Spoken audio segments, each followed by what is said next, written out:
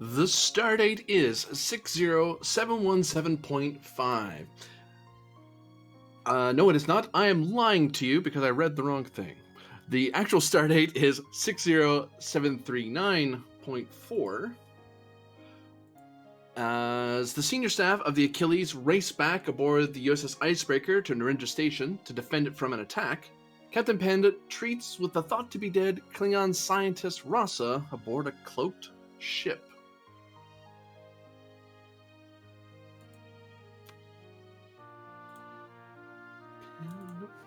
But the first place we go to... this is a 3-threat game.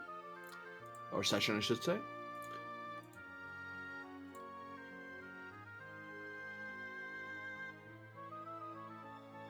The first place we go to, though, is aboard the icebreaker with the senior staff of the Achilles. Find where you folk are. Put you here, didn't I? I did.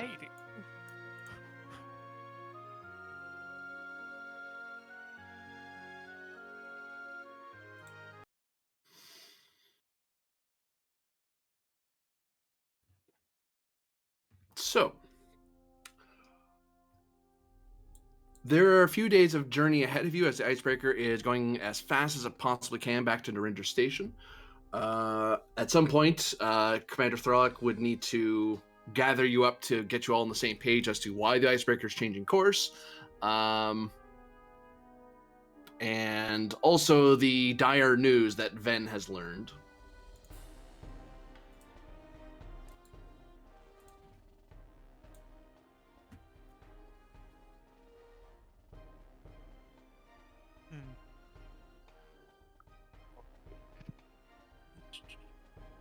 So I assume I've given everyone the general rundown of what I encountered last time.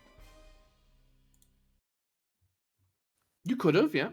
We could be cutting to that scene after you've explained what happened on the surface. Yeah. Oh, I know the perfect cut for it. As the video footage, like the end of the video footage. The helmet cam footage. Pen getting exploded. Okay, so why is the kid here? Yes, I was about to ask. I was about to ask. Oh, sorry, he's probably in the vent somewhere. I'm picturing like a comedy shot of like them watching as like Asa's trying to cover his eyes, but he can clearly see anyways. Yeah. It's attached to her leg. I can give you 2 threat. Don't worry, you're in the scene. Just so you saved them the 2 threat. Okay. He's here because he provides a needed debrief on the actions of Lieutenant Ireland last a couple days ago. No. Oh. Don't worry. I like my lips are sealed, Ireland. I'll take your crimes to the grave. Does he say that? No, but I'll give Ireland the look like we're in this together. Not even an Obsidian Order agent could drive your secrets out of me. Not that Ireland knows what that looks like. Not that you know what that looks like. I'm giving you what I think that looks like. So steely eyes. A little bit Jade, of your prefrontal cortex isn't fully baked yet. You don't know how Bajorans develop.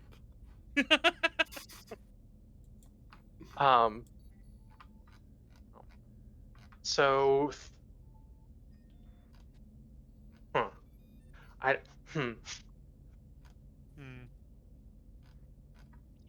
think I would have asked for Taven to be removed from the briefing. This is sensitive material.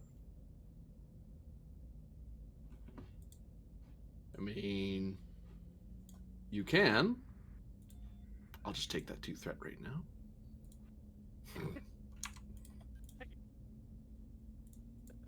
I don't think there's a world in which I let a kid be at a senior staff meeting. He was wildly irresponsible. Hey, Picard did it. Look what happened to him. Not a lot of good things, but Also, he let Wesley Crusher be in meetings. You also let Wesley Crusher drive, so what does that tell you about Picard's or people's... Management skills.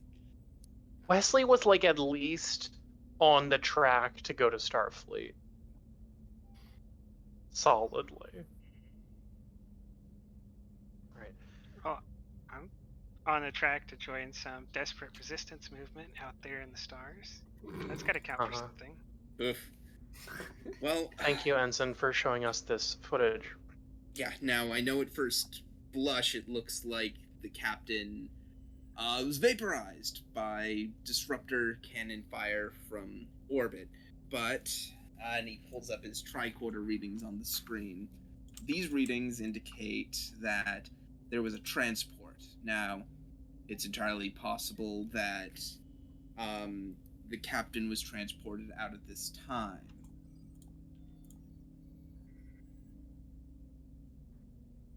Or it's possible he wasn't. We don't have confirmation. Right. But let's just say that that's really his only chance of being alive. So I'd like to remain cautiously optimistic. That's your prerogative, Ensign. In the meantime, however, we have to assume that we are not retrieving Captain Pend. Yeah. To that We're not? end, that is not our mission, Lieutenant. What is our mission? Well, then we're on the wrong mission.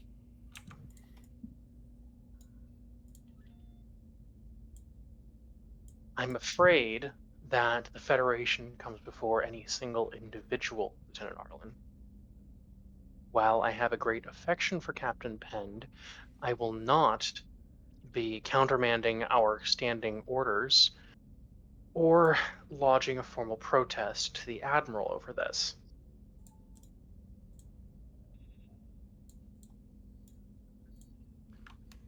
Doesn't feel right. But No, it doesn't. I'll follow your orders. Yep. Usually Admiralty has a better air picture than and us guys on the ground. Usually, yes. To that end, we are being reactivated in the interests of defending Narendra Station. We are on our way back to the station now, and when we arrive, we'll be redeploying to the Achilles and making it combat operational. Lieutenant Rylov, what will you need in order to restore the Achilles to full combat readiness? As last I knew, it had very little alterations done to it. It would simply need to be crewed. How many of us need to be there to do that? Unless there are undertakings that have occurred while we have been away that would render the vessel inoperable. As far as I know, we weren't making it inoperable. We were just retrofitting it for the reserve fleet. So it would just be a matter of reversing that process and bring us back to combat spec. Lieutenant Arlen, do you think you can get that done quickly when we arrive? It depends on how far along they are in the process. It might be as simple as switching commands over, or it might be as difficult as ripping out hull platings and rearranging rooms. But I will try to get a preliminary estimate to you. Very good. I believe you'll be able to coordinate at least an understanding of how far along any mothballing will have proceeded on the Achilles. Draw up plans from there and get back to me with a firm estimate. Actually, he could probably give you the estimate now with a insight engineering difficulty of 3. Because you would have, as the chief engineer, you would have made abreast of its alterations, just so you were up to date on the specs. So you might have a guess at how far along they are and how difficult it would be to reverse what they're doing. Okay. Or what they've already done. Because Fast some of it's stuff thinker. you don't care about. It's like, oh, they changed the paint job. I don't care that they changed that. Whatever. You know. That's Oh, cosmetic. We could deal with that later. I'm just Yeah. worried about like structural integrity and power distribution. It's not like the Fast vessel thinker was being trait. scrapped. Right. Reserve fleet does still mean fleet. Yeah, the ship still flies. It's not, it is when they put out the mothballs, it's still operable. It's just used for you at most. It's used for um catch and carry type stuff. It does little jobs, moving things around, uh, home defense, that sort of stuff. Not a place you'd expect to find an Oberth. Yep, that's where most any Oberths that are still in Starfleet circulation are all reserve fleet. They're too old to be useful in regular operations, or they're just given off to civilians and they just take the torpedoes out. Yeah. Or swept up same by difference. the Klingons. Yeah. Hey, All right, target practice. Fast thinker trait. Since I'm kind of doing this on the spot. I'll actually take that. I'll actually give you. You can use reason or insight because you're a fast thinker. Okay, I will use reason. It's a little better for me. As literally as Arlen is standing there, a quick glance at his pad and like, this. It's like, oh, okay. That usually takes people longer. It's like, nah, I'm a pretty fast thinker. Reckless trait.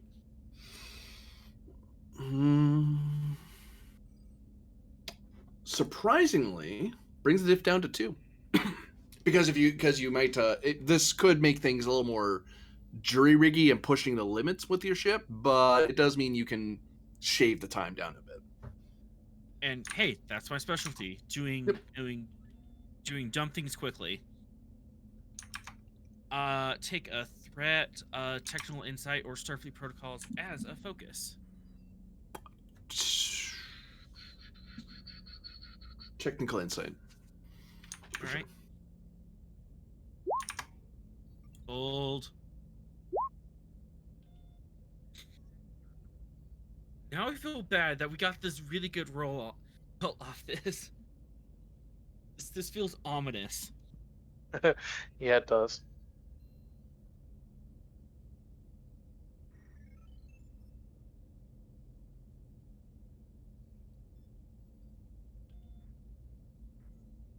And that's 2 1s right there. Mag 5. Oof. Okay, that's gonna be fun. It's a big ship. That's the problem. Yep. Because you have to do 1 for each scale. That makes sense. But the difficulty and resistance are lowered because it's your ship, and you're cutting some corners that look. It's not up to regs, but it will do what you need it to do. It'll fly, but it won't be pretty. Yeah. Like the inertial dampers will be a little squishy, so you'll feel the ship jostle every now and again. But otherwise, you're not going to be plastered to the wall, so it'll be fine. All of those very rigorous space. All of those very rigorous space OSHA regulations that Starfleet enforces all the time, we're actually not going to enforce this time. So many untied down blue barrels. Blue barrels. Yeah, I'm just gonna have to hand out barf bags to everyone because the inertial dampers might be a little discalibrated. But otherwise, yeah, I should be able to get that done. Max 5 hours, I would say. Max 5 hours. I could probably get it down to 4 if we're lucky.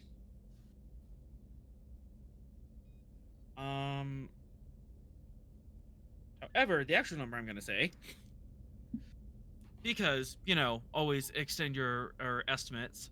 Mm-hmm. Looking at this, I could probably have her up and flying. Normally this will take 8 hours, but I might be able to shave it down to 6. You might have less than that. Store. Depending on our arrival time, you might have less, but get it done as fast as you can. Aye, sir. Good. Now, for the specifics of what we'll be expecting, or at least some more specifics, Lieutenant Rylov, if you can share the information with the rest of the senior staff. Regarding why we're heading back to Narendra? Exactly. I was provided intelligence that indicates an imminent attack is about to occur from Tal Shiar forces. They seek more technical information upon the Achilles and an opportunistic strike upon our forward reach into the Shackleton. It seems very likely that they may also have intelligence regarding us finding something.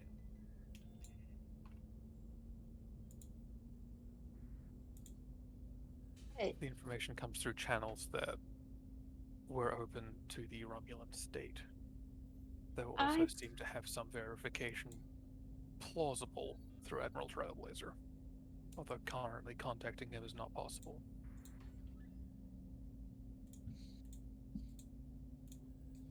I was under the impression that the Romulan Civil War had really neutered their ability to act beyond their own space. Are they weakening their own grasp in that to do this foreign venture? The Achilles is the foremost vessel of the Federation at the present time. Mm-hmm. They have seen an opportunity to acquire it. I would guess that they're deeming the risk worth the reward. Aza, you can give me insight security difficulty of 3. You're onto something, All right. but I can't say it for free. All right. Rylov can certainly insight- assist because you mentioned it to him. Okay. I mean, I also know it's not true, so. Okay. Can assist. Okay. For momentum. Okay. So I will spend. I mean, I also said something that vaguely doesn't make sense, but kind of should be like a neuron activation. Is Right, Admiral Trailblazer can verify? Yeah. Okay. Or he can potentially verify through similar sources, but you know. Can I spend 3 momentum to roll 4 dice? Yep. All right. You said diff 3, right? Yep. Okay. Would you look at that? No, You know, I do read my briefing sometime. Yeah, and I'm trying to drop a fucking hint here, so. So there's a couple things, and even as you say it, Rylov, there's actually an extra bit of insight that Aza's question kind of tickled out of your brain, where it's like, wait a minute. So part of it is that if it's through Trailblazer is the only known temporal fleet officer in Starfleet. Like his ship, the Victoria, is a time ship that we built. So that means time combat may be happening, and this may be temporal intelligence for your side and the Romulans. But there's another aspect here. Even then, if you kind of raised the point where it's like, how did the Romulan Empire move so quickly without like weakening their existing, because they're fresh off a war. Even if they won, they still have to kind of take a breath for a second, and they're almost it's almost like Russia immediately helping take Berlin and then immediately going for Paris. Like, well, hold on, give yourself a breath. Like you might want to redeploy and get your breath to get your forces in order. But it seems like they must be getting a funnel of support. They're a new shot in the arm that's making them feel like they can just keep pushing. And it's not necessarily, it could be temporally related, but it could be more mundane than that. It could be within your own local time space, such as a certain tripolity that is no longer under the weight of the other tripolity. You mean the tripolity that was already supporting them? Yeah. Yeah, the Azulonites. The rogue tripolity. They're now playing with technology no one should really play with. Yeah, that tracks. They're no longer the rogue tripolity. They're the only tripolity.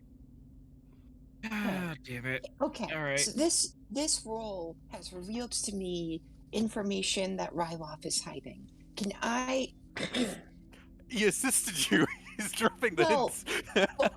Okay, you assisted me, but you did not bring this up to the briefing, and it's a briefing. You're supposed to talk about this stuff. Because it's temporal related. There's what is their temporal directive about? The temporal directive, temporal directive is learn to minimize the information from the future as much as possible, because it can screw with the timeline. The more you know.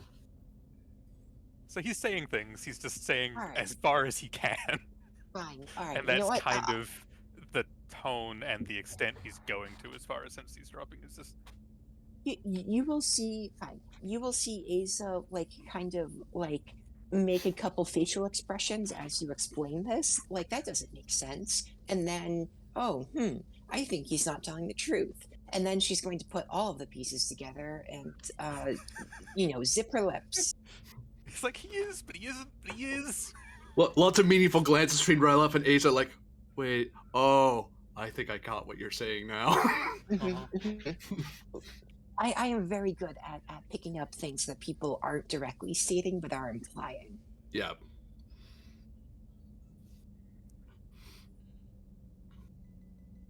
So as to exactly what we can encounter, that is unknown. And our contacting of the station, the last I attempted it, the station immediately cut communications. There are numerous reasons for such a thing to happen. The most likely being a detection of our communications system being compromised.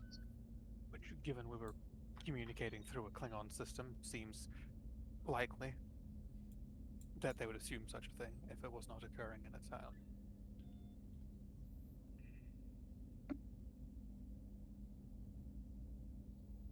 Though I believe someone was talking about routing a communication system through all of the shuttles on board that would negate the need for the Klingon system. Correct. The Icebreaker's command staff has managed to rig up a temporary communication system using a shuttle network, so we should have operating communications now.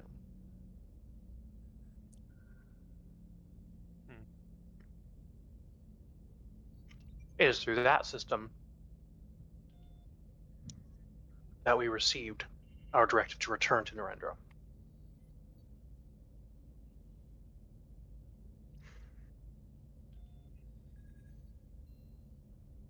While we have some time before we will arrive, most of that time is going to be spent preparing, I expect.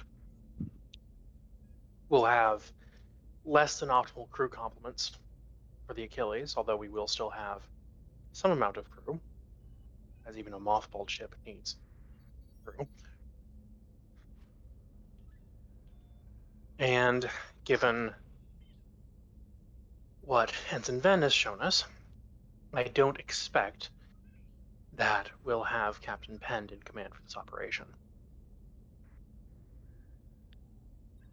To those ends, and because of the nature under which the Achilles is being remobilized, I am circumventing the normal operating procedure and naming Lieutenant Rylov as my acting XO for this mission. Just look at Lieutenant Commander Asa, see if there's any reaction there. Asa has been in the game long enough to understand, rank does not mean everything, so she's just going to give you an encouraging nod. Mm-hmm. Isn't Rylov like the third option in the room as well, because Arlo also outranks him technically? I believe so, yeah. By seniority. Uh-huh. Yeah, I am, like I said, I'm taking... I can't let this slide against my old pal Arlen go. I'm gonna have to do something about this. Oh no. Okay, yes, try to take out the paranoid Romulan, that'll go well. Steven just sneaks out of the pit with a garrote wire. It'll be funny to see, so let's go. It would be. Alright. I'll want minimum operating necessary crew stats for each department from all of you. And make sure to forward me any communications that we'll need to patch through the Icebreaker system to make the Achilles operational before, if we're able to do so.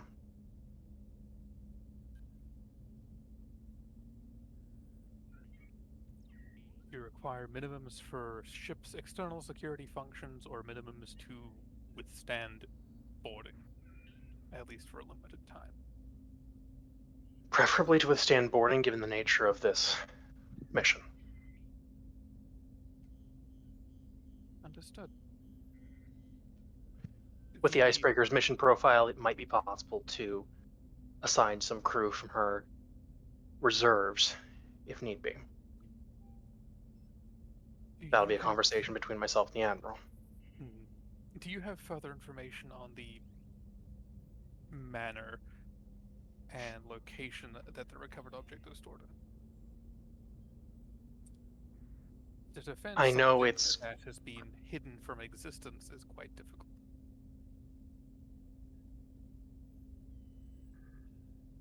By that I mean the room did not show up in any of the Achilles schematics. So... Captain Penn gave me a full briefing on the current status of the retrieved object.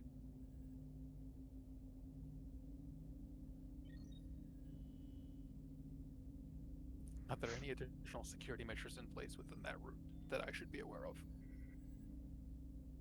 I guess that's a question I have to ask the GM.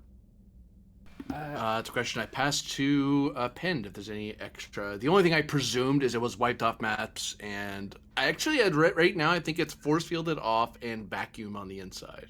What is I think it's the last. It is, yeah. I think it's the last we did to it. Do not beam any security teams in there. They will die. It is quite literally a dead zone.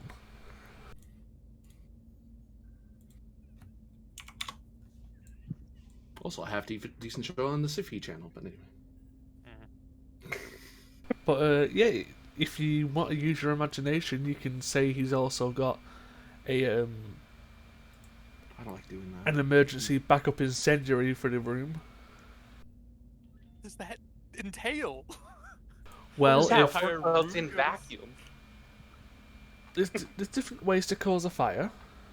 Plasma fires don't care about vacuums. Yeah. So if the room gets compromised, guess what happens to the room? Just turn on just open up the EPS conduits and just flood the room with plasma fire. On the downside, you now have a whole quarters of your ship on fire. But hey, whatever's in there is probably dead. You better hope it is. Otherwise, I don't know what you're gonna do. All right. Well. But most things burn away with plasma fire. It's like Rylov gets the details. Like, if these are all correct and currently functional, I'm going to require a hoplite team nearby, just in case something goes wrong. They're actually equipped to go into that. All of that. I'll have to determine the status of our hoplite contingent before we return to Narendra. It's quite possible they've already been dispatched back towards the core. And another thing, Commander? Yes. If you're going to talk with the Admiral, if you could say something on behalf of the Sub-Lieutenant. I intend to.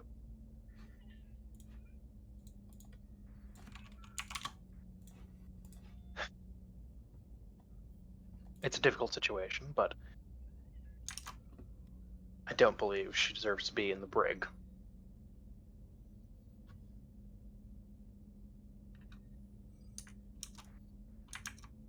Reactions were taken in part to the ingrained nature of what it is to be a Romulan, how it is to be a Romulan.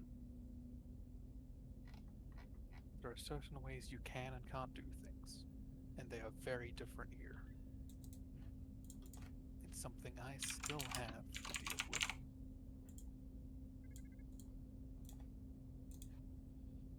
I will, of course, attempt to impress this upon the Admiral.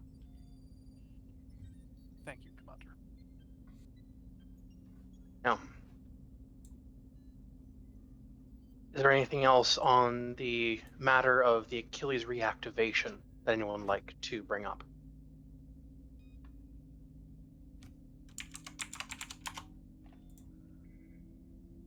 No? Very good. Would you like, you need me to assist with the restarting of ship systems, or do you want me on the bridge preparing the sensors? I'll require you on the bridge, Ensign. Understood. I can assist you in preparing for the detection of Romulan cloaks and formations. If you can pass some of those specs to me, I might be able to work in upgrades to our sensor grid it alongside reactivation.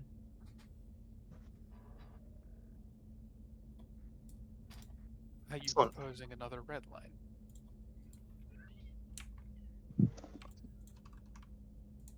Not necessarily. If I'm in the system and I can help.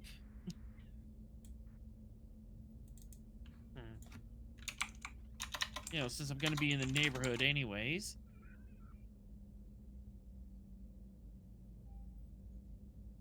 For now, Lieutenant Arlen, I recommend simply getting all ship systems back to nominal operating procedure.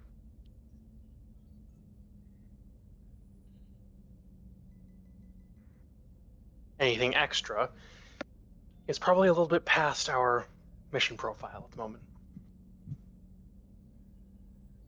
And I am doubtful that the crew of this particular vessel would be appreciative of any modifications you might make, unless you're strictly speaking of the Achilles, in which case we may not have time between our arrival and the instigation of any hostilities.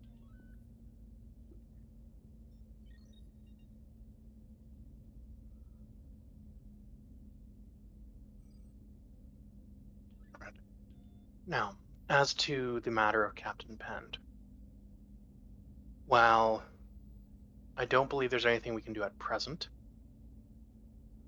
if Starfleet allows us to retain our position on the Achilles after this battle, I will make it my first priority to find Captain Pend. Until that time, we must trust that his own faculties and abilities will keep him out of harm's way if he has survived.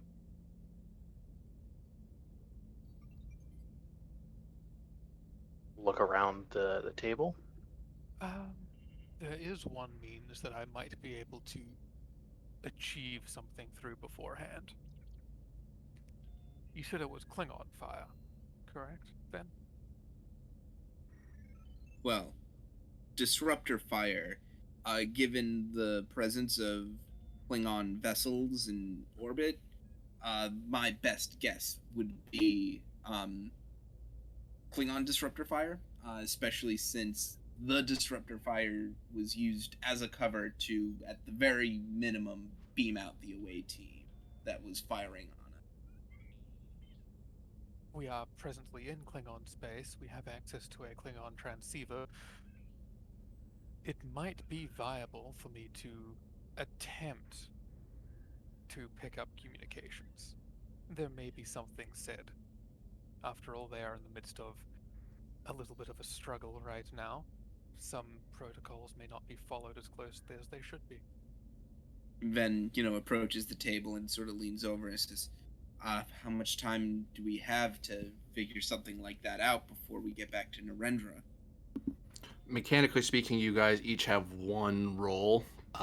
You could spend two momentum or two threat to get an additional roll before we move on to what's happening elsewhere in the galaxy. Because we're covering the span of those days of travel in one roll.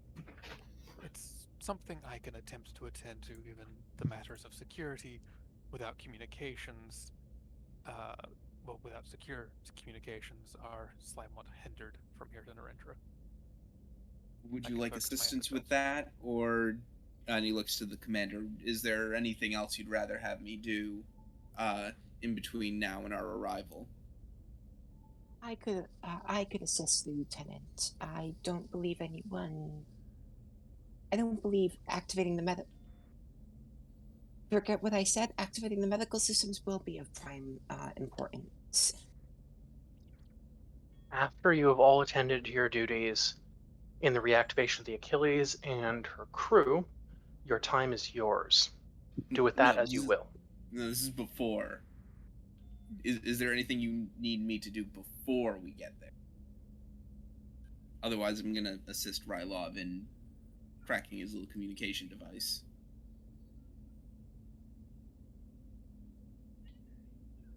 No. Throlic was ordering people to do all the work necessary for reactivation. That could be done before arrival at the Achilles. Oh, okay. That's what standing orders from this mission are. Rylov's just saying there's terribly little for him to personally do as a security guy before getting there, so he's like, I can do this instead. In that case, I'll assist Arlen. Right. I'll appreciate it. In putting together If there's whatever nothing further. protocols.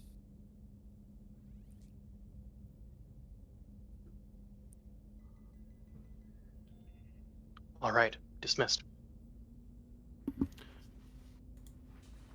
And with that, I imagine you all start going your various ways across the ship.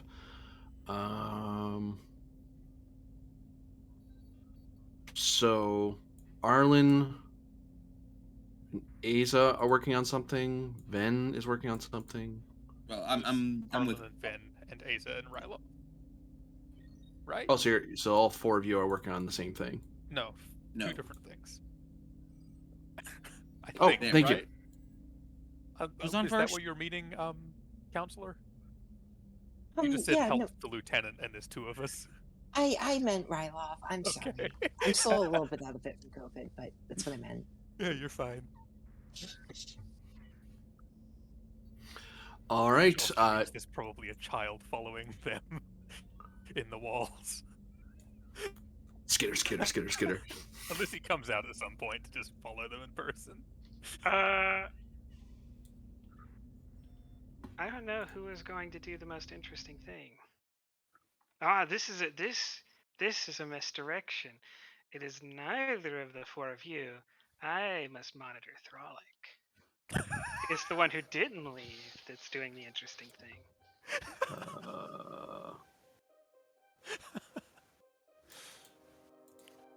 Watch out, Throlic, you've got an assassin. All right, you each get one crack at the can before the scene closes. You can give yourself an extra act with momentum spend or threat. If you're assisting, that eats your turn. You're basically getting one, in a sense, a fleet action. You're covering a grand changes or preparations for a fleet engagement. So you basically each get one shot, and if you're assisting someone else, that's your turn for that period. Okay.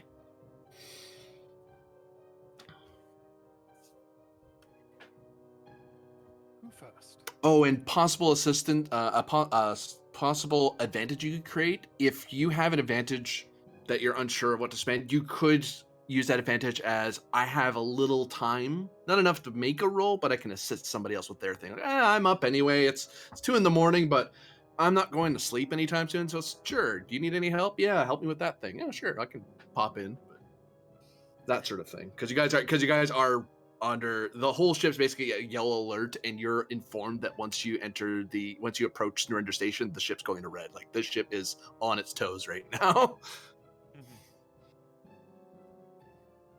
Yeah. Whomst first? No, Don't everyone yes. jump at once.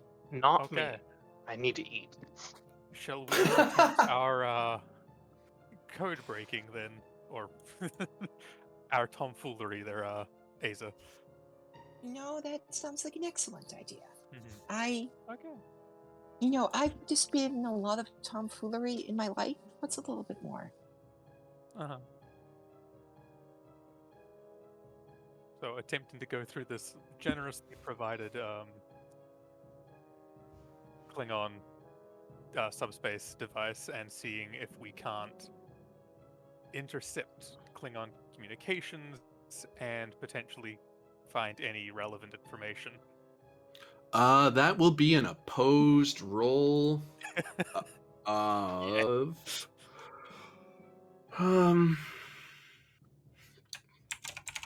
control plus engineering opposed, because it's encryption breaking.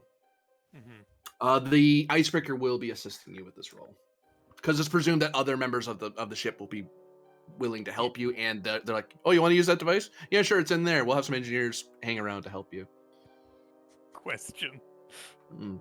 This Telshiar spy drone that was supposed to, attach to all of our systems and start decrypting stuff and transmitting stuff. If I was to, make another one of those, could that assist us? Would that be an advantage or something? It could. You could treat it as an advantage. I think it costs something to build. I think it's like two. One opportunity, two escalation.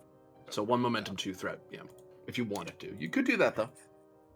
It seems important to get this, and also it's just I get the drone for this episode. I think, right? Yep. Until I blow it up. Yeah.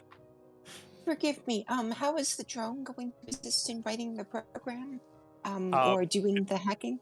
It's what it was intended to do to our ship in the first place. Oh, right. Okay. I was picturing like combat drone. Okay, hacking drone. Okay. It can shoot you. It can replicate a phaser or a disruptor, but that's not what we're using it for. No. Also, it's terrible at the shooting bit. It blew itself up when it tried to shoot one time. Yeah. it's a move of desperation. It's like, go away, pew pew. Yeah. Because I force fielded into a room. It's supposed to move through like the Jeffries tubes and not be spotted. Oh, that covers that. Okay. Could I assist instead of in the hacking of Klingon communications in the like interpretation of the communications, and therefore maybe roll something that is in engineering? If not, I could give engineering a shot. But you could, but what do you? I'm trying to think. I'm thinking insight. Oh, no reason, because you have data in front of you. You could use insight or reason. Plus security or command. Excellent. All right. In that case, I'm picturing like Ace has got connected to the computer screen that we're running this from. Asa has her own pad to like monitor all of this information, and she's going to give it a thumbs up. Okay. I'm paranoid. Your comp range goes up. Yeah. Which means Aza's comp range goes up because you're the main roller. You're okay. Welcome. Do I get like a tick from that, like a psychological, like, do I see his paranoia like in him as he's doing this? No, it's in his file. Rylov suffers from other species would say he suffers from an excess of paranoia. In Romulan naval terms, he has an abundance of paranoia. Like their medical staff kind of encouraged him to be paranoid, where Starfleet tries to get you not to be so paranoid unless you work for security. And even then, overly paranoid security officers make Starfleet security a little jumpy, which haha. Romulans say he has a good head on his shoulders. Yeah. That's a healthy attitude to have, soldier. Like, thanks. Or did you really mean that? Exactly. Oh God. Yeah. Okay. Well, upon seeing that, she's just going to say, Rylov, breathe.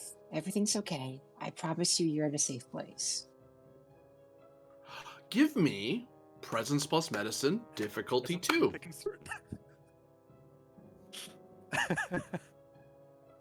You might establish it. Stop.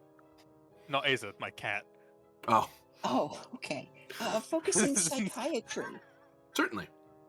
All right. So she ran up and was like, I'm going to claw the shit out of your chair because not giving enough attention.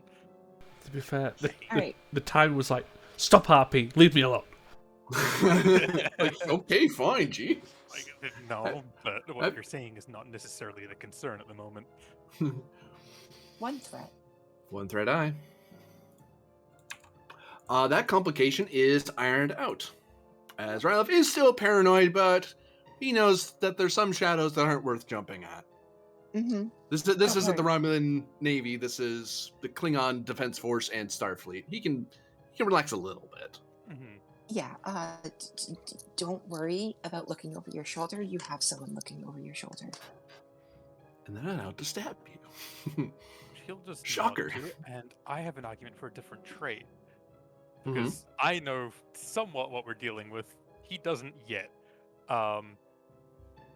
Defector, because the Tripolity has various Romulan elements in it. Yep. And if we're going, and it makes sense that they try to route their communications through Klingon systems while they're in a Klingon area. That gives you a free hit. You're on the button there. Yay! That is so reassuring. I'm gonna buy a full mitt because I don't want you to listen in on me. Get away! Yeah, that's Shoot. kind of fair. My plans are secret. Stay away. Investigative techniques focus? You could, yeah. You have enough time to kind of sit there and pour through the data stream. Okay, and...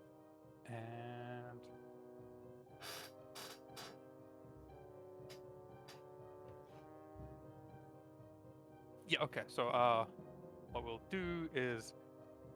Does this fall under one of our mission directives? I don't think so. Maybe? I don't know what our mission directives are. Prime directive, get back to Narendra State, defend Narendra Station, and secure the reality device. On the basis of determining if Pend is alive and potential location, and given he has extensive knowledge on both the Achilles and the device. And Narendra Station as well. I follow that logic, yep. Okay, and then give you 1 momentum for threat. Okay. Yeah. Boop.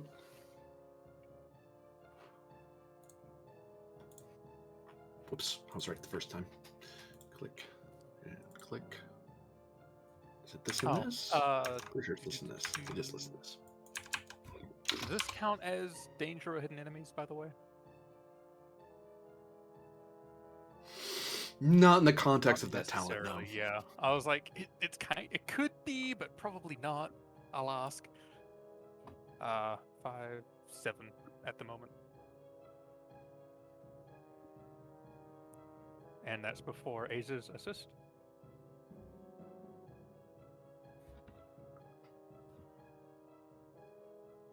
Counselor, you are muted.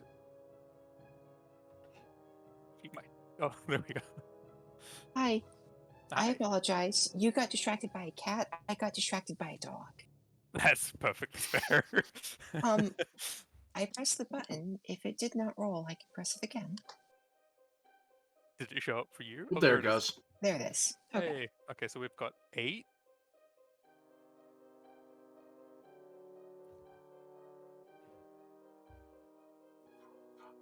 Seven. What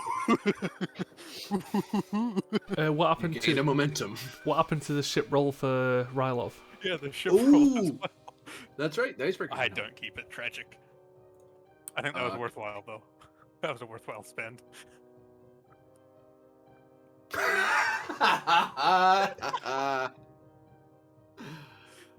Damn it. Well, what I'm picturing this has to represent is like, it's like someone like knocks like water onto the pad or something, and the complication is, oh well, we had to spend 10 minutes calling down to get another pad or something. Drop it in some rice quickly. It's an old Terran tradition. It works for some stupid reason. We're making one, and we could just spend that and one other momentum to not deal with that. It's up to you guys. I feel like having them not know that we know. Yeah, no. This is not a role like you want a complication on. Yeah. There is, according to your monitoring of transmissions, it would seem that the current Klingon, there is a. You kind of already knew this, but there's a growing Klingon civil war. It's at the cold stage. It's not a shooting war yet, but it's going to get turned into one pretty quickly. You learn that the Emperor has ordered the staff of the Klingon staff aboard Narendra Station to secure the device. They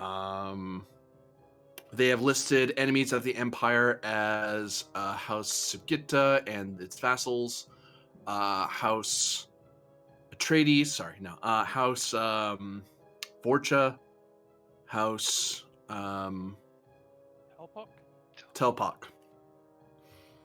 as enemies of the Empire to be killed. But it's one of those, like, the declaration's there, but there's no communications of anyone shooting each other. It's just a matter of fact, apparently.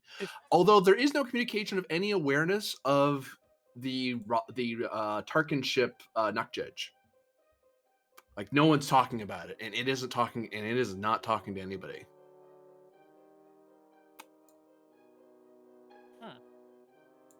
Almost like it's not a real ship. Well, it is a real ship. You know what I mean? It's not who it says it is. Yeah. So as an interesting note, I'm pretty sure like most of the Klingon staff aboard Narendra are Subgita or Telpak. Yeah, so that order's not going to go very far. Like, I'm sitting here going, I thought that was like a thing. And it's gonna at most it's gonna there is gonna be some Klingons who aren't of those two houses, like of minor houses, but the two great houses are Telpak and Sugita that represent the Klingon Empire there. So Yeah. how much depending on how much their forces they're able to withstand resistance, who knows? But they're both warrior. It's a warrior house and a political house, so they're more than likely going to be able to weather that storm. Yeah. I will say they're try that one again, bud. Say again, Pen, sorry. You completely cut out for me then.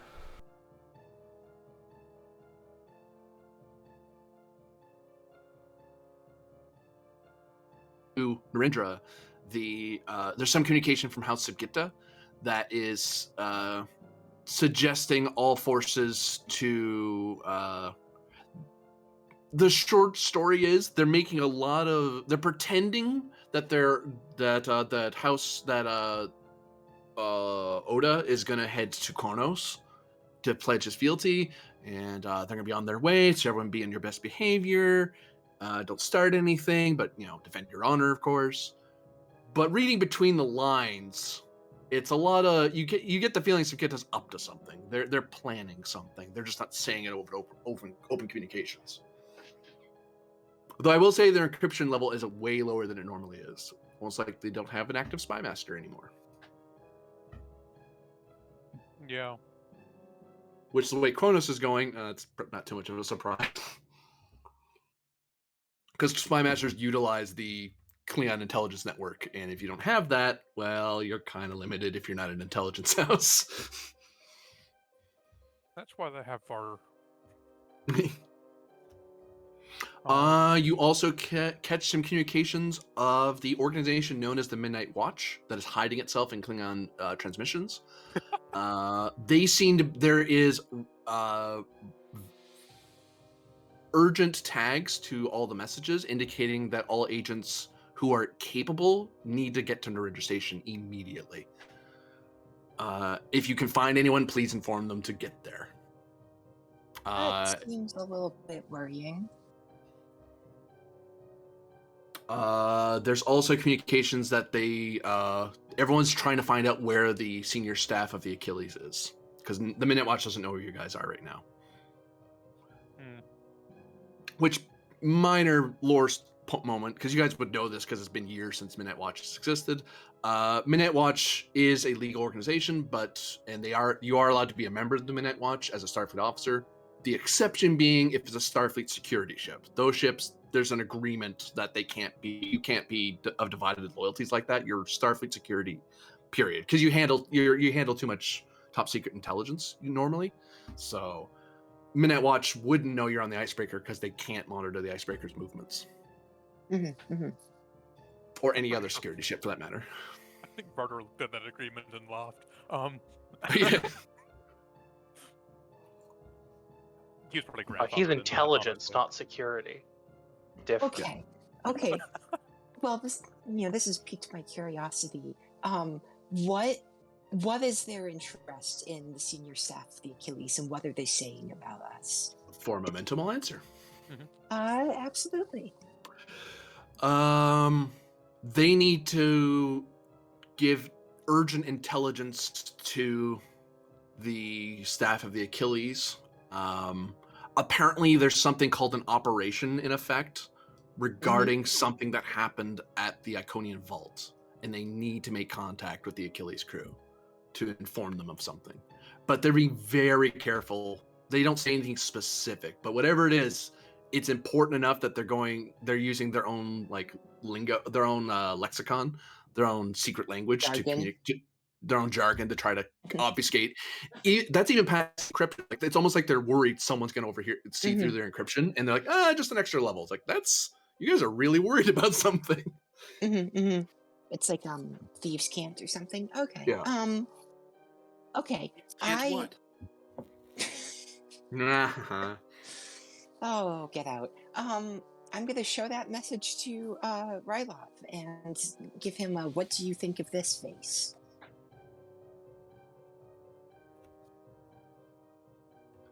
I'm not entirely certain.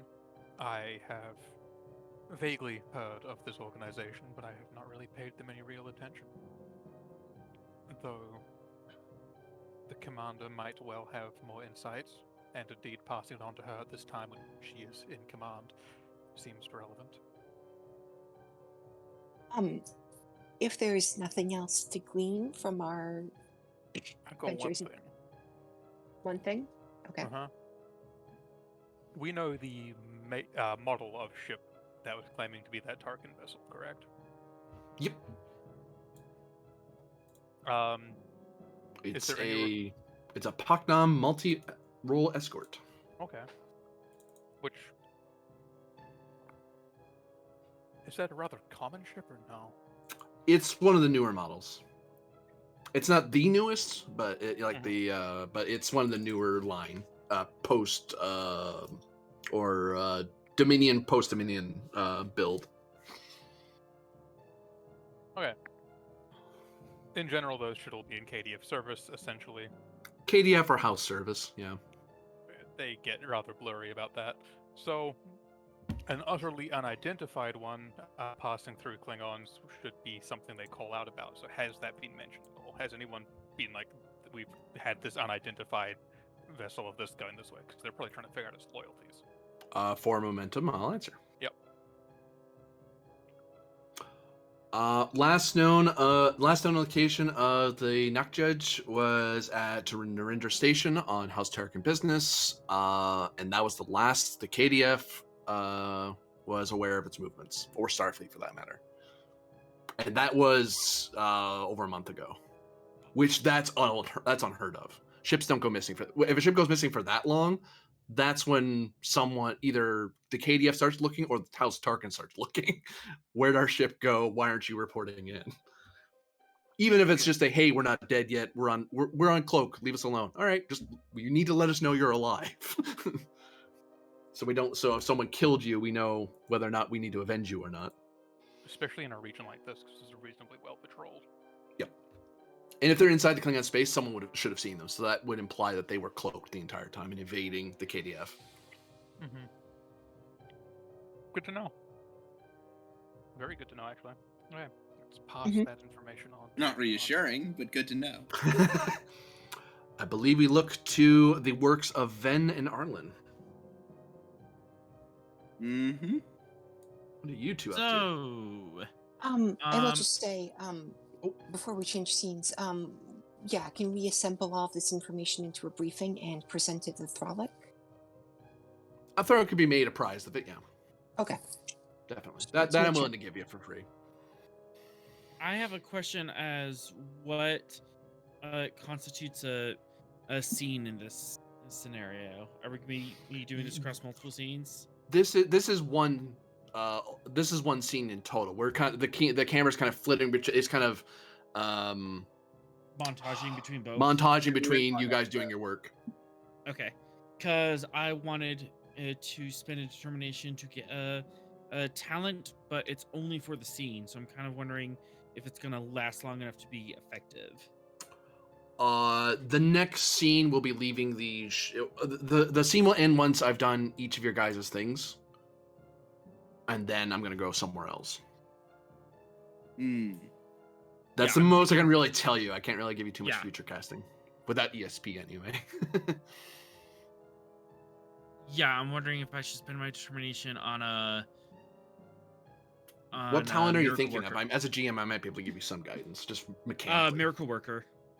Basically, I get a free breakthrough if I roll an effect on my work.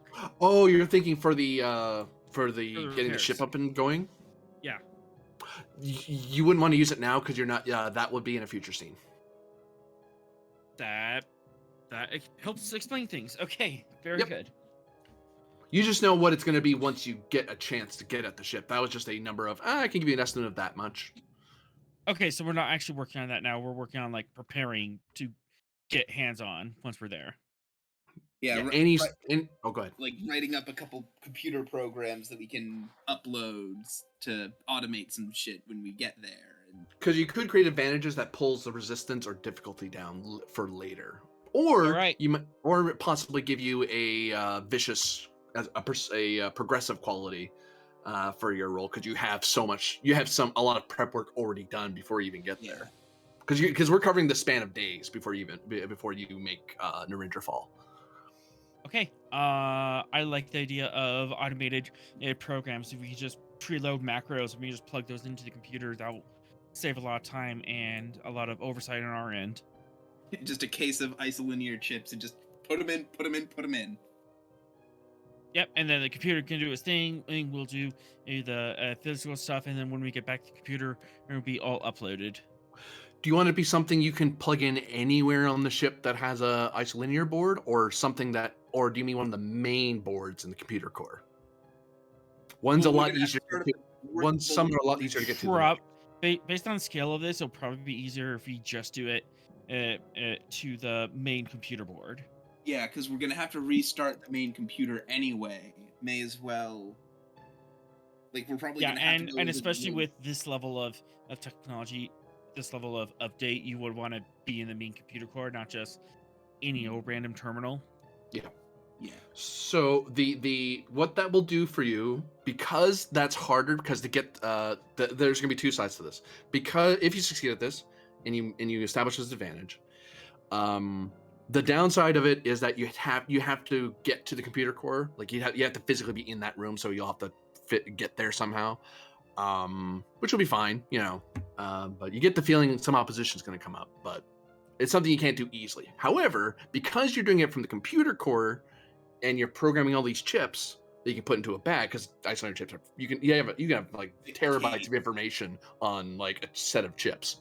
So you're fine. A briefcase full of chips. So that means this would give you the progressive quality. So this would give you vicious on your challenge dice when you do work. I like the sound of that. I like the sound of that. All right. So to establish this advantage, I have to look at the Achilles, see how complex your computer system is. Not terrible. So this will be. It's like a 10 at least, isn't it? Control. Oh, sorry, I was thinking department, not system. You mean engineering?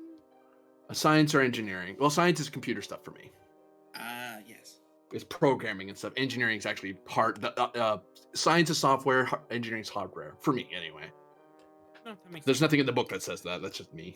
I mean, it makes sense. I have a bachelor's of science in computer science. And the engineers I went to school with, computer engineers I went to school with, have bachelor's of engineering. Science. So control science, difficulty 3. It would be base 2, but it's increased by 1 because it's in the midst of a refit. So it's a redesign. So it's kind of, you have to make some assumptions that they did stuff that'll make your job harder. Yeah, no, it's a bunch of hot code. There's all sorts of bugs in it. Yeah. Lots of if-then gates. That's my control science is 14. How are you looking? I'm also at 14, but you probably have a better focus range. And you'd be able to assist with insight engineering because you're the chief engineer of the ship. You know what the computer core's literal hardware specs are. So it would win, arguably, because chief of science. You both would be very familiar with the computer core. Okay. No, it's only 1.21 on petaflops in that system. Yeah. It might be a stretch, but reverse engineering focus. That is a stretch. Complication increase. Research focus. Complication increase. Not exactly what I'm looking for. Okay. I'm looking for like programming, computer sciences. Yeah. Unfortunately, I don't have one of goes. Oh wait, we have a directive for this to get the Achilles back up and running, right? Oh, I suppose Thralic, you did introduce that as a standing directive. You're right. Yep. I Thralic am did do just. that. You know what? I'm just gonna roll this straight. I'm spending 2 for. I'm spending my determination towards mission directive for the free auto crit. I'm not going to give myself a focus. I'll give you a threat for a third Roger. die, just in case. But that's. Or 2 threat. Oh, 2 threat. Yeah, 2 threat. Yeah. Oops. That's only 1 extra for what I have. Here we go. And Okay. I'll assist with technical insight Yes. and reckless trait on my end. Comp increase for you only, Okay. because you're the assister. I feel like I'm missing something. I know. Then, hold on. Nope. But, I am going to. Can I burn my Starfleet Medal of Honor to get 2 bonus momentum and basically increase the power of that progressive? Cool.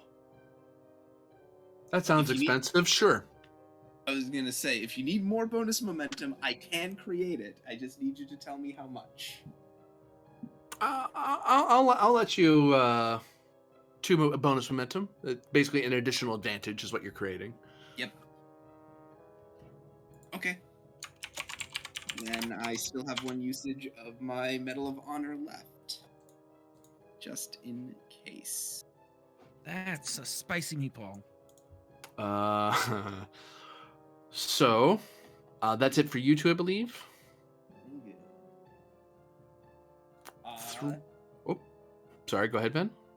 Yeah. I think we're good unless the engineer has anything else in mind. Yeah, I would like to spend to do the assist on my own task.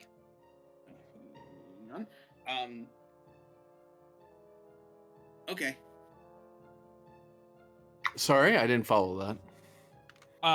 You said that we could like spend 2 momentum so we can assist someone else and then also get time to do our own task. Well, no. Yours, because you assisted Ven. If you want to, that ate your turn. But if you spend 2 momentum, you could do something else as well as this. Yeah, but it's at increased difficulty because you're assisting with his thing and doing your own thing at the same time. Yeah, that's fine. 2 momentum. I want to do something else. Okay. That's fine. What's your something else, Arlen? I want to go through the ship kind of section by section and make a flow chart and team assignments for refitting the ship and just get like a short list for our building done and be able to hand those out to team leaders. You do this and go through this checklist. Like an Prearrange the org chart? orders. Yes, a flow chart, an org chart.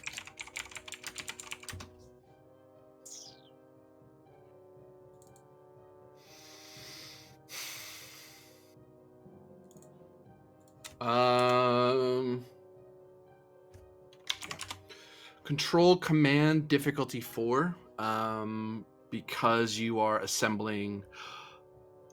Oh, sorry, guys. I owe you guys a roll from the icebreaker for the last roll. 1 second. Because you would have been able to use their help to look up stuff. Hold on. What did you do? You did science. It's computers thing. So, did they help? I'm sorry.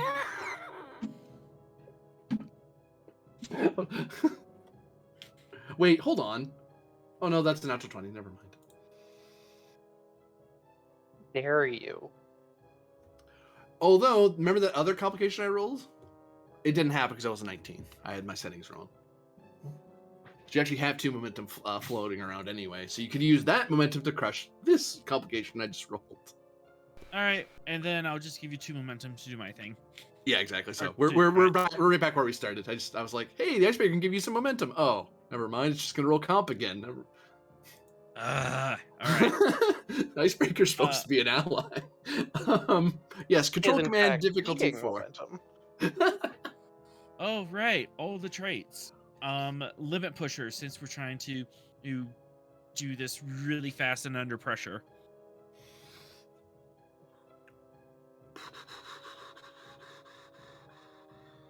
Div 3. Okay. Don't think I can apply fast thinker. Lateral thinker, being able to envision multiple teams on multiple projects. Div 2. And reckless. Comp increase.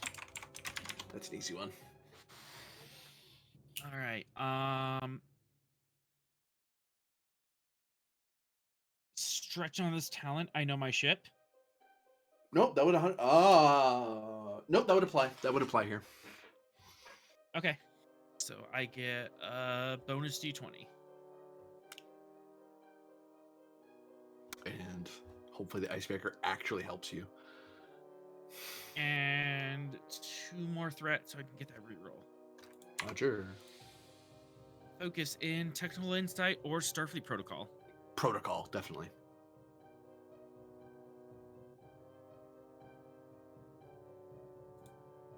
Hey. Hold. There we go.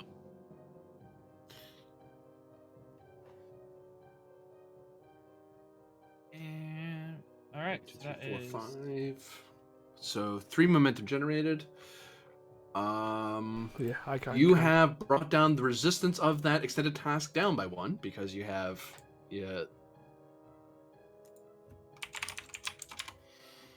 because of your preparations. So it was 2, brought down to 1. Progressive, not progressive. We don't have prog rock, unfortunately.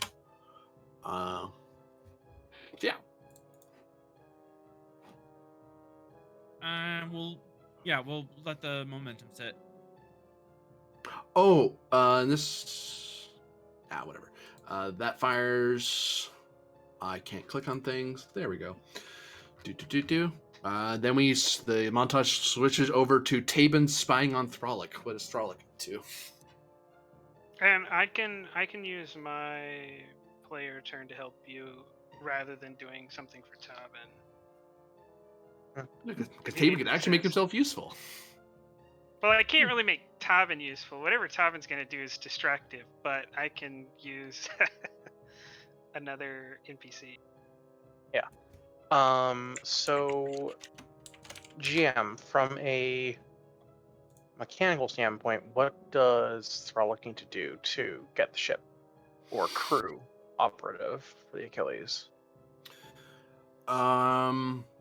There are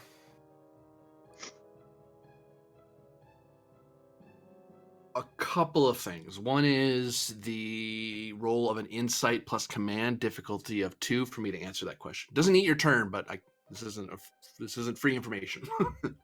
Yep. Or ESP. I can totally give you a hint there. Difficulty 2. What? I can spend ESP if I need to. Order of operations. Oh, you're taking the ESP spend? No, I'm doing the insight roll. Damn.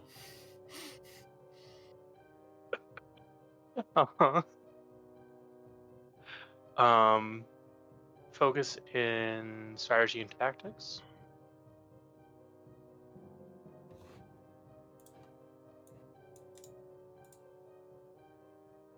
Yes. Let's see.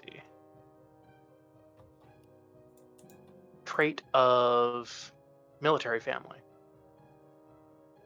Yep. Diff 2. Sorry, Diff 1. Diff 1. And trait of hoplite commander. I'll say no here. given the broadness of what you're doing. Fair enough. For broadness here, calm the storm. Yeah. Diff 0, I believe. Yep. 2.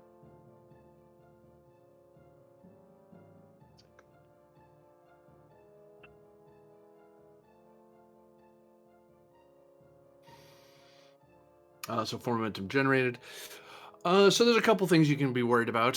One is the general redeployment of, because all the crew would basically be put on standby on station, and off the ship essentially. Maybe helping the station with stuff under the captain's orders. Captain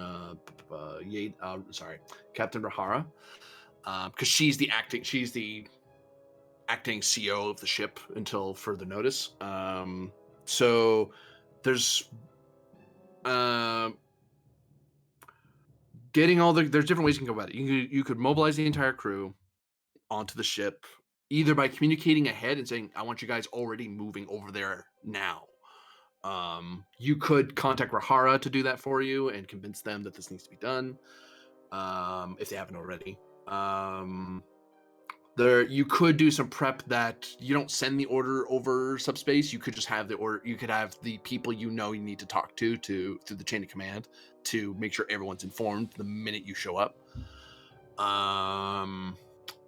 On a more smaller scale, you could, as a hoplite commander, which is why I didn't use it initially, the other thing you could do is activate the hoplites and have them take tactical control, which isn't ship-wide control, but it does mean that there's anti-boarders already in position, and securing corridors and passageways and stuff like that ahead of normal reboarding. The last thing you possibly could do is have various paperwork squared away outside of Article 14, Section 31, to have the Achilles disembark under official orders. That gives you a bit more. That's not so much an immediate help, but it is something that could help you down the line if you're ever put in front of a court-martial about it. Because the admiral's going to have to explain his Section 31 invocation. It's like a prime directive violation. He has to defend why he used it. Likewise, you're kind of operating under his authority of using that. So if he's wrong, then you're wrong for following him. But if you have official orders or official exemption, then that's his problem, not your problem. Hey. Yeah, I'm going to try and get communication through to the captain. I think first to get people moving on to the ship, getting crew in place at least. Okay, Tabin, you can spend your player turn activating one of the people at the bottom there, and you basically are using the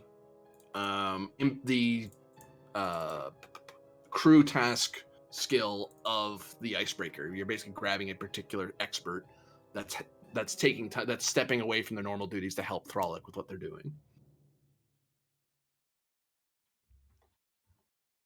I mean, you're gonna want Rogue, right?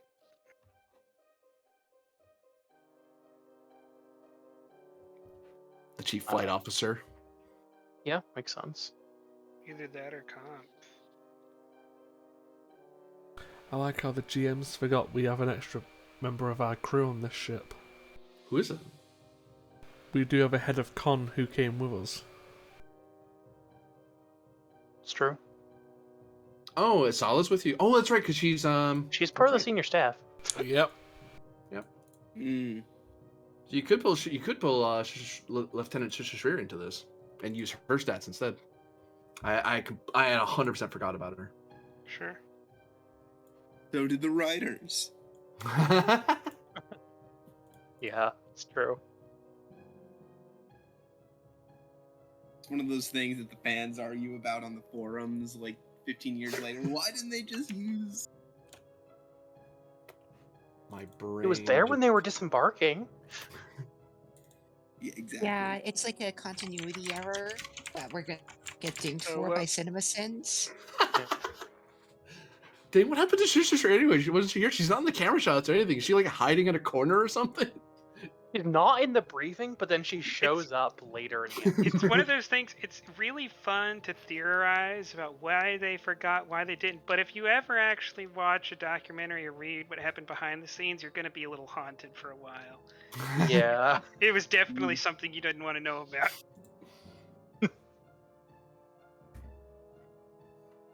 Apparently, the GM was a raging racist or something. You know, like, whoa, what the hell? I was like,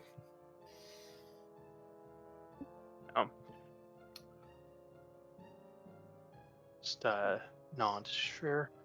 what the hell am I aiming for? Oh, right. Thank you for joining me, Lieutenant.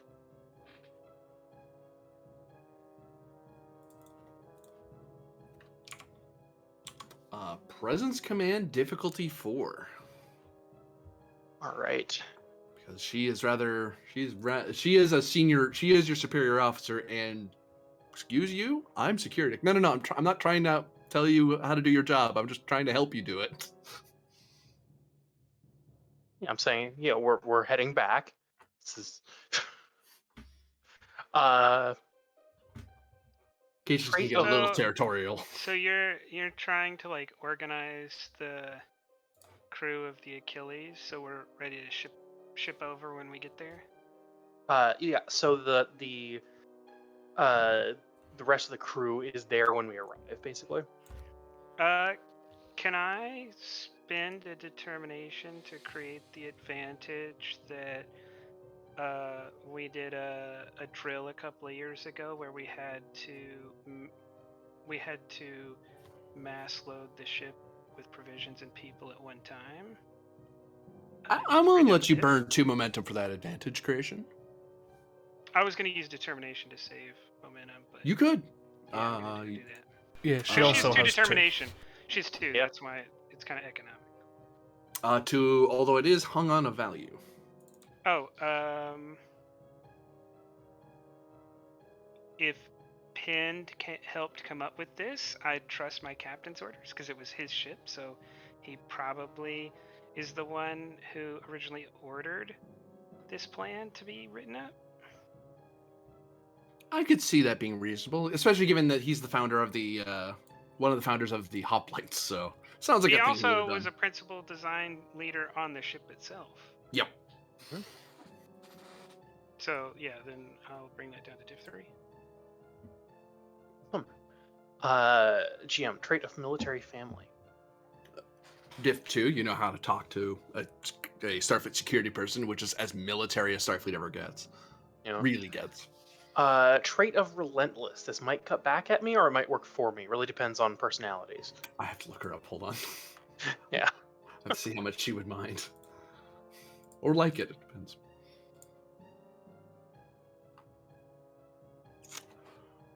We'll do this.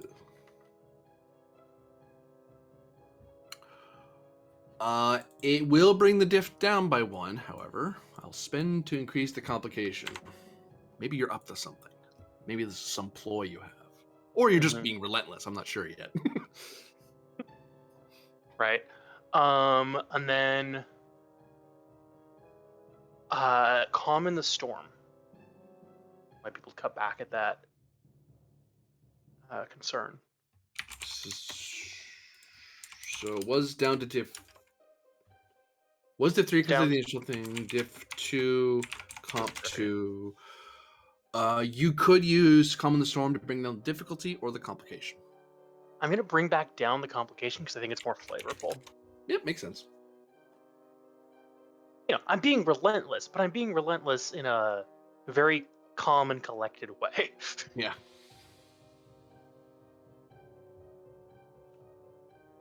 Presence command. I will spend 1 momentum for a 3rd die. You would. Yeah, I know. And I'll use a focus in team dynamics. Yeah.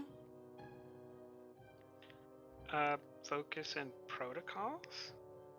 Yeah. 3. Oh, and technically. It's a command roll. Oh, well, yeah, Ship my did not command is worse. I had the wrong thing selected. You probably could have gotten con for protocols. Yeah. But yeah, so you generate some momentum and some bonus. So yeah, you're able to, over the course of the few days, you're able to convince Captain Rahara of the importance of this order. And eventually she comes back to you and says, I'm doing this, I'm doing that, or this happened, what do you think I should do? So you've actually established yourself in the absence of Captain Pend. Captain Rahara is willing to accept you as an XO of the ship unless she's been relieved. But she's just taken it as a matter of course that you're the XO of the Achilles, and better to talk to the person who knows the ship than what she knows from research. All right. So she is intending to stay in command then when we return? Yep, unless she gets an order from an admiral, she's not relinquishing. Or she found Pend and he was stepping in, then she'd step aside. But she's not stepping aside for a commander. Yeah, that's fair. I won't push back on that.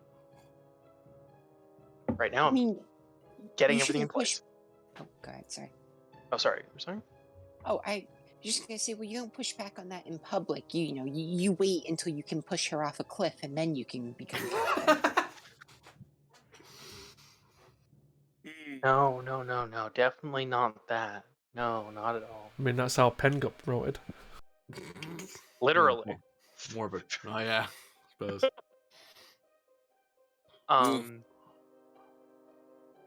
All right. So any swift tasks left of people who haven't gone before we end the scene here? I would like to swift task actually. So yeah, you can use the bonus and a 1. Yes, I will do that. And I would like to meet with the admiral. To what end? To discuss the circumstances of a certain Romulan citizen who was in the brig. Oh. Presence. What do you want him to do? Just release or something more advanced than that? I think release and have security, loosen up a little bit on her so she can continue the asylum stuff. That makes sense? Yeah, it does. Presence command difficulty was going to be 3. It's increased to 4 because you're doing this as well as your communications with and work with Rahara. Mm-hmm. Just your can still help you because it's part of the swift task you're doing.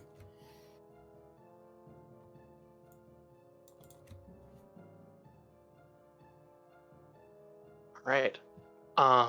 Trait of relentless.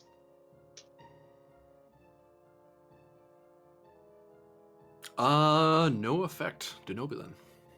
I'm willing to wait this out as long as you want to keep talking. Sure, I'll listen. I'll give it a full year. Like, no, I want you to do this like sooner rather than later. I don't want you to take your time on this.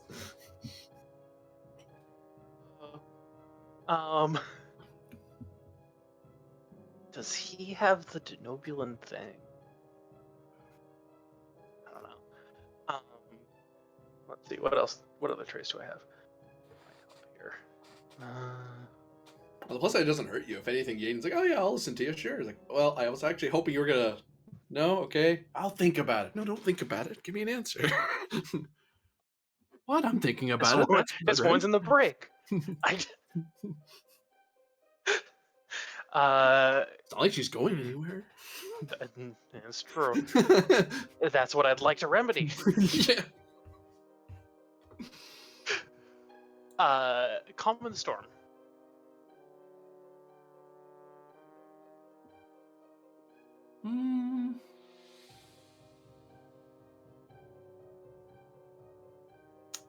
Won't help you with Yaden, unfortunately.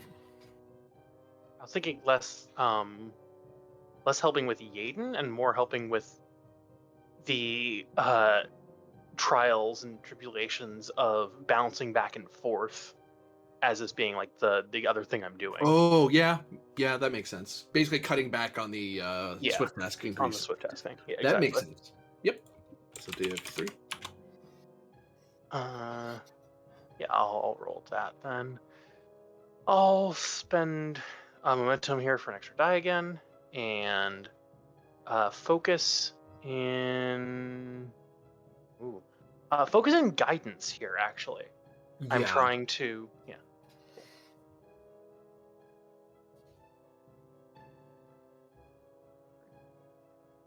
Wow.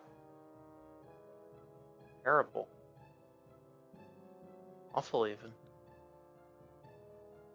Just sure your might assist. Abysmal. Yeah, I was gonna say, get an assist here. Sure.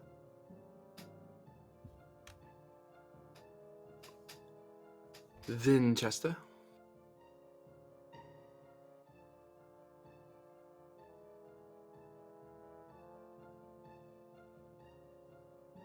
Do we lose a Winchester? You might have. Oh, sorry. Get an assist here? No. Oh. Shame. Oh, all right then. No. No. That looks like a biff to me there, Throlic. Yeah, it sure does. Let me see. It's not, and with Yaden, it wouldn't even be a no. It'd be I'll take that into consideration. Talk to me tomorrow. Yeah. I'll take that into consideration. Oh my god. You're so impatient with other things, but this thing, you'll take time on it? All right, cool.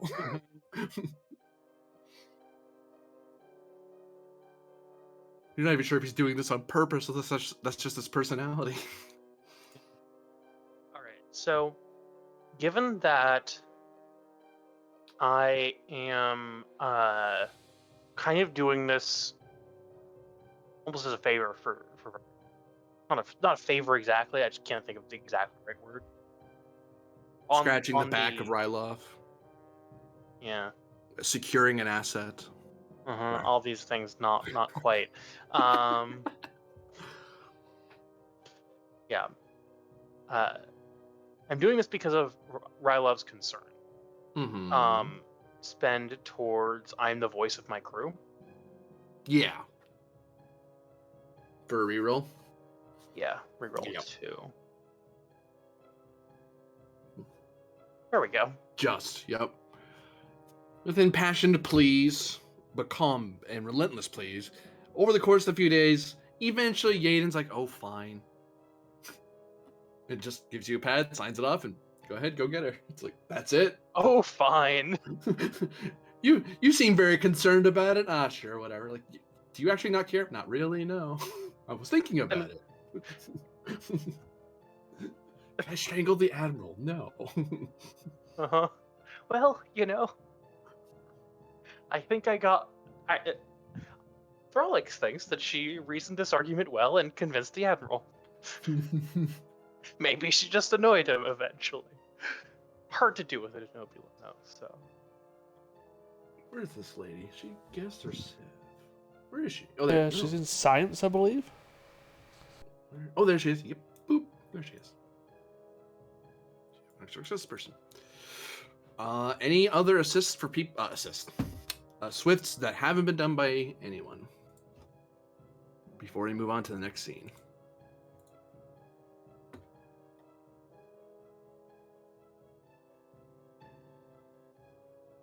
All right, moving on to the new scene.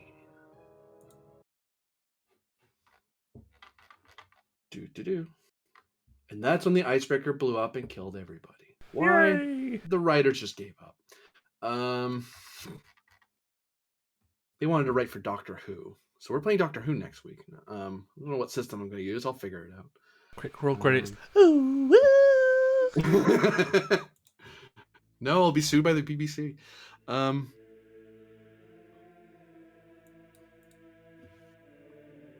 Captain Pend.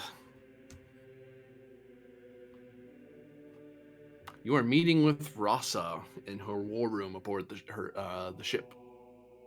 Surrounded by guards, of course, at every juncture.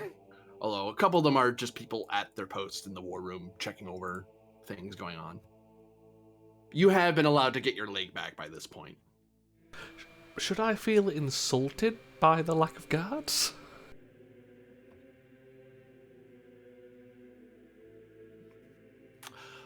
I'm of the understanding that you are a reasonable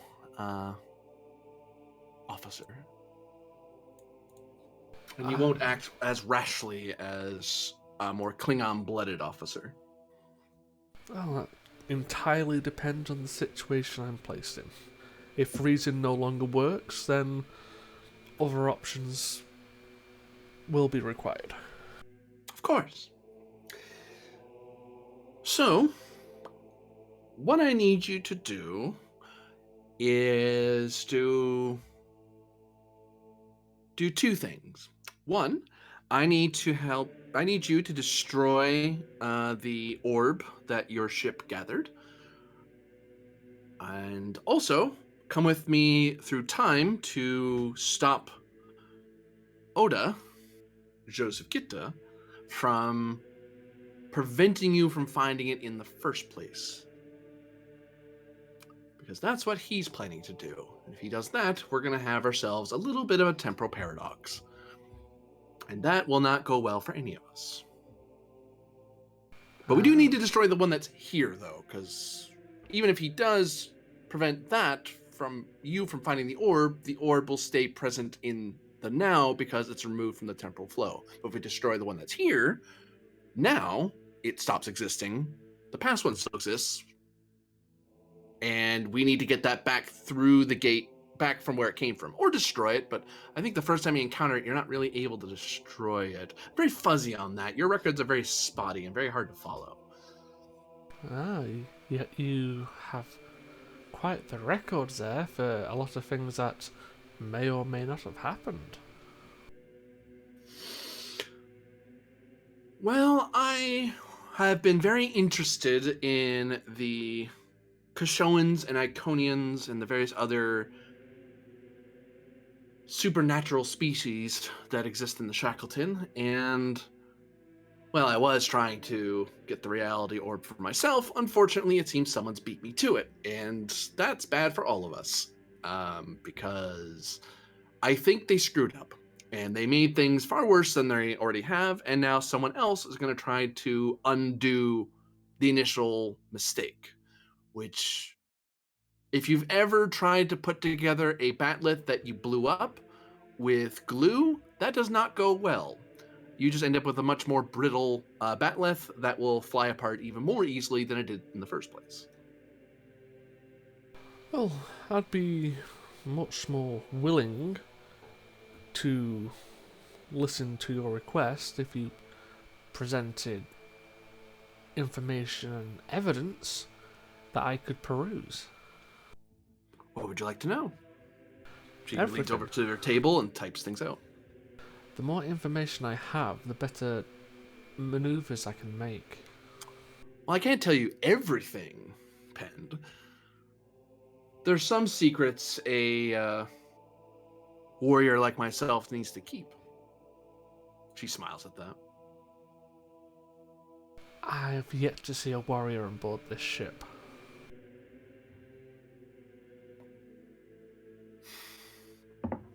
We're in combat now. Hold on. Oh no. He's not wrong. There's no lies were said. It seems like one of the other Klingons in the room has objections to that. He can have as many objections as he likes. Yeah, based on the fact that he's serving house Rasta, I don't see this going well for him. Is it technically houseless now? If he cared about being houseless, that might be important, right? But they probably don't care. True. Like, I will tell you, Rasa's not part of this combat. She does not care about what you just said. The other guards in the room, however, do mind that you said that. Yeah, you just insulted their honor. And they have to do something about it. Or else then all the rumors would be true. Well, she not be worried, but we are. Like, well, I mean, are you though? Are you really? And that's a quick way to get a Klingon mad at you. So yeah, so one of the Klingons moves to attack you. Just runs straight up to you, pulls out a duck tang and tries to stab you. Awesome. Spending for lethal because he wants to kill the crap out of you. Well, you're attacking. Decide what you want to do there, bud. I have to pull up stats here. I need to see what his abilities are, which there's not a ton. He's just the regular guard. But there's something he has. I'm pretty certain. Yeah. Yeah. So, spinning for lethal. You're just some puny Tellarite. He only needs to buy 1 die. Yeah, that sounds... I'm gonna die. That sounds reasonable. Opposed daring security unless you're letting this guy stab you. No, I have applied fitness, or applied force, so I can use fitness. Okay. I'll give you a threat back for a 3rd die.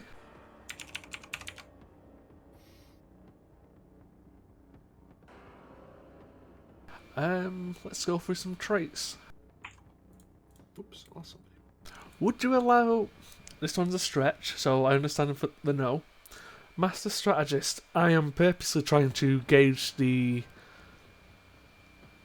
what I'm up against here. And every little poke and prod helps. For defending yourself from being stabbed, no. Understood. Tried and tested. Not the first Klingon to try and stab me. It's true. Gives you a hit. Quick reflexes. That'll help, definitely. Hoplite. Hoplite training would suggest to be armed. I am or armed. not piss off a Klingon to make him stab you. So I'll have to say no. You're actively engaging, you're making a hazard come to you. Well, he's not armed, but at least he's legged. Nah. That's still one in my favour, which I'll take. 2 in it. Tried and tested plus... Oh, yeah. Plus quick reflexes. Focus in close quarters combat. Yeah. I do have a reroll due to bold, won't you? 1, 2, 3, and 4 so far. So it's a tie at the moment, and I'm going to reroll 1.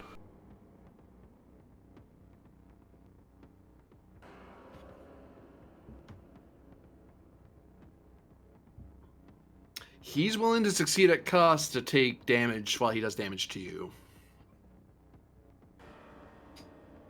Is it worth? You have so many medals, you could just soak this. He can't soak it. Yeah, I know. I'm just trying to decide if it's even worth. I'd let it go through and hit him, and just hit him on your... Yeah, go Your ahead. turn. Yeah, go ahead. Yeah, might as well forget.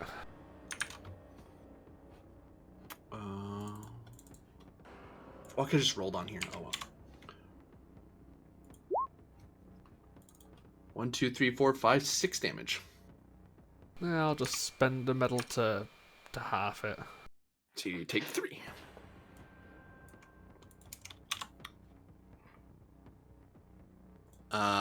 They keep the initiative because you didn't go down from that first stab, and they really want you to die. Yeah, that's fair. This guy charges up. He's gonna draw his batleth off his back. Costs me. I can clearly feel murderous intent right now. Oh yeah, these guys are totally trying to kill you. Okay, just to be clear, so there's a level of escalation here. Yeah.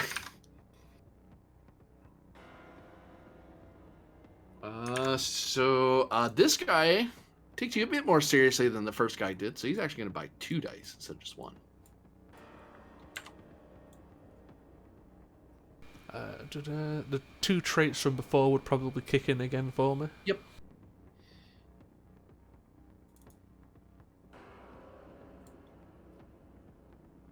I'll give you 2 threat and 1 momentum.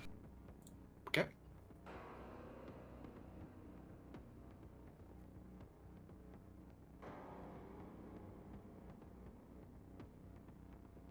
So 7.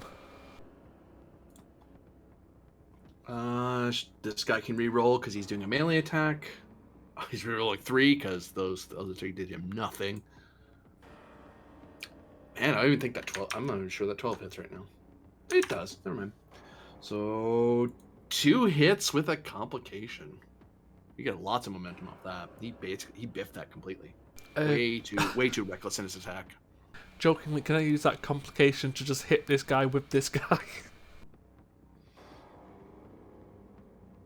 I'll actually, you know what I'll do is I'll treat that as a, like, you kind of use the force. You use his force against him and kind of carry him into the other guy, which will give your unarmed attack +1 die. Okay. So you get an extra challenge die because you're using him to slam him into somebody else. Let me scroll down. So I'll change unarmed to 4 dice because of applied force and fitness 11. I get more. So you get your applied force bonus plus your throwing him into someone else bonus. Yeah.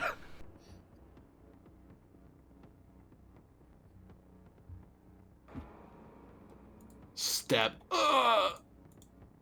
Thud. As he falls on the guy's dagger and he falls over.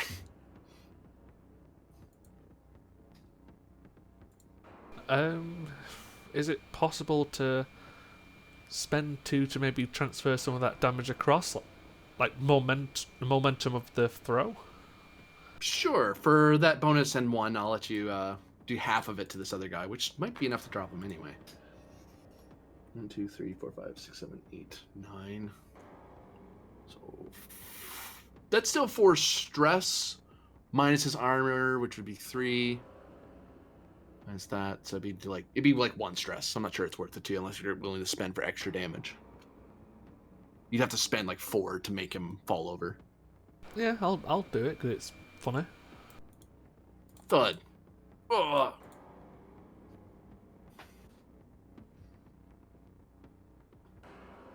Turn goes to you because that was their turns. I'll note again, Rasa is just kind of watching this happen. She just kind of she just sighs like she isn't stopping them now. It's like, nah, get it out of your system. Yeah, I'm just essentially I'm gonna put my hands on my hips, look around the room. Come on, is there anyone else, or do we have to keep playing this silly game? I'll wait for the next one to pull out a disruptor and shoot you instead. But yeah, I'm essentially He's gonna Indiana Jones it. Yeah, I'm essentially trying to either goad them into attacking me or just help them realize this is not a very smart plan. Presence plus command difficulty. I'll put it to 3 because you're convincing these 2 in particular to back off. Would be 2 if it was just one of them, but it's 3 because of they think they have numbers. That's fair. I don't know if these 2 again. These guys aren't moving out of their chairs like they're more Rasa's style of officer than whatever. Commanding presence for a trait. Diff 2, yeah. Tried and tested. Diff 1. The only other one I can probably think of is Master Strategist. I'm trying to reduce the number of people attacking me. I wouldn't take it here now. Yeah, figured as much. And because I have charming demeanor, definitely not the word charming is correct there. If I succeed, I gain a bonus momentum and I have an extra reroll. Oh, cool. So I'll give you a threat for a 3rd die, so that gives me 2 rerolls essentially. And focus in either diplomacy or composure. Diplomacy. It's a Starfleet fleet officer trying to convince Klingons, guys, stop. You're gonna get hurt. That's good enough. there is a moment of and they get about to hear. They start reaching for their disruptors. They look at each other. They look at Pend. They look at each other again, and they just kind of grab their down buddies and carry them off as combat winds out.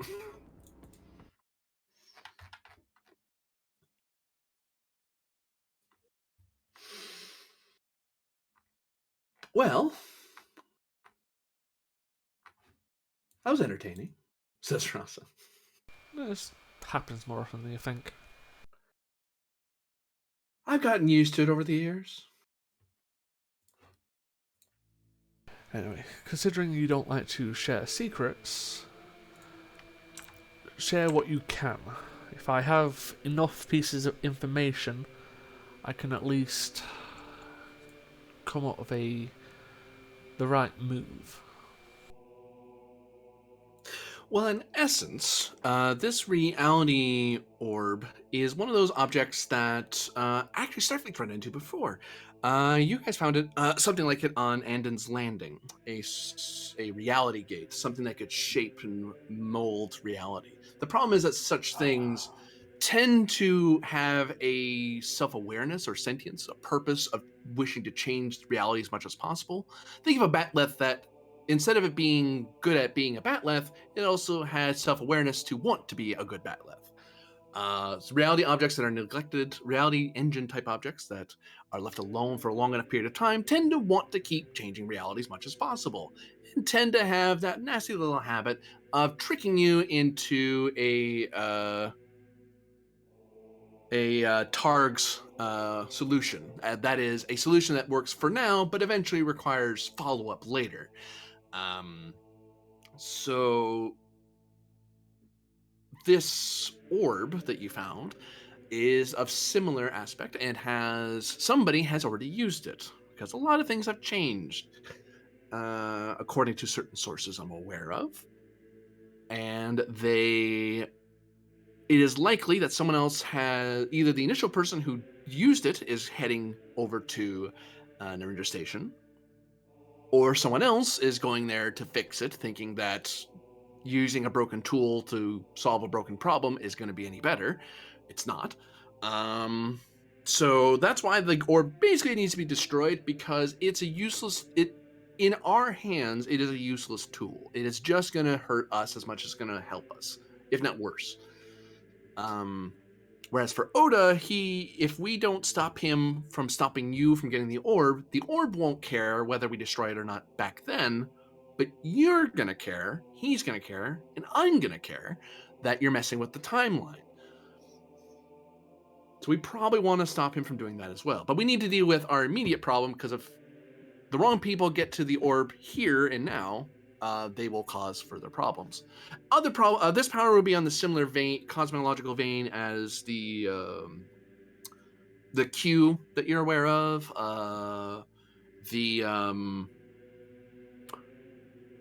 What are they called? Those wormhole aliens the Bajorans are always on about. Those things. And various other species that have similar powers of that ilk. You seem rather confident in your plan of destroying it. How would you recommend going about that with your clear information advantage? Well, actually, I would love to take credit for this, but unfortunately, I'm not the one who invented it. It would have far more blades on it if it did. And that is the Kashoan harmonic device. We basically just set it to shatter dissonance mode and shatter the crystal that way. It's still a crystal, and it works on this, and it's similar to Kashoan matrices, so we just shatter it apart. Of course, it will try to attempt whoever's trying to shatter it into all the solutions and perfect power and yada yada yada. But you just have to blow it up and everything will be fixed. As for stopping Oda, well, I trust your ability to handle a hot-blooded Klingon more than I would. The wisdom of Rasa is frequently ignored by today's empire. Whereas the bragado of Pend, maybe it has more influence on Oda. Well, it seems the wisdom of Rasa has left you out of favour with pretty much everyone. So, how do you see yourself going forward? Because it doesn't look good looking from the outside. Oh, for me, I'm just going to get you to Narinder Station and help you get aboard, blow it up, and then transport you back in time, or at least give you the correct temporal coordinates. You can get you there yourself. And I am going to get out of here and continue my grand work for the Empire, whether it likes it or not. And I assume you wouldn't want Oda to want to know of your flittering around the stars. You can go ahead and tell him. He's already told me once. Well, one of me, but you know. Him hunting me will not change my situation at all. I am an inventor beyond her time, and Klingon society always frowns upon such things. It breaks with tradition, after all. We should be throwing rocks and headbutting each other all the time instead of using, I don't know, disruptors, photon torpedoes, temporal attacks, but you know. I mean, have what do you I know? Thought of different options? I have, but they're very boring, so I have no interest in them. There's always the option of turning yourself over to the Federation. I'm sure there'll be unscrupulous people who would love to work with you. I mean, but they have so many backups on backups. Just if it works the first time, it works the first time. If it doesn't, it wasn't worthy of working. Oh, I hate working with Federation scientists and engineers. They're so, you know? Of course you would know. I have my experience with them. Well, you think you would take me, though? What, me personally? No, the Federation. I'm not interested in you. You're too hairy. Well, already taken, so that rules that off the board. Oh, good for you. With maybe a good word, I could see certain actions being made and certain overlooks.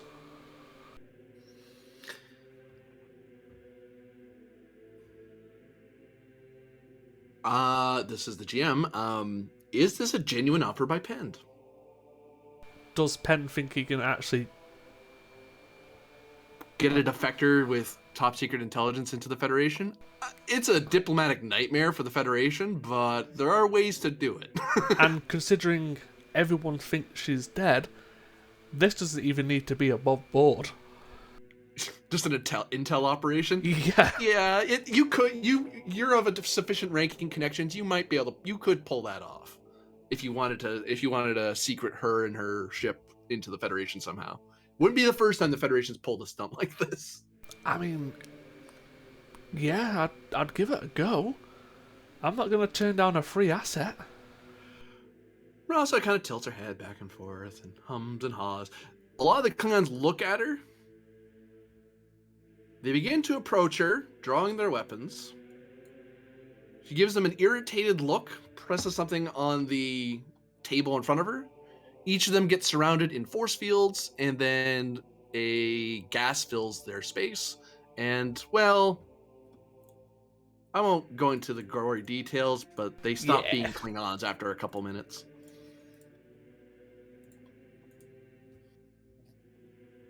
The two over there just kind of can look behind them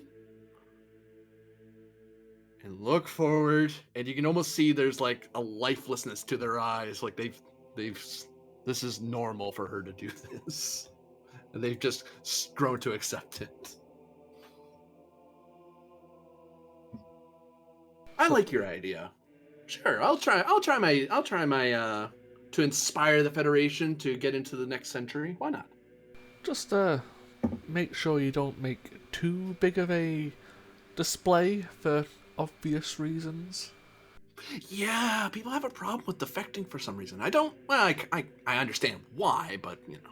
Hey, I don't have issues with people defecting. I've got defected Romulans on board my ship. Oh, that must be fun. Have they tried to kill you yet? Not that I know of, but Oh, it generally seems difficult to do that. I've heard that. Yeah. But if you're willing to join forces, as they would say, I'm willing to do the legwork. Or the single legwork, anyway. I can make you a better leg, by the way. Give it like little disruptors on it, or maybe a grenade launcher. She makes gestures. She seems to be eyeing your leg a lot more, almost practically drooling with all the things she could do to it. You think they'd let me walk around with more weaponry than I already carry around? Oh, that's right. I can make it secret. I could hide it. And the scene's gonna close with Rasa's excited eyes and excited ideas, none of which are terribly safe and very likely very illegal in the Federation. But she seems to not be dissuaded by that. There is no way in hell I am telling fucking anyone. Yeah, because that's not gonna start a war at all. I'm not saying shit. Theralic's not even gonna know this shit. It's like, I'm gonna talk to an admiral. You guys can figure this out. So we go to a new scene. We look upon Narendra Station.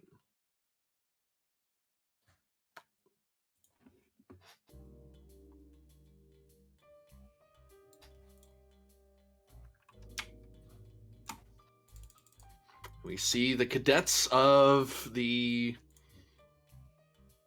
Achilles in one of the observation areas looking down at the ship. I'm actually short a person. I pulled all the cadets. Who else could be here? The ensign. Oh, Ensign Satal. Why is Ensign Satal there? He shouldn't be there. Sure, Satal. Actually, you guys can decide who else is here. So the 4 cadets are here. You guys can choose to play these people. They will be important here in a moment. So you might want to have, every one of you might want to have someone here that's from the support staff.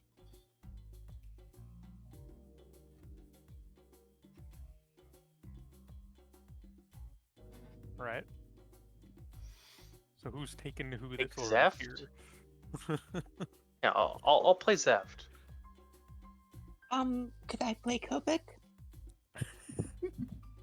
You do a good Kobek, not gonna lie. Yeah. I'm Bashan. Of course you are. The one that shouldn't be in Starfleet. Shh, it's fine. She's just motivated. Yeah, to kill someone. Ooh, I do know one person that can be here. Ooh. I'll explain that in a moment, as I'll be right back. God damn it. No, please don't explain that. Yeah, just use that as subtle means of torture. Do you want me to do Tazurl, or is... Oh. Yeah, you can do Zero. I mean, I can also do someone else if Ben wants to do one of his cadets. Is Ben even here? I'm here. Hi here, I'm Dad. Do you want to run one of the cadets, or am I running the other cadet and you're picking another support? You can go with one of the other cadets, especially if it ends up being that like Ven ends up running into them. I think he just said pick a support character, Chief. Okay, doke. Then who's left? Tazurl. Saral. Yeah. Saral. Sure. Or any... yeah.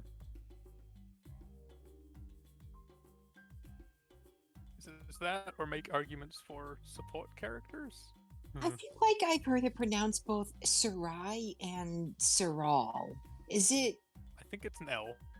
I think it's an L. Okay. It's an L, yeah.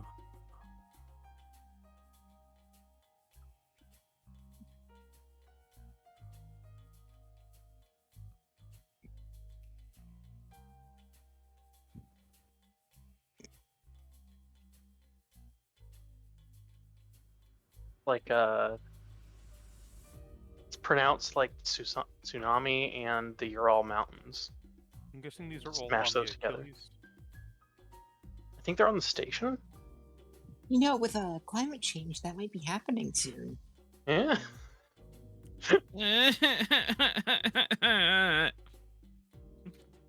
Yeah. Well, inside command to resist psychic damage. I am highly tempted to do Brawl's Jam. You should do Brawl's Jam. You really should. You absolutely should. Also, he's like one of the more Brawl's senior Jam. officers still remaining on ship, I think. Jaishu's still there. Brawl's Chad, let's go. Yeah. Brawl's Chad. He's never really been used. He's just when I drag him out, you'll see his token. You'll know exactly what I mean. He's Brawl's Jam. I mean, I think doesn't he have the value of like be a shoulder for your allies and a fist for your enemies? Something like that, yeah. It's Just had to restart my roll 20. No, like seriously, look at this icon. Yeah. Brawl's Jam. He just looks fucking ready, boys.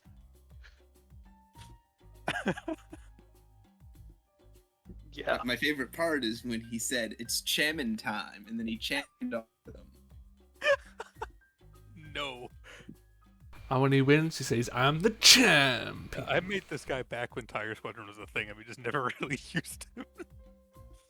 We collaborated on this man for the Klingon liaison that we needed. Jam. I see Jam. So to explain why the civilian is here, the cat. Cat. No, the cat's not here. Captain Rahara did send out people to investigate Vale, and because that was part of the debrief, she was told, "Yeah, we didn't lose our civilians. They're just on a different planet. That's all." I was like, "Oh, well, I'll send someone to go get them." And between those few days, she got all the civilians and brought them to Narendra. Yeah. So all your civilian contingents here. Nice. Yeah, if you can resize the lad and get him named. Oh, he's just that big. There we go. Yeah, that's just the size of his presence. Damn. No, he's too tiny. Absolute Chad. No, he's His a score is champ. all in presence and daring. Brawl's champ. He's an He was absolute 100% champ. a Klingon liaison. Oh yeah. There's a reason that he was a Klingon liaison. What branch was he even supposed to be in? It's operations by the look of his jacket. Yeah. Ops or security. I believe he was like security into command type deal. Yeah. 1, 2. Probably. Probably. But like worked heavily with the diplomatic corps or something. I don't know. It's like He was just the appropriate choice to send to some unruly Klingons. yeah. And actually, one person that could be here is Hoka. If you wanted someone as well there, Winchester. Unless you wanted someone else. But I was like, Hoka seems like a good one. Oh, because he was on the Achilles. How did he? I guess he didn't get arrested or whatever. He got put here because there was nowhere for him to go. Yeah, it's like, well, we'll just give you over to House of Get to Forces here. It's like, hi guys. Well, Hoka, what are you doing here? It's a long story. Yeah. Has anyone heard back from the HUD, by the way, from the show, by the way? Yes, actually. Oh, fun. So actually, Told us Lahoka would not probably to go and kill everyone. I was about to say, last time Lahoka met any of these people, they were all dying terrible deaths, and I think he was the cause of at least one of those deaths in the holodeck. Oh yeah. That's true. Zeft wasn't there though. Neither was Chow. Was he? No, I think Zeft might have been there. I don't actually remember. All the cadets were there. I mean, obviously Yolan wasn't there. Yeah. Yeah. And Arlen, you can't have some other than Yolan, but that's the explanation why Yolan is present, because it can be present, is because the captain found the civilians. I believe Arlen is That playing makes sense. Vasan. Oh, okay. Oh, that's right. Never mind. And because Oda's gonna yell at me, the reason why Arlen has been fussing about out Yolan is because he's been busy with other things, and And Arlen is also suppressing his emotions. No. It's Relax. because Arlen's a terrible husband. Come on, we've been through this. Not. Hey, it's on all the fan forums. They know what's going on. Look, it's this thing where like the writers just don't know how to handle an MLM romance at all, and so they just keep ignoring it. Yeah, it's like Keiko O'Brien being written out of Deep Space Nine for episodes at a time. They're like, oh, Yolan, disappeared on the way home to his planet. I really hope Yolan's for off visiting Arlen's family. sake we don't do to Arlen what they did to Chief O'Brien. So this is our lineup? Yeah. Seems like it. So yeah, the 7 of you have some indication. Like the general crew of the Achilles has been, they got their debrief. They were questioned and stuff by Starfleet security, but after a few days, it's just a lot of like, well, you're not who we want to talk to. You're going to be, those of you who are assigned to the Achilles are probably going to be reassigned to it. We might move you somewhere else. Some people will actually, you've already heard, you all would have heard some people wanting to transfer because they heard the ship's turning into a reserve ship. So there's that. For the cadets, it is, your year might be finishing up sooner rather than later. So whether that means you're going to be staying on the Achilles or not, that's up in the air. You haven't heard higher hair from your star ensign, your fellow cadet who, Ensign Ven. And that, for whatever the reasons, all the cadets knew Ven. They all went to school with him and stuff, and he went from another cadet to an ensign to, embroiled in geopolitical problems, and maybe he's okay, maybe he isn't. Because no one's really telling you guys a lot. The person who probably knows the most about what's going on is La Hoka, but he only knows it from the Klingon side of the problem.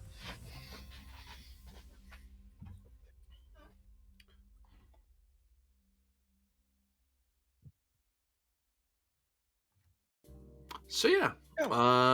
Why have we assembled here today? I believe it is because this is the sort of thing that we normally do. We are friends, correct? Good day.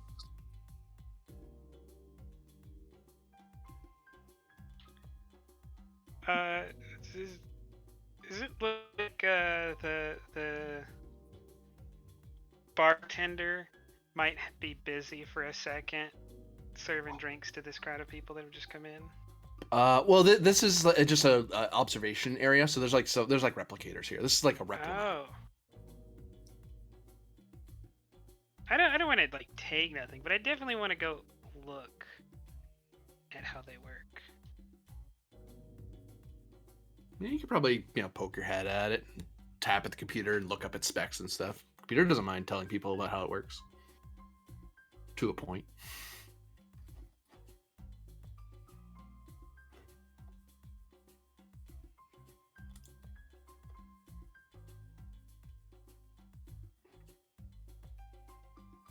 So Hoka's poking at the replicators. What are people thinking as they see the Achilles down below? What do they think about what they're going to do? If it becomes a reserve fleet ship?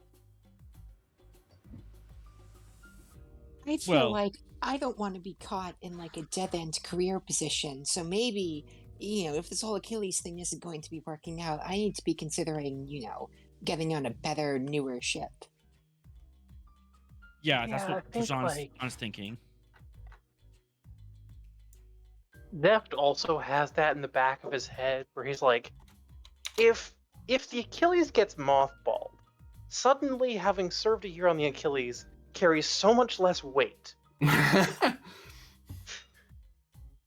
Even if the Achilles is not mothballed, the actions of the senior staff are... Being on the Achilles is no longer a mark on your record, but a stain. I wouldn't go that far, Kobuk.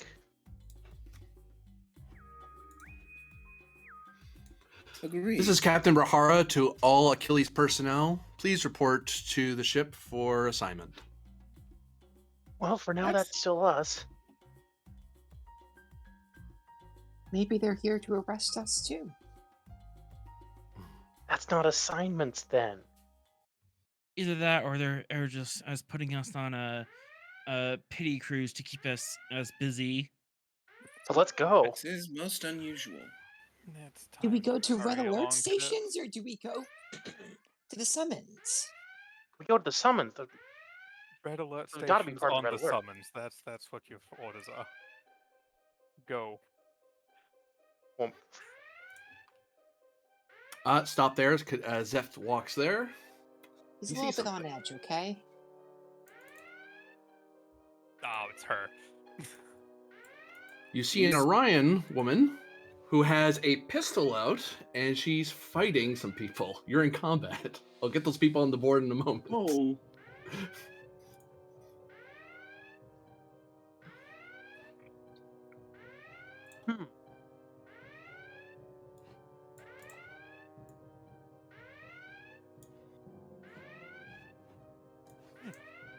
Unusual.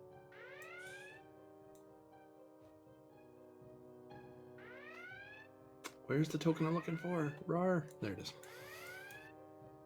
It's in a place where you weren't looking for it. It's always in the last place you look. Definitionally, it has to be. She is fighting a trio of a Romulan officer, a Klingon officer, and a Starfleet officer. Although they aren't wearing their respective badges, they are instead wearing... Oh, I have a different token for this. I'm dumb. I forgot. They have their own token and everything. Tripolity. The Tripolity. Oh, well. Time to use that focus in close quarters combat. Mm-hmm. Oh, he doesn't even have any weapons added to his sheet. Let me fix this. I have a Type 1 phaser. I have Mach 1 fists. Let's go. I mean, everyone has those. Yes. Yeah, although... Oh, so as you'll have Mark Thrall- 2 fists. I was gonna say, as Thrall, the Mark 1 fists are actually pretty solid. Doctang in one hand, disruptor pistol in the other. The first mover is going to be the Orion, as her firing her disruptor pistol is gonna attract. Well, Zeph is seeing this, and everyone else is gonna see her do it or hear her do it, and it's gonna be immediately obvious that combat's been engaged. She's basically the one starting this. GM, I know I can't see her at the moment, but I'm about to see her soon. When I see her, I know who it is. You would know who she is on site, yeah. Okay. I have a duty to help her. And for Zeph's part, because he's the first one who entered, Cecile basically was running out of this Jeffries tube area. She looks at Zeph briefly, like she looked like there's a half second. Do I have to shoot you? She looked at your comm badge and then kept spinning and turned to fire at the three people chasing her. It's almost like she's been having a raid fight across the station. And the red alert only just sounded? Yeah. Huh. It's not good. No. She's been very frustrated.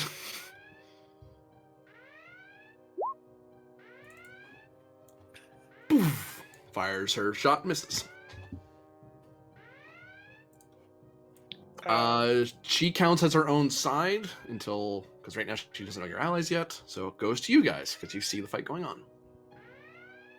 Okay. Being, Who's first? Because I've got a one-liner. I was about to say, being the only actual commissioned officer and the senior commissioned officer, I think Lahoka might go to. There's a lieutenant. Oh, in the I room. take that back. I am a lieutenant. Thank you very much, you Klingon. But he's a commander. And Narendra has a shared other places on other Starfleet stations it would matter that you're a Starfleet and he's not, but on Narendra it doesn't. Yeah. But Okay, I was gonna because Cham's duty is as a liaison officer to Klingons, so I was gonna say Lahoka would try to organize you, but looking at his sheet, he has command presence 9 total, so he is not going to try to organize this. So I will. Presence 14. Let's go. But he is daring, so I will I will.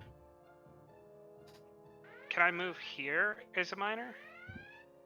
Yep, that's one ranged band. All right.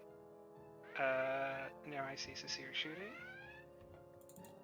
You recognize the countenance of Tabadi Sasir, formerly Lorsinger Sasir. I think Hoka's old guard. He still holds her in high regard.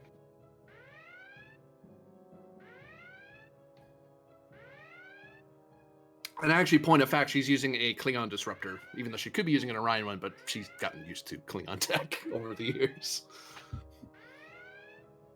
Can I actually see one of them? That you can see a bit of this guy, yeah. So he benefits from cover dice, essentially. They'll increase his resistance to any attacks. I also want to benefit from cover, though, so I want to stay where I am. Oh, I know what I want to do. Another threat for another miner. I want to pull Zeft back in around this door. Because I don't want to see the poor little Starfleet kid get murdered. Does Zeft resist being pulled back? No. Okay, so one threat to me to get the extra miner. I don't mind moving you one range band. It's reasonable that you would be pretty close to the door. It's like, nope. I think especially with like focus and premonition and hyperspace neural implant, just. For some reason, I want to go through this door very slowly. I don't know why. Oh, that's why. Did I use my action to grab him? You used a miner to grab him. Yep. Okay. Yep. You minered over to here, and then you spent for an extra miner to yank him back in.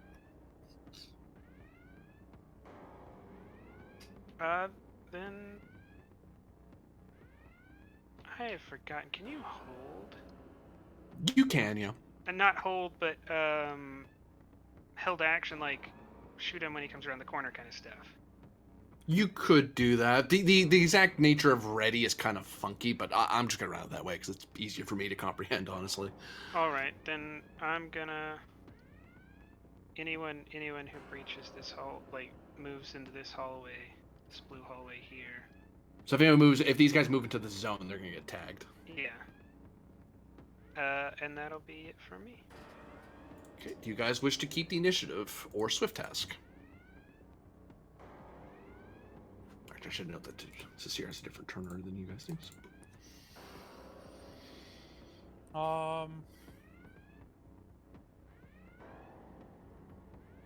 He probably should. Yeah. He works with Klingons. Doing things now is kind of a thing now. Let's go, Brawls Chan. Let's go. What's he doing? So they're shooting around here, and Klingon just ran up, pulled a guy back. So yeah, let's head out here, that's one zone, right? Like this will be getting there. Will be two zones. It's minor to get to where here. It's gonna be you'd have to run to get to here. Yeah. Are you Or playing sprint? Sorry. Fighting in melee? Yeah. You'd Don't have worry, to. the other ones can run past him. He'll do it. So you're gonna sprint. Actually, one thing that can be done is, we'll do that. We'll see that we'll grab her to cover, like just kind of tackle, push her into cover there. Yeah, let's go. Let's do that. And I was gonna ask if she's seen Lahoka, she might be on our side now. That's like not aggressive, but you need to move this way now so you're not getting shot or whatever they're doing. Give me. Put her to cover. That will cost you a extra miner because it's a miner to move into here, another miner to grab her and move her along. Okay.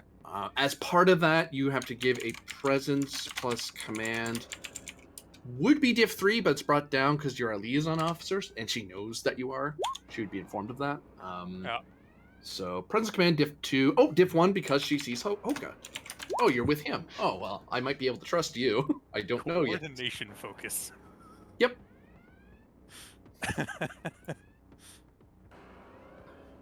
And,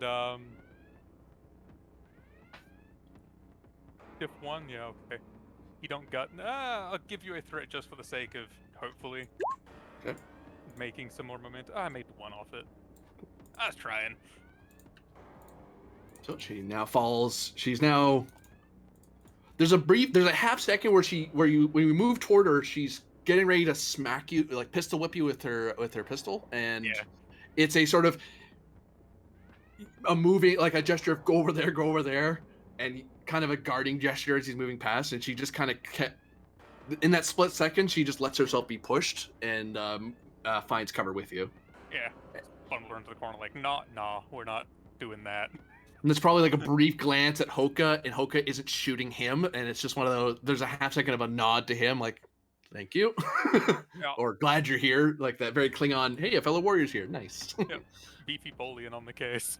Yeah.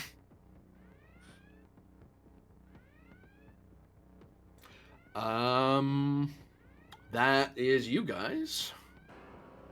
So it goes to the enemy, unless Cham is swift tasking. Nah. He's got them into cover, and he can he can reasonably see what Hoka's doing. So I was like, yeah, okay. Rah! And he's gonna get shot at. Yeah, exactly. As he's charging after I'll Cecile. play this game. We'll push her around the corner so they can either shoot at us with problems or they can move up and get shot.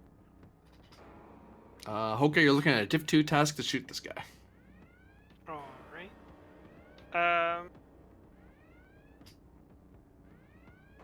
Would you accept a determination on the value?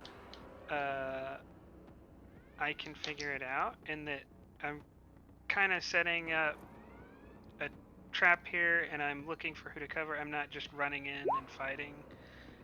I'm treating it more like a puzzle to be solved. Say the value again? Sorry. I can figure it out. Yeah, I'll take it.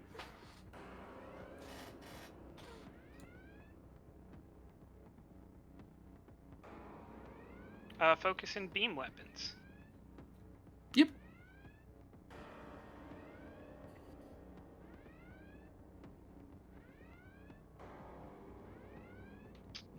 I hit the button, but it may decide not to roll the die. Oh, there we go. Oh. I guess that's 3. Yep. Gaining momentum.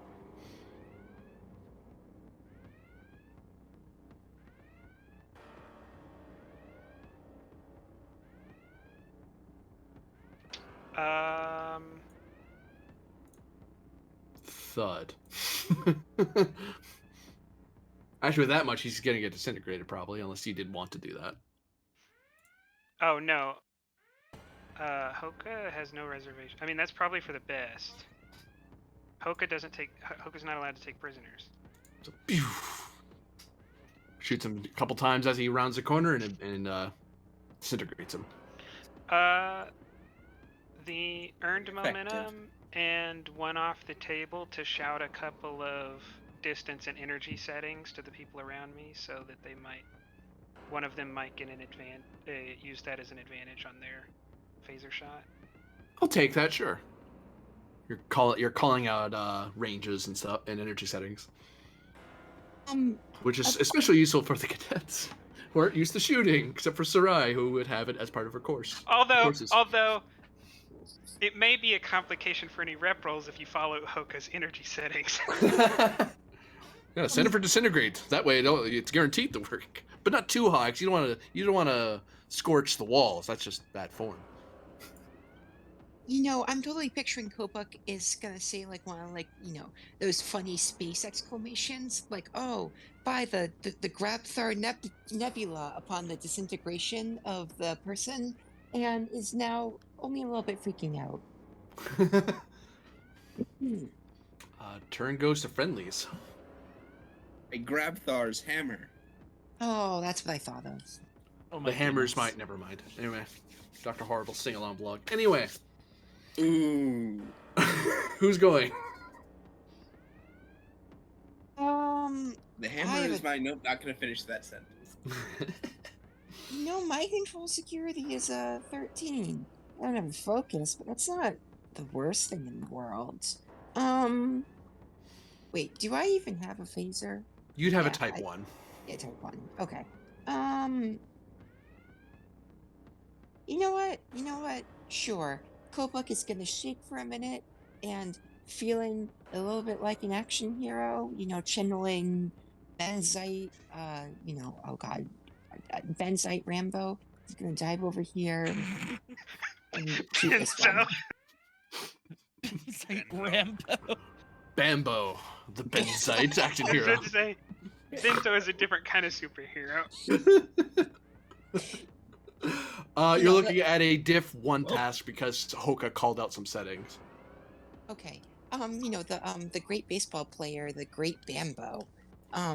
Also, I'm gonna increase your complication by 1 because part of that, if you get a complication, it'll turn lethal.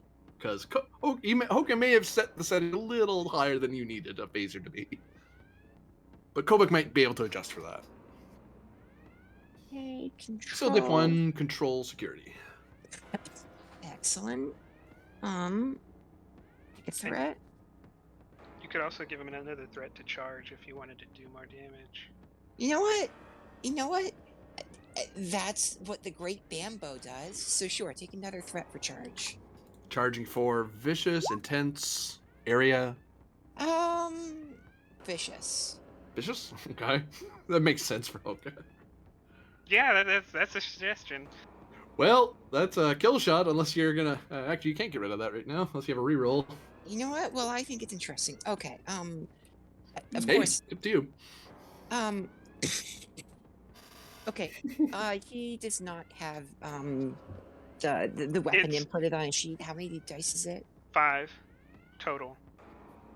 How many do I put in the box? 5. 5. Okay. Oh, for the weapon? Wrong box. Oh no, sorry, I was thinking of the weapon Hoka had. Yours is 4. It's security plus 2. Oh yeah.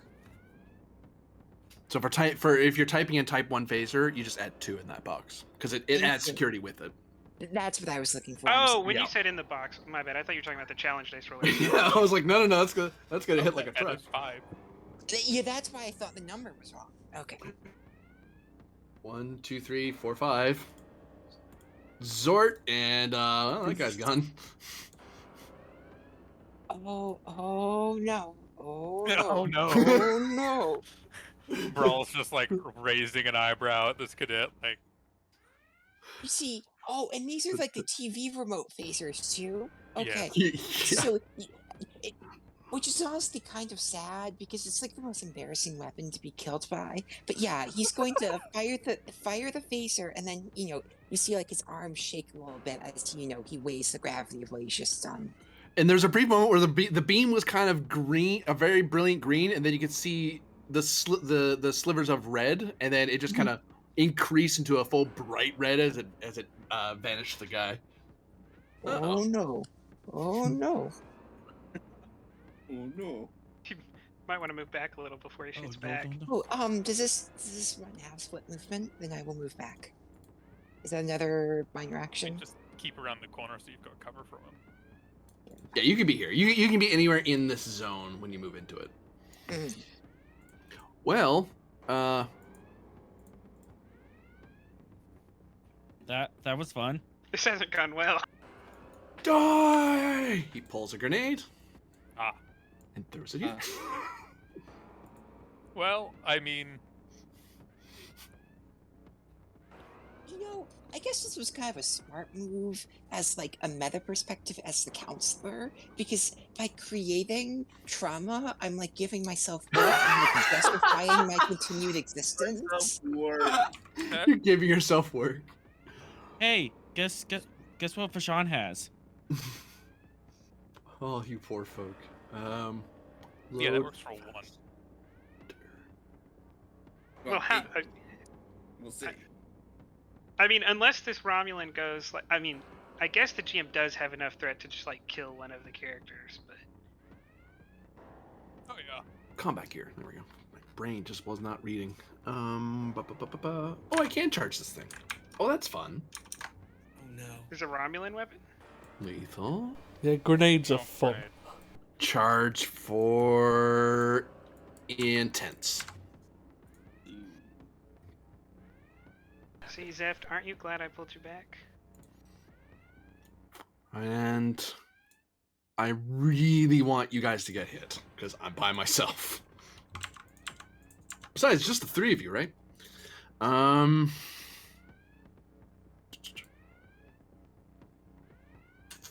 That's more than enough. I only need a 2 to hit the next zone over. So this is everyone in this zone. Yep.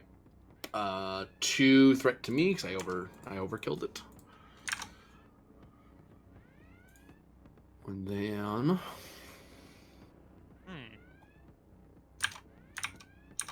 The question is, does Meatwall give cover to Sashir still? And the primary target is going to be Kobuk, because Kobuk's the one who killed most recently. He wants to kill the Benzite. Nope, that's incorrect. There. No, not 57 challenge dice. It's not that good. That's everybody. Yeah, 57 would be a little bit excessive, wouldn't it? So 1, 2, 3, 4, 5, 6, 7 lethal damage to 3 people in the room. Which 3 people? These 3 people.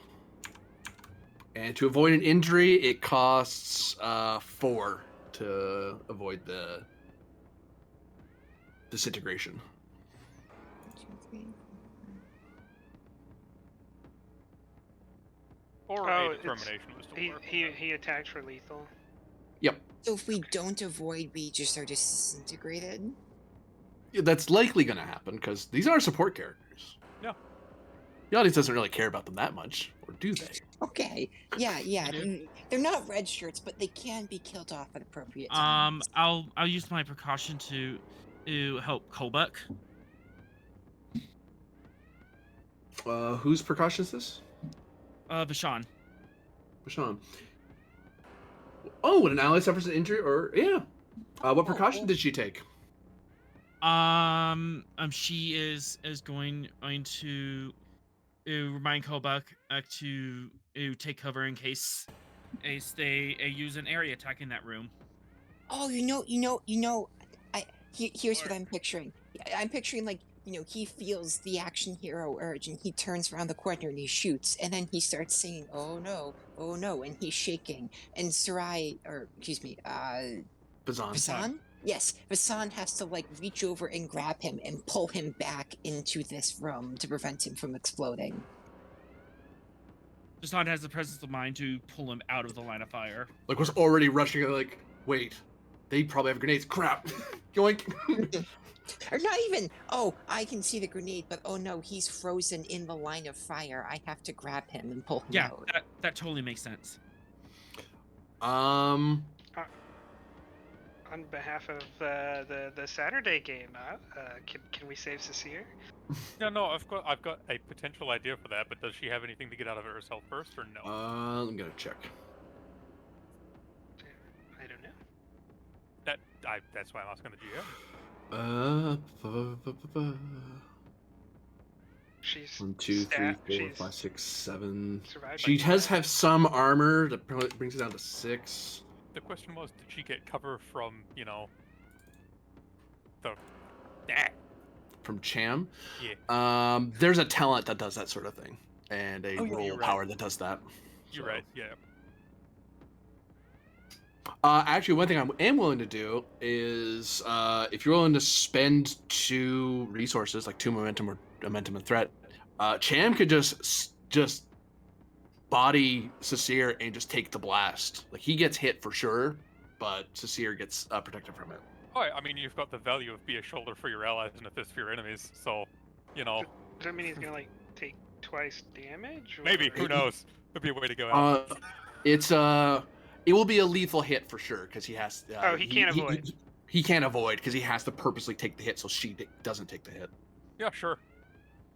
Let's go. So, we can spend that determination to that as well, really actually. is a champion. Yeah. So the room fills the room with a bright plasma fire. Woof, and Cham just screams in pain as he grips onto Cecile and then just slumps onto the floor, very badly burned and in need of medical care. Cecile just kind of, like, deep breaths, like, holy crap, I'm not dead, sort of looks up at Hoka, and the others like, Like she wasn't expecting him to do that. It was just one of the, you could see her like she was like she was closing her eyes and preparing herself for Stovacor, and then saw Champ jump in front of her, and she's just shocked that he did that. It's Charles Cham here to help you out of a jam. Let's go. I was gonna say instead of spending, those things, he could have used the determination for it, because that's why I said the value is because it fits, so we can still have the momentum and you have less threat. You could do it through determination. You could do it that way. Yep. Because actually, be a shoulder for your allies and a fist for your enemies seems to fit there. Ooh, I think I'd like to go next. Yeah. Unless the GM disapproves of that value. No, I'm fine with it. Yeah. There we go. Allies. Let's go. I've got to play. Which one are you again? I am Rerolling. Okay. Yes. So... you as a note, you would have a type 2 because you're security. Okay. So if I spent 1 for an additional minor, would I be able to get into melee range? No, because to move more than medium, you have to do the sprint action. So you'd have to sprint, and if you wanted to melee, you'd have to swift tasks. Okay, yep. That is what I'm gonna do. So first you're better off shooting him, honestly. Wait. Well, it's what he wants to do. Yeah. Let me add him. Okay, so fitness plus con, difficulty 0 because you're just sprinting. Yep. You no matter what, you're getting at least here. Fitness con. You always move at least medium range. Not even gonna bother spending for this. I'm just gonna you do need at least 1 momentum to get into that room, just so you know. That range, sorry.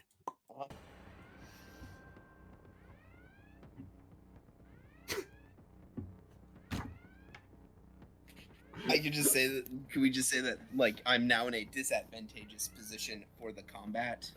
Oh yeah, I'll increase your difficulty by an additional 1 when you attack, because you're kind of you kind of round the corner and you're kind of stumbling a bit and you're forcing yourself forward. Mm-hmm.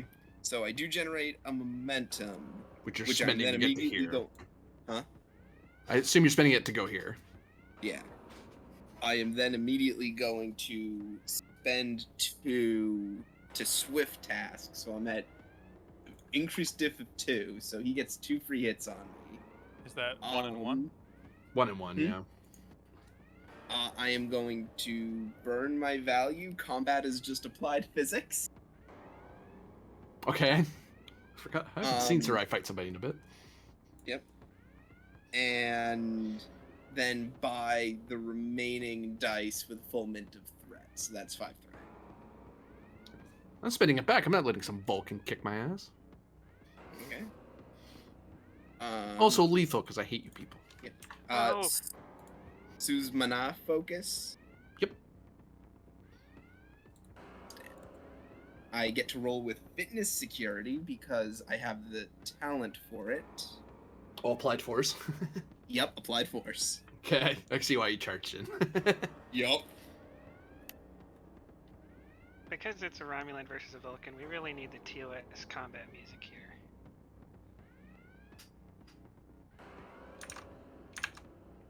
Six hits. Beat me. So that's the number I need. 49. 1, 2, 3. Or we might have tied. Oh, plus your 2, so 5. You beat him on 5 to 6. I win. Gain your momentum.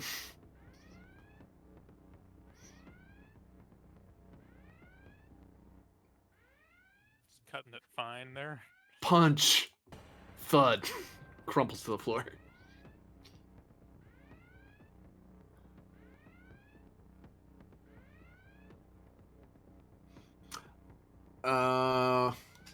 As that last person crumples down, combat's still ongoing because Sasir says,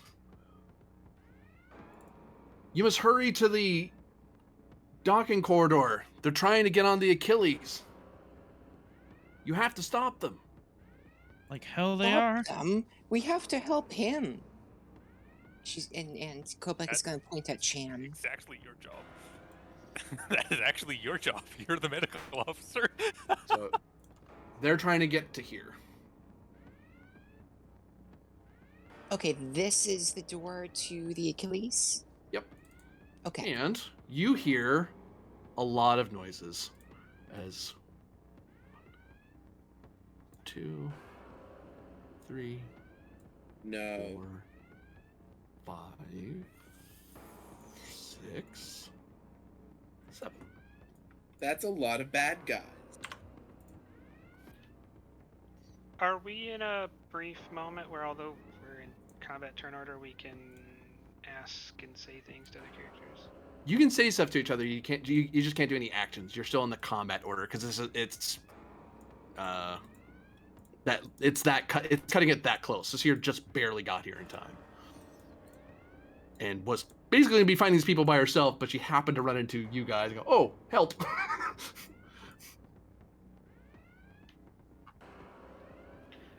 Yeah.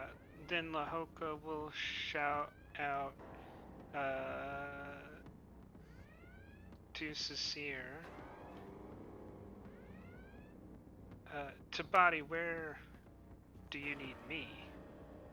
Because he is more interested in helping her than helping the Starfleet people. I mean, we're allies and all that, but she's like 95% a member of the House. Yeah. If the Tripolity gets their hands on what's aboard the Achilles, House Sugita will be no more. We must kill all the enemies that dare attack this station.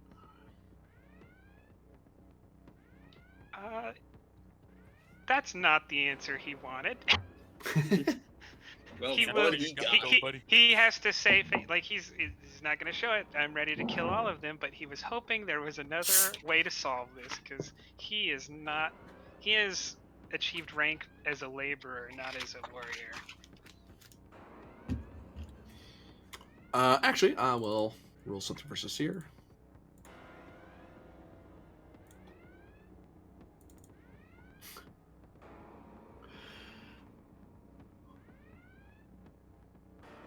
Come on, Hoko, do you want to live forever? Or do you want to see Stovakar with a smile? She misread Hoka entirely. Now I have to double down and fight, because yeah, a former lore singer is suggesting I might not go to Sovakor if I don't fight here. She's helping. This is not good. Oh, don't you love miscommunications? Love them so much. It is currently a friendly turn. But these guys, you are all Starfleet people. You're actually look Hoka would as well because this is a joint station. You hear chirps from your comm badges that they say there are enemy forces in turbolifts Alpha, Beta, Beta 2, Beta 3, so on, which gives the indication that it's these particular. You know that these people are in these turbolifts. Okay. Are they coming in at the top of the round, or did we reset to a new thing? They act on enemy turn. Like these guys were already on their way. Okay. So they're acting after you do. Lock the turbo lifts. I mean, yeah, you've got an engineer who could lock it down. Yeah, probably do that. If what is Zeph's specialty? Engineer. Yeah. Yeah, then I would either lock the turbo lifts down. I mean, I would suggest. They keep locking their doors closed. And at least they've got a blast through the doors, which takes a bit. It gives us time. Because if you can get at least both of these elevators, because there's not really a door here to like lock them out, and we don't want to leave Sarai exposed. So the only way to keep Sarai from getting shot and keep them from getting in is to lock the turbo lift. So yeah. So I will try and do that. So Zep, I believe. Yep. To get to one of the you can try to lock it down from the room you're in, but it's an override task because you're locking down something at the improper panel. But if you get over to one of, actually it's gonna be 9.5 of the other at that point, because Yeah, you've got to swift. Because if you sprint into one of these rooms to lock down You gotta these swift, turbulence, yeah, it'd be the same difference anyway. So yeah, I'll it's just stay here. Save theft. control plus engineering or security. I'm gonna call it engineering. Difficulty of 2 to lock the doors of those turbulence. And the ranger station does assist with this. So I'll be rolling for them. Question?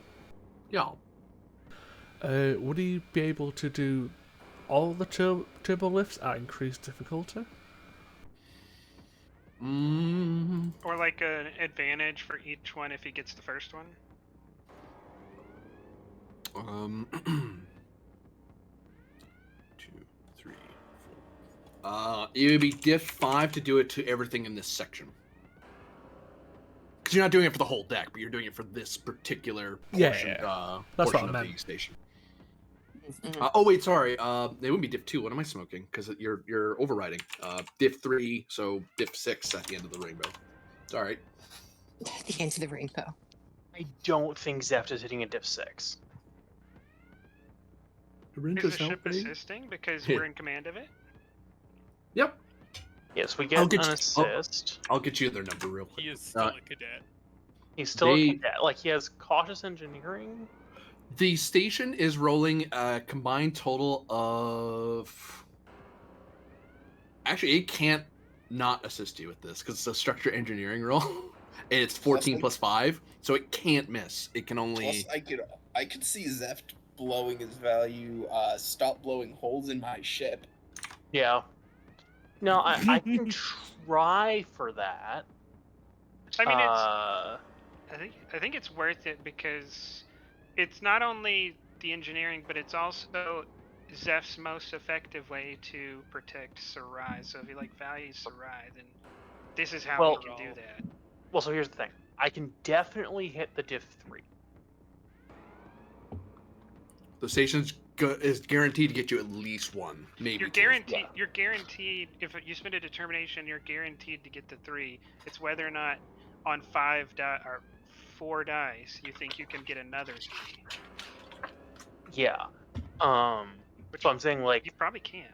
Locking down these 2 is basically a sure bet, whereas the other one's a bit of a risk. Yeah. Oh, I was only talking about I thought these 2 were the only ones in play. No, that's the diff 3 roll. Yeah. Is locking down this and this. Oh, then go for that. Yeah. Because there's 4 other elevators over on the left-hand side. Well, I say go for that one on the because right. we're in a good place threat-wise, right? So if you can keep Sarai from getting shot the next round, then that's effective, and you didn't dump a bunch of threat, right? Mm-hmm. Yeah. So you're aiming for just this? I'm aiming for 3. Yeah. Okay, that's fine. Coward. Focus. Sorry. Focus in maintenance technician. Yeah, that's a way to do it. Right. Do I want to spend determination here still, though? Just make sure we get it. Well, I mean, if you've got cautious, just spend the 1. Yeah, just spend 1. On the station. Yeah, I'll just spend the 1. So spend that 1 for cautious, rolling 3.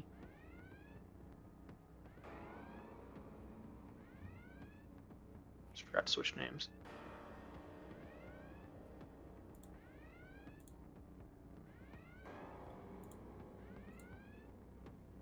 These guys are locked in. If they want to get out, they have to spend an action breaking the door down.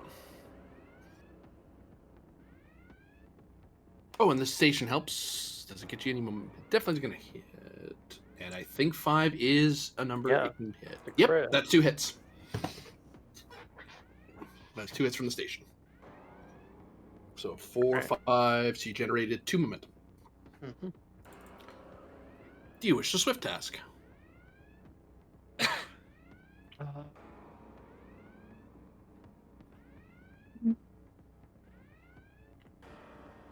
there anything I could try and do from here to prevent unauthorized personnel from getting on board the Achilles?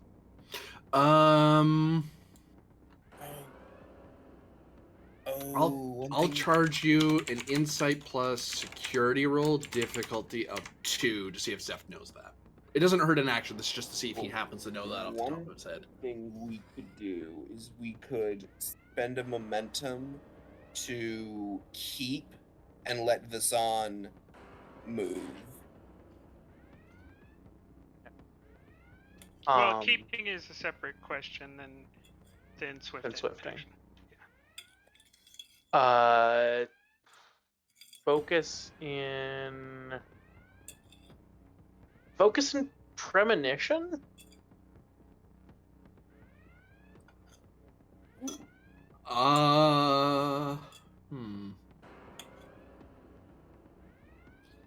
GM wasn't expecting that one. Let me look at a sheet real quick. Is there anything else I can do here? Premonition. Is there anything else I can do here?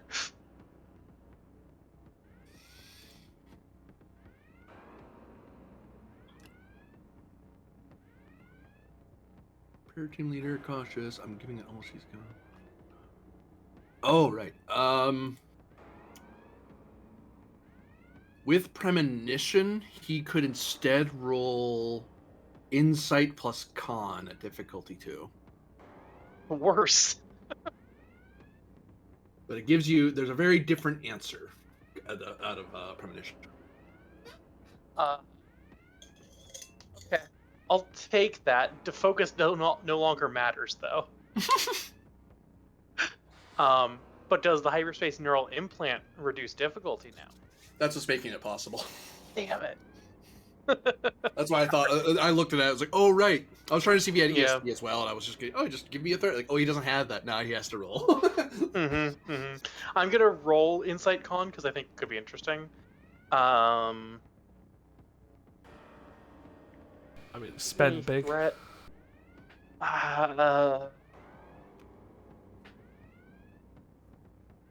Do we want? I don't think we want to be keeping here, probably. Do we?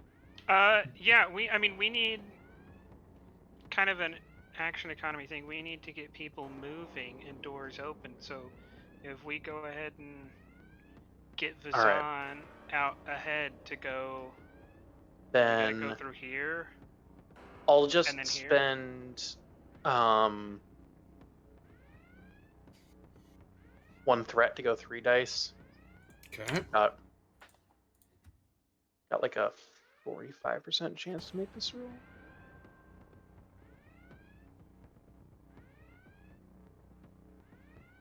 roll. Nope. Use your determination. Let's go.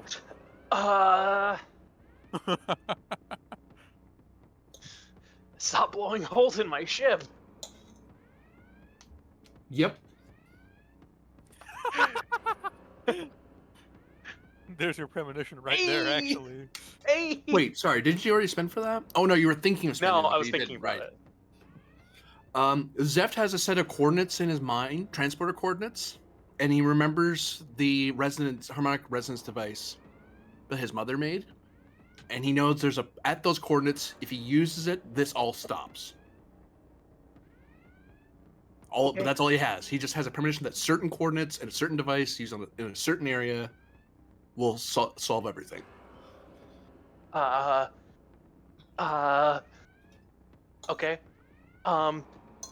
Harmonic resonance device. That's in Mom's office. Got to get to deck 15. Also note that the cadet would be aware that replicators could create the thing at 2 and 2. Although you would need someone of appropriate rank. When you can go again. Yeah. Do you guys wish to keep? Or Swift, for that matter? Well, I just Swift. No, I didn't Swift. Nope. Never mind. You did not Thought I Swifted. Didn't Swift. I think you were seeing if there's a reason to Swift in the first place. Yeah. Yeah, I think Van wanted to keep with Vasan. Yeah, just so that we can get her out into the hallway to where Zeral is. Yeah, I think it might make sense for Zeft to Swift then, now that I have the information, actually. Yes, that's true. How do you want to play so, Swift? Well, with momentum, hopefully. Okay, darn. I have to try. I'm gonna say, replicator, jump over the counter, go to the replicator in here, and replicate the device. I'll cost 2 and 2. Or 3 and 1. Yeah, I'll spend 3 and 1.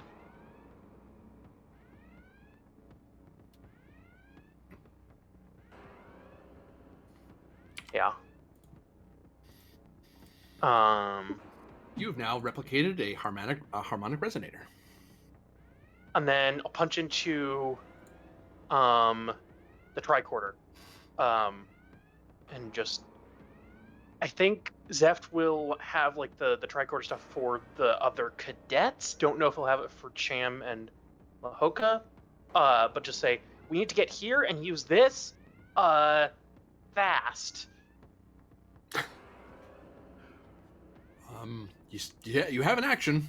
I'm gonna try and start getting there to use this. Well, you can't. Oh god. So you can attempt a site-to-site transport. Hey. Well, let me calculate the difficulty. Control engineering. No kidding. Difficulty base is always 2. You're not on a pad. You're not going to a pad. There's a lockdown in effect. Oh no! You guys were told to go there, so that's not in effect anymore. Is that right? Duh. Yeah. Yeah. There's no reason for me to make it harder. Oh, there actually is. Oh, diff 5 because you're swifting. They're not beaming straight into the room because they would just instantly. Okay, I'll say, yeah, there's a reason why it could be more difficult. That's just the GM being mean. Haha, gotcha. Killing your character. Well, I think premonition might help with that part. Premonition, go here-ish. Yeah. Go here, but I don't think Zeph can make a diff 5 without a reroll or a determination. Yeah, the station would give you at least 1 or 2 hits. No, I thought Zeph. it did. Oh wait, does Zeph? If Zahn helps with command and she has a visor. No, he That's doesn't. true. Okay.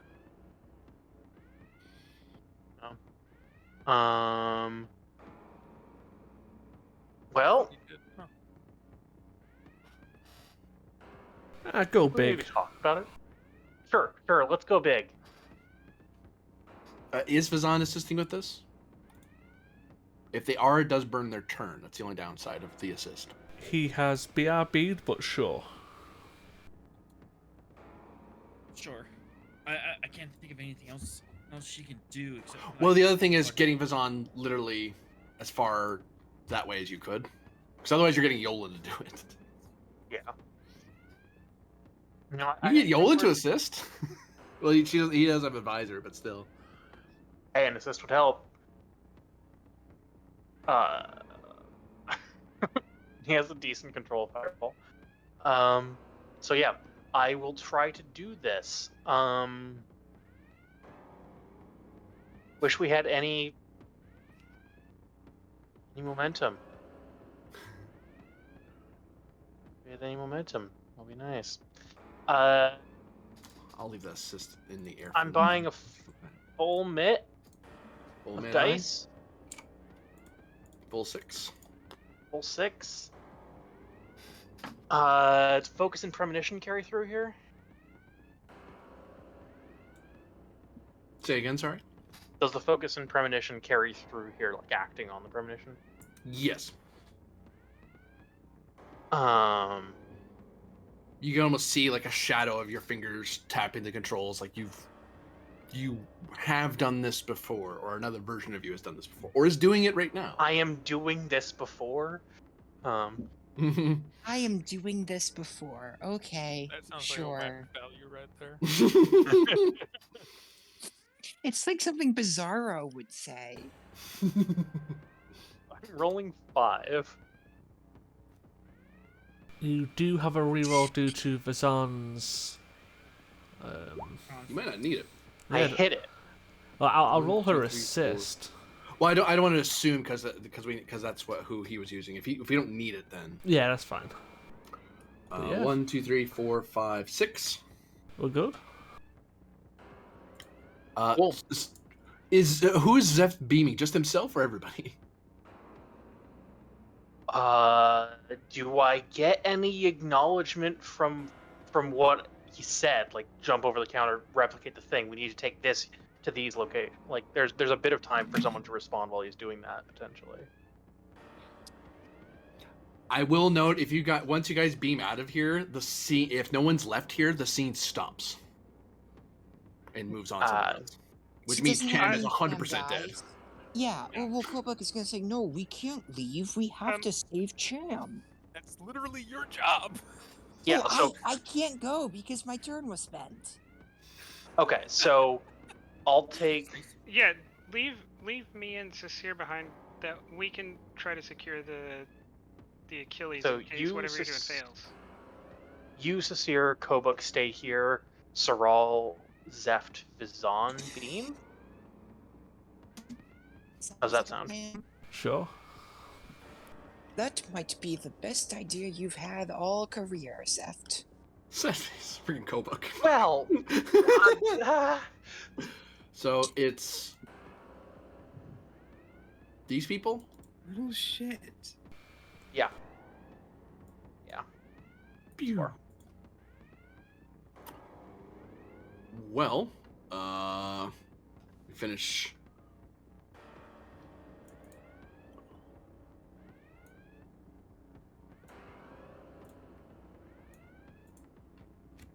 Last guy's move was them. Turn goes back to you guys. Oh, these guys break their doors open. They'd have to use their action to do that. Actually, I will roll because it's a diff 2, but they could biff it. They could just screw the roll. That would be amazing. Complicate blows up the turbo lift on themselves. Complicate blow themselves up trying to shoot the door down, yeah. Do they Wilhelm scream if they blow up? One of them had the bright idea to use a grenade on the door. Well, this guy's out. Boop. Is the other guy out? Yep. Oh well. It did eat their turns, though. So turn goes to friendlies.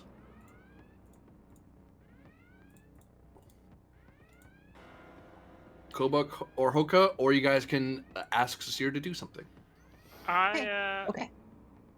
Oh yeah, I was gonna look at Kobuk and say, you must save your ally and get to the Achilles.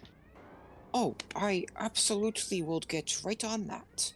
Did I act in the way of a warrior? Hoka is not going to lie to you.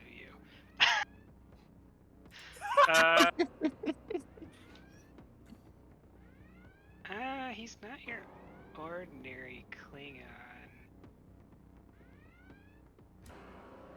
You did kill the guy. Plus, I mean... Yes, the death you have sown here today will pave your way into Stovacor, if you should believe in a place. In such a place. Yeah, Kobuk is gonna make a face halfway between, indignation and pride at, being recognized by an authority figure, and he's going to dive after to save Cham. Sham. How dare you! He's definitely not a sham. We saw him take that shot. That's just how it's pronounced in Bolian, alright? Jeez, don't get all touchy about it. Yeah, I'm Lieutenant Sham. Why is everyone laughing? I've been made fun of before for my Boston accent, but I've never been made fun of for my Bolian accent. Hey, it happened to me trying to say the word comms boy, but apparently no one understands the fucking accent. No, we understood. It was just funny. Or at least that was my... We're looking at daring, medicine, difficulty of 3 to resurrect. Actually, it's just 2 because it's just first aid. You're not doing anything more than that. You're just saving him from the brink of death. You're just saving him from the brink of death. No big deal. Love Star Trek. Oh no, that's the wrong sheet. And you're a medical officer, so you would always have your medical kit with you. Mm-hmm. Yeah, we're attached at the hip. Yeah. Oh, literally. All right. Focus on emergency medicine. Surgically. Emergency medicine, All right. Simulator? I have cautious medicine, so I'm going to spend our 1 momentum. That's fair. Do you desire? Oh, there we go. I was gonna say, do you want to fish as you finish? Nice.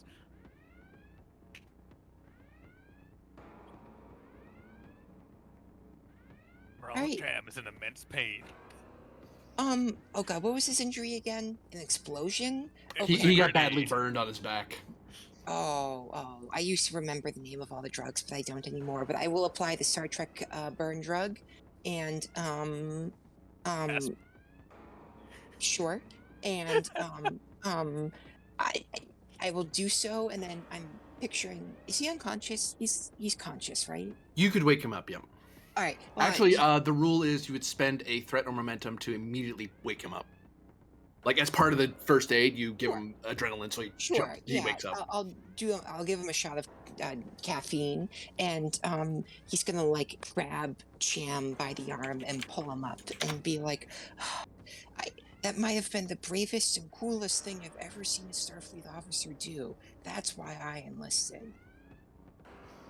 Don't forget to rub dirt in that burn. So, yeah. He's drugged up. He's gonna look at the blue and be like, "As a doctor."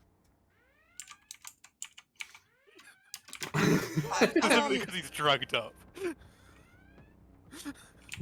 Doctors can also be fighters, you know. This is the 24th century. To get it right, says Seer offhandedly. Although, for her. I am still trying to wake up from whatever that was. Yeah, the Benside's gonna like take a hit off of his mouthpiece and give her a thumbs up. Take a hit. I mean, you're not wrong. That's what they do. Yeah. What? It's for breathing. Stop looking at me funny. I mean, I can put the other stuff in there, but you know, it's not a on vape duty. peeler. It's a vape peeler. It basically is, yeah. Vape Nation, the species. Anyway, are you guys keeping or swifting? You didn't have to say that, but you did. It's up to you. I don't that have exists now. So Lahoka or my brain. Cham. Yeah, I'll go. The Seer has shamed me. I gotta get in there now.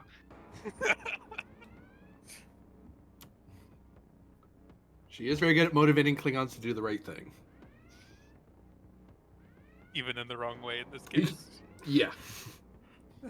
So, minor. But I haven't gone yet. You are going now. Oh. Also, I think you're giving 2 threat or 1 and 1 to keep. Oh, 2 threat. Okay. So your normal minor action gets you to there. Let's see.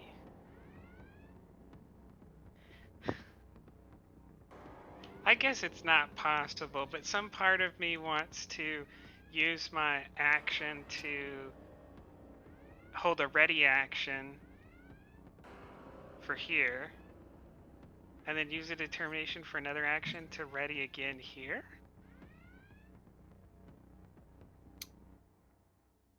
You could do that.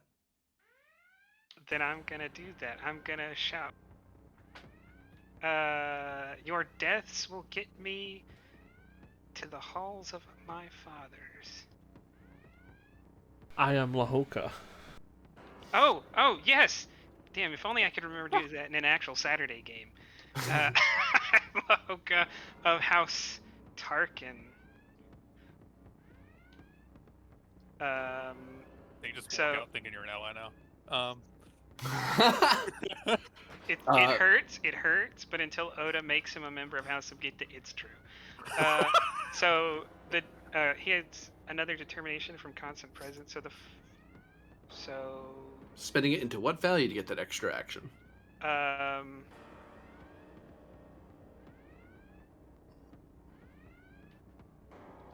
Am I allowed to spend in the dictates of House of Kita? Yeah. Let me open up the Saturday again real quick. Oh no, it's not there. It's in the Discord. Yeah. It's probably gonna be Betray No Ally. Yeah, I'd take that, yeah. Yeah, I don't remember the exact wording. I know which one you mean. Like betray no ally and then like inflict harm on opponents. Make allies when possible and gather strength, I think. Or no, repay in full, yeah, every friend who honors the house. Yeah. Alright. So this guy tries to come out to shoot you, and he's gonna get shot at back. Aha, you have fallen into my trap. Yes, it's a very cleverly laid trap of a Klingon standing in the car over the disruptor. Come out and get me! Okay. Bang! You fell into my trap! Momentum. Yeah, it is a trap. I'm just also the bait. Sun Tzu over here. Yeah. Focus That's and very beam Klingon. weapons. Yep. Yeah, the momentum for a third dice. Spending to kill? Yes. Okay. Mr. Bond, you have fallen into my trap of this loaded machine gun. 3, 4, 5. 5 is enough. Pew! Disintegrated. Aha! Fair, a loaded machine gun is a much better trap to kill James Bond than, I don't know, strapping him to like a slowly lowering pit of sharks or something. Oh yeah, I'm just imagining Klingon James Bond now.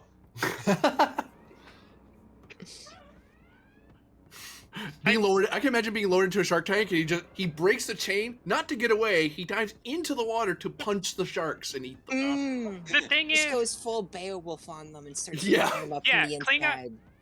Klingon Blood James one, Bond shaken, doesn't. not stirred. He doesn't show up to the enemy fortress, scout it out, and then get caught, discovered, and then have to fight his way out. He just walks up to the bad guy's lair and says, I'm here to kill you. But the movies are only like 45 minutes long because they cut out they cut out the previous hour of. Oh no, there's all that. There's all the declares backstory. himself. There's all the operas before that, like the opera numbers, and then there's like the you need to backstory. know why he's on this journey. Yeah. Yeah. Yeah. And every time a new character is introduced, you have to know their whole lineage. He has to be, I am Bond, son of James. Oh man. Yeah. I was. So you spent to go again? Oh, you're right. We still have Cecile. You are correct. Sorry about that. Never mind. He wouldn't have gone yet. You have And Cecile doesn't- or Cham. Yeah, I was gonna say Cham also gets an action, right? Yep. Either of them probably need to be trying to make their way to the Achilles. We just kept. Camp. Yeah, but the turn went to this guy. He stepped out and got killed. So his Okay. turn basically got eliminated because he was killed while he was doing his action. So Here the you turn go, goes back to you Arlen. guys. A I joke could spend to made. keep, but I'm not gonna. Here you go, Arlen. Joke made specifically for you. And another dollar in the jar. I mean, unless we've got an idea for what Satir should do.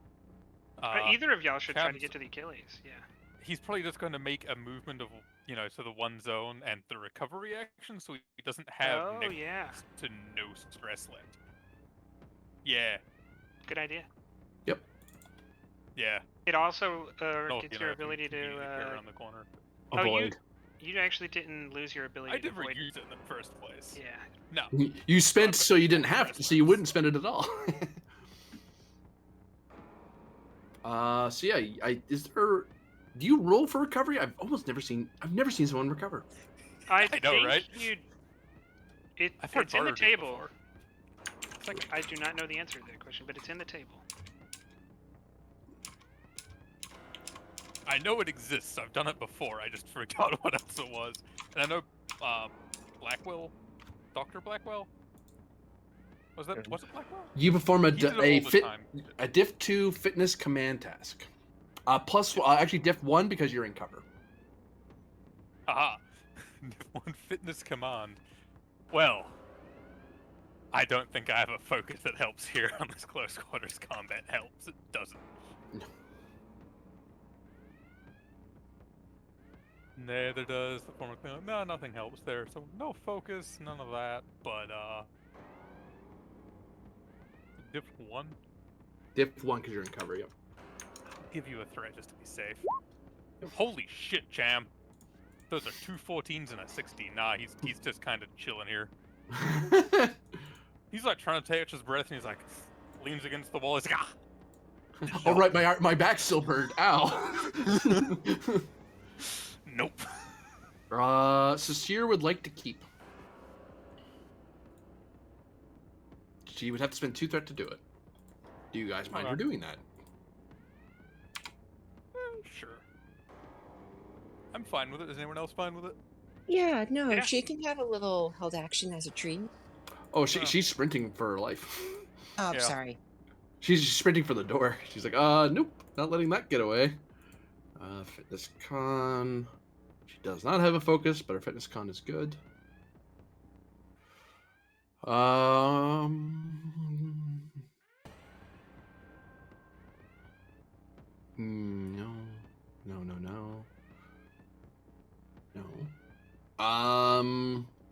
She has a total of 16 to make her hit.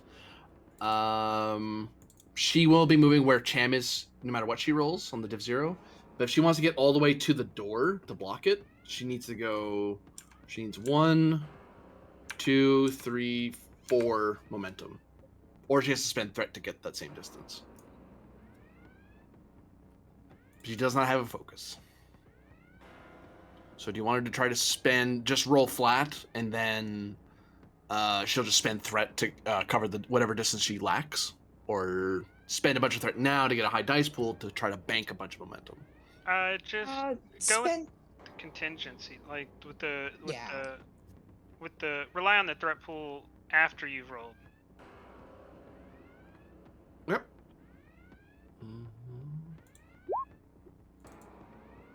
That's 2, so she can immediately go. She goes here for free. Select. Goes here for free. 1, 2. She needs to spend 2 threat to get the rest of the way.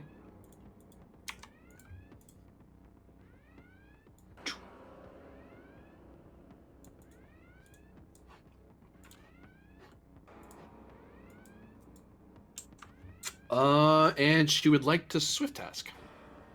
Because she is going to shoot that door closed.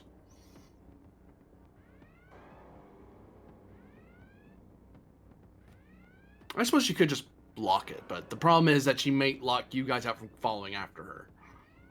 And shooting the door closed is cooler. Yeah. So you guys cool with her swift tasking to do that? Absolutely. The reason I'm asking because she's an ally, you guys can, on a meta level, stop her from doing that and have her try to do something else. No, go ahead. Boop. She does have a focus in this. Daring security. Total number of 11 with crit range of 3.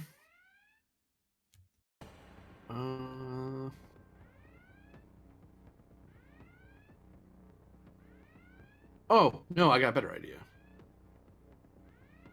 Oh, that doesn't matter because of reroll. Oh, no, I can do that. She's going to take her dagger out, turn around, and she's going to jam it into the door to force it to be closed because that gives her warrior spirit. She's melee attacking. She's going to buy a die so she can reroll her dice. Duh. She didn't need to. She only needed 2, so she generates 4 momentum. Oh, sorry, she generates 3 momentum because she's swifted.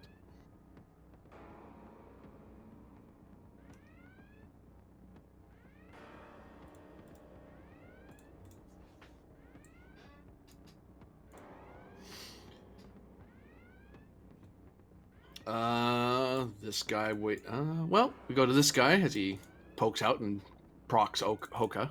Hoka?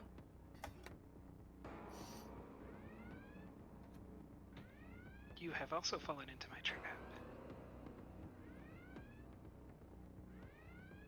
You've activated Hoka's trap card. And still div 2, right? Because it's determination. not a swift task. Yep. It's a determination ready to action.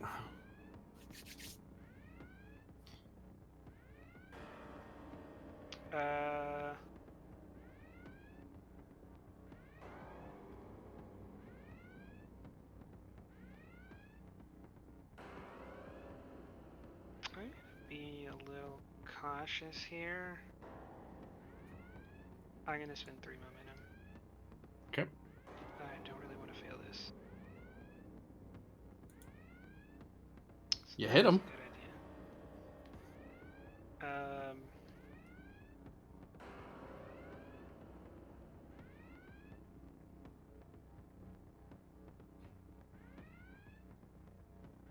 I think that's just gonna have to stand. Okay. As he fires the shot, it overheat. Part of it overheats, and he has to. He can't use his weapon next round until on his next turn he can't use his weapon because he has to let it cool off. He overcharged it just a little bit too much. He has a duct hang in the other hand, so I think it's not a good situation, but it's not a terrible one. Mm-hmm. 1, 2, 3, 4, 5, 6. Vapored. Vaporwaved. Wait, who or what was vapored? The Romulan? Yeah. Yep, the other one that was coming out of the. Okay. Hoka, now needing to show that he is a good warrior to push back against the thoughts Sasir has put in his mind, will say, "Aha, cadet, that is 3 of them vaporized. Do you think you could pull off such a feat?"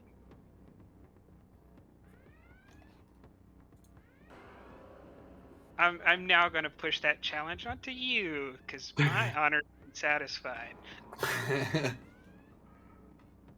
He looks wide-eyed, but nods.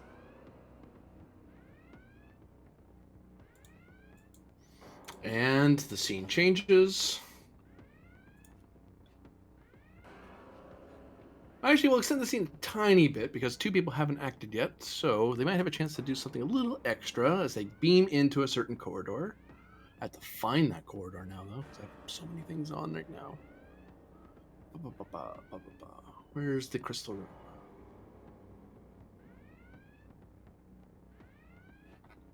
I have an archive, don't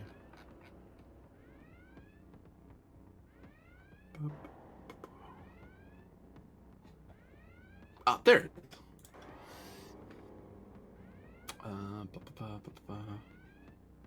Hello? Where'd it go? I just restored it. How could you lose the death room? No, that's the one with the catwalk. That's different. I was about to say, do y'all have one of those too? Yeah, ours just have more blue barrels that are We unsecured. have one that haven't found it. We haven't found the death room yet. It doesn't exist on the ship. No, the death room is the cargo bay. Haven't you seen those unsecured blue barrels? I just said that. Oh. Hey, I But explained- Marcella said it better, so live with it. No. Hey, I explained that the rope to keep the barrels in place is too heavy, and we skipped on it to make the ship go faster.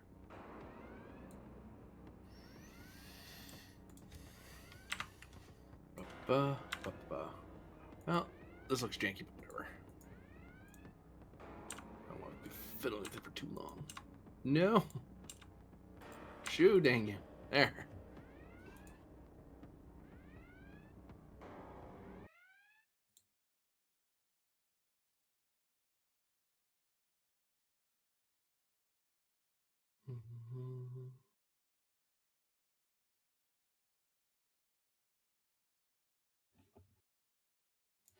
Boop.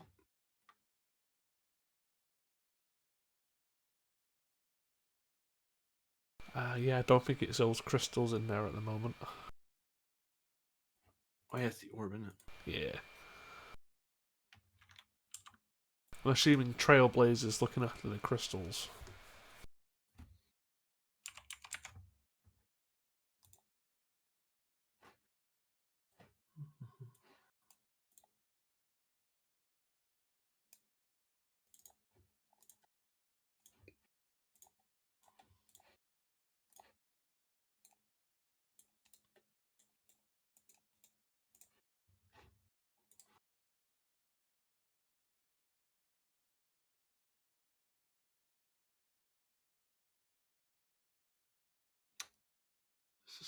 Oh, yes.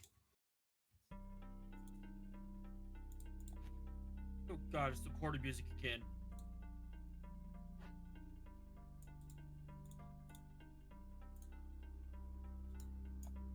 Is it the end of time? So, the four of you beam into a corridor, which has been recently reupholstered to the old way. That's what we're going to go with. Shut up. And this is the door that Zeph knows he needs to put the device into. Neither Zeph and Soraya can act because they already acted. Only Vazan and Yolan can act right now.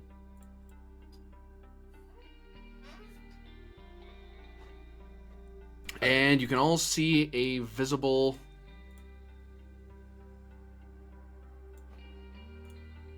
force field, a high-level force field shimmering off of the door. On a scale of 1 to 5, how high is that force field? If you say it a bit louder, I'll answer. You're just very quiet. On a scale of 1 to 5, how high is that force field? I think you said. I'm not mistaken. Level 10. Level 10. So yeah, that's a level 5. It's a level 10 force field, so it's going to do a considerable amount of damage to anyone who touches it. So much pain, do not lick. Got it. Also, there seems to be an alert that room is currently under vacuum.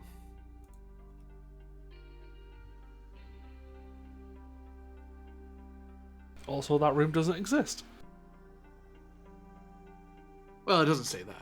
The door would at least warn you as a safety. There's vacuum in here, so some poor officer doesn't stumble into here and get and just vacuum themselves.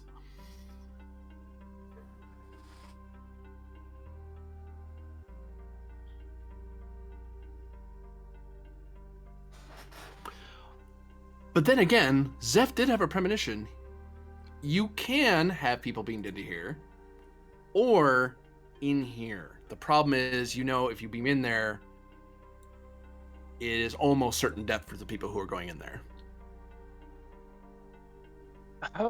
They'd get like one action maybe before they succumb to the vacuum. Do we actually need a person in there, or just need the device in there? Question. You need to fire the device at the crystal. Can we aim it, beam it over, and remotely fire it?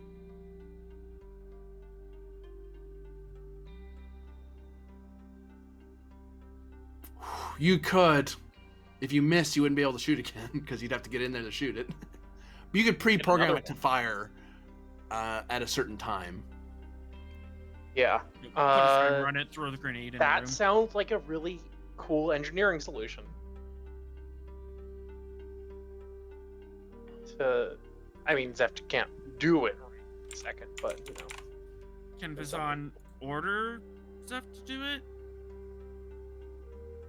I'm not sure if she would actually have She's command, and they're both cadets. Yeah, you'd be by default. You'd be the in this away team. You'd be the commanding officer of this away team. Okay. Order Zeph to set a timer on the device. All right. So.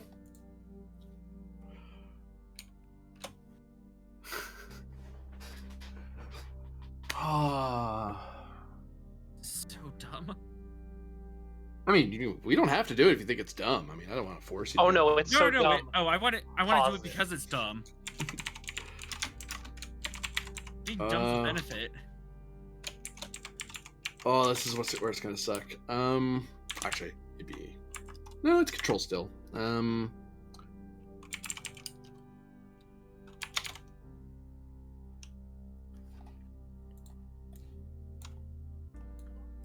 This is fairly difficult, and this should represent that.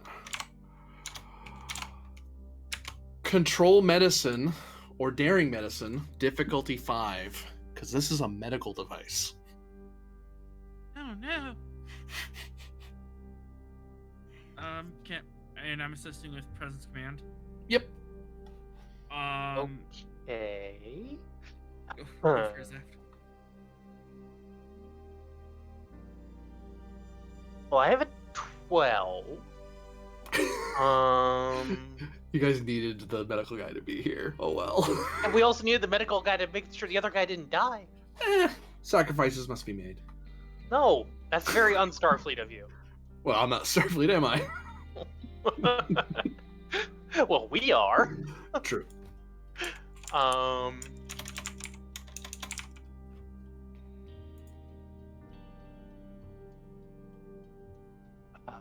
Focus. Focus does technically help me here. I have a 2 in medicine.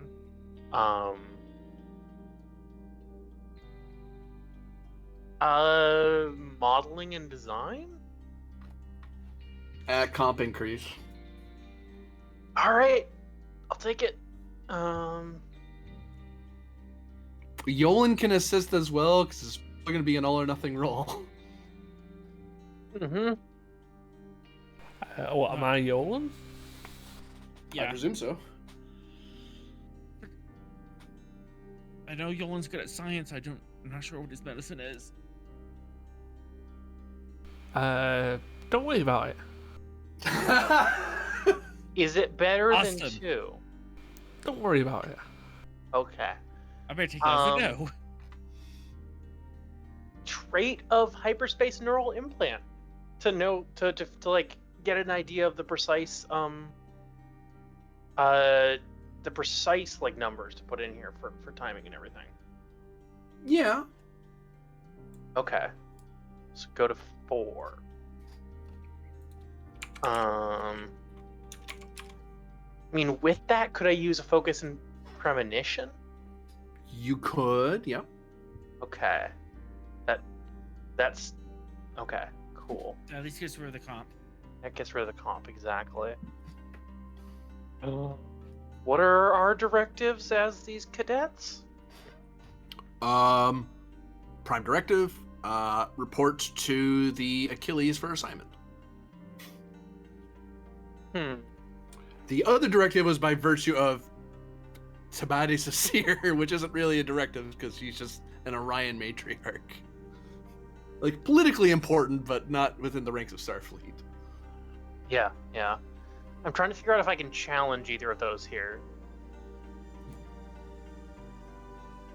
Challenge Prime Directive is gonna light up like a supernova and reveal ourselves to some poor arcade people a light year away. Actually, I would like to challenge report to the Achilles, because Zeft here is taking charge and doing this as a cadet with no authorization.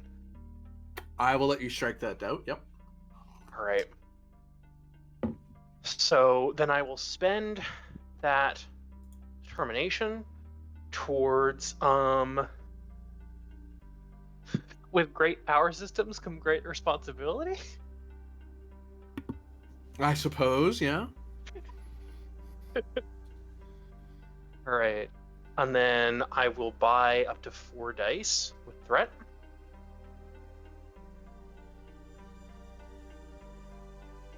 Four dice with 4 threat eye. Oh, And 5. No trace on my end. 5. Yeah. Rolling 4. That's bad. I have 3 hits though, technically. You can reroll all that one with the visor. Okay, I'll reroll that. Okay, I've hit it right now. Everything else is scooshy. So we get your direct assist and Nolan's assist. Yolan's not going to assist Okay. because I've got an idea. Okay. I like ideas. So the cannon goes in there. Yeah, you get there. You tap in your on your tricorders. You're talking to the Achilles ship to beam this thing in there. It disappears from Zeph's hand. You don't hear anything because it's firing inside a vacuum. I thought that was just reprogramming it. Oh no, it's putting it in there. I'm taking it as part of the same roll for Oh. speed's sake. if That's nothing why I else. wasn't assisting, because I was going to get Yolan to do the transport. Ah,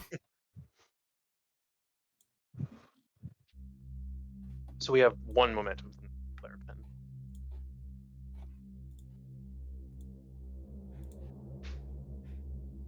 something. It almost feels like the ground beneath you sinks, but you don't move. You just have this sinking feeling. The lights around you flicker.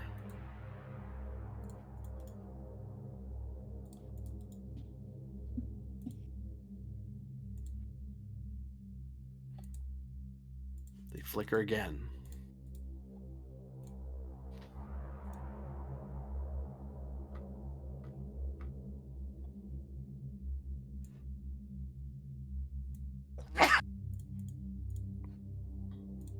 Admiral?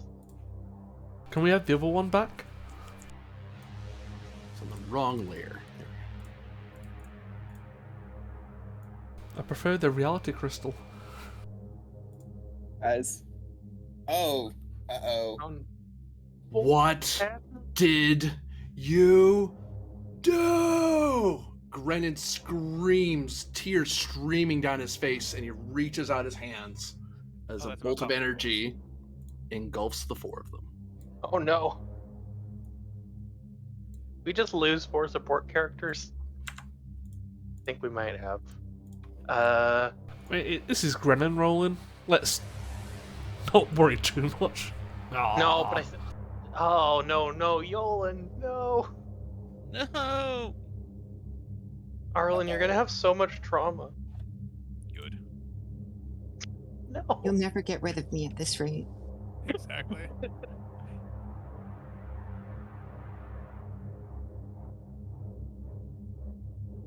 And we cut once more. New scene, last scene.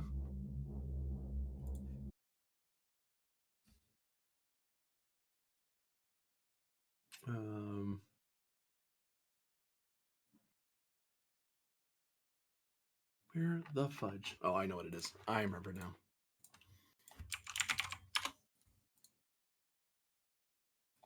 It's this one.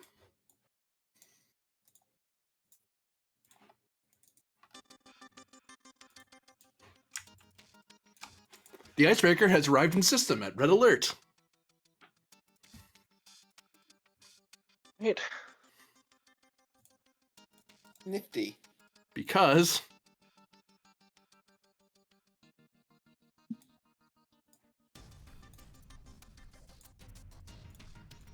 warping into the system at the same time and decloaking is a massive Romulan armada.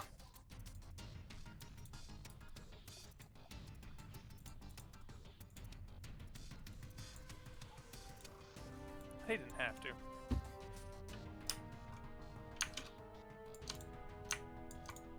That's a lot of ships. Just a little bit chunky, yeah. Nice for the Achilles. For a brief second, Arlen has a sinking feeling. He's not sure what it is, but he doesn't feel very good all of a sudden. Meanwhile, Rasa and Pend, the ship's still cloaked. It warps into the system, and oh, well, that's inconvenient. Okay. Wait, is the Achilles here? Yes. Oh, no. Shouldn't be. It should. Oh, I mean, it's supposed to be at some point, right? Oh, Or the is it not here Achilles. right now? It'd be inside Ninja Station. It's Yeah. inside Space Dock. Yeah. It's docked. Where's Trailblazer? It's a great question. The icebreaker does not see the Victoria. Lovely. Okay. Well, couldn't Wonderful. Victoria also be inside? It could be. Much Maybe. momentum. That's a good option. Or he's about to show up at some point. Yeah.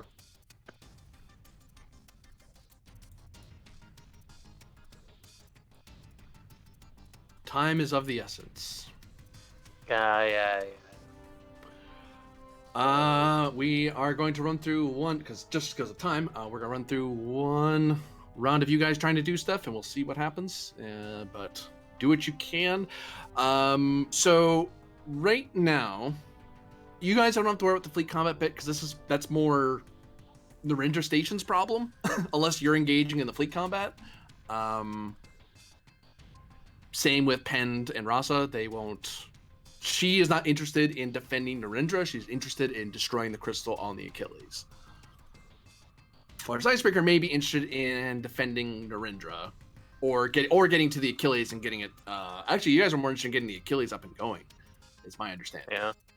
You would be informed through the admiral of the current disposition, so you do know that the Lighten and the Karak are deployed, and you know where Lesix and Rahara are.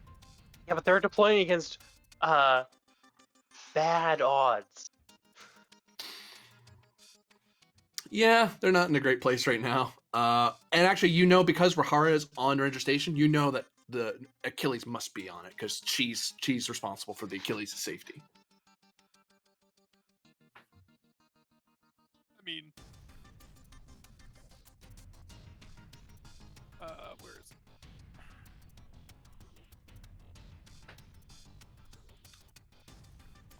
Okay, never mind. So, yeah, we could. Suggestion from Admiral Yaden, because I imagine you guys aren't really going to don't necessarily want to get wrapped up in the fleet combat he's going to get engaged into, but he could, as his action, warp the Icebreaker into transporter range and just get you guys over there. I was gonna, depending on what speed we're at, because if we're at fleet combat speed, then we could do a whatever the hell the move fast task is, the flanking speed, and then a work task, and then we're there. So. You're not in fleet combat yet. The Icebreaker hasn't engaged into the fleet combat. Then yeah, warp. So you can have I imagine you want Yaden to do it rather than in his crew, rather than one of you guys using up an action to fly the ship over. Yeah. Yeah. Let's get over to the Achilles. Okay, so the Yaden is going to direct someone on a ship to warp over to Narendra Station. As you guys are getting ready to get head down to be beamed, you get a report that sensors indicate there are incoming ships at extreme range. Signatures unknown. There's at least 1, 2, 3, 4, 5, 6. There's at least 7 signatures coming from this direction. 1, 2, 3, 4, 5, 6, 7, 8, 9. 9 signatures coming from this direction. And 3 coming from this direction.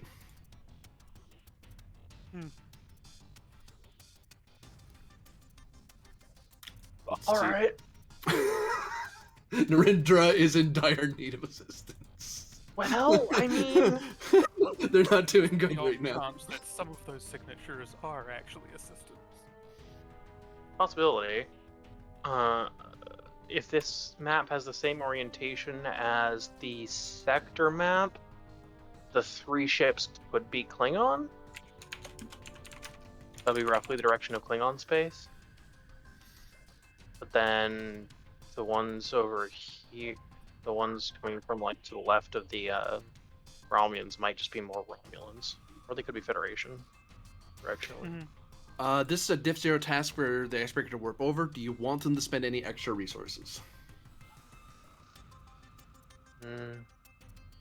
No. One question mark?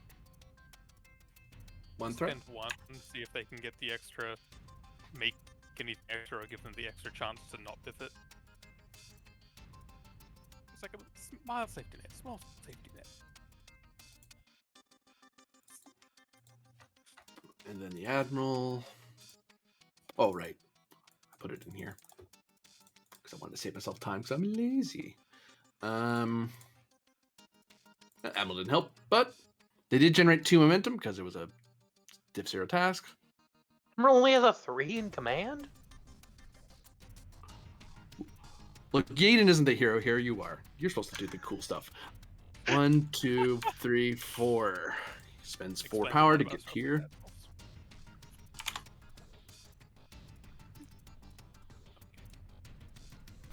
minor lower shields. And minor to lower shields. And Pen, you're aware of the icebreaker doing this. Like, you see them warping across. Okay. I imagine you guys would like to keep the beam over there. Yes. Yeah, that sounds like a good idea. Like, you know, if the icebreaker is going to get damaged with its shields down, at least I won't be on it. Well, I mean, if we can beam over, then they can minor raise their shields again. You can't bring up your shields the same turn you brought them down. Oh. Right. That's a danger. But do you guys wish the icebreaker to beam you guys over, or one of you guys to do it? Same. Do you mean same turn or same round? I believe it's same. Oh, because it's not the same turn anymore. We kept it's. That's true. Let's find out. It's a different turn. It's maybe very relevant if the icebreaker gets blown up or not. Oh, wait a second. We didn't have to spend. No, because Rylov. Yeah. Oh yeah. Right. Same round. I do have quick to action. Wow, that's punishing. Yep. Yeah. No, I mean, it makes sense, because if you're putting your shields down, the enemy should get a chance to fire back. Yeah. You want to warp here instead, then?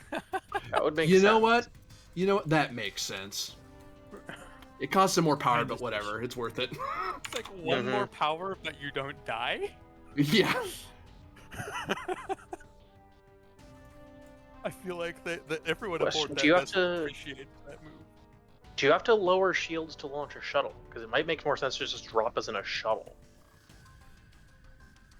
Yeah, you wouldn't have to. No, you're right. A shuttle can fly through shields. Yeah, at least that's how I've always ruled it, because that's how it's in the show. I think Trolloc being aware of the tactical situation would just say drop us in a shuttle and join the, Yeah. Okay. So in that case, you're flying the shuttle into the dock at rapid speed. That actually is something you guys would need to roll for sure.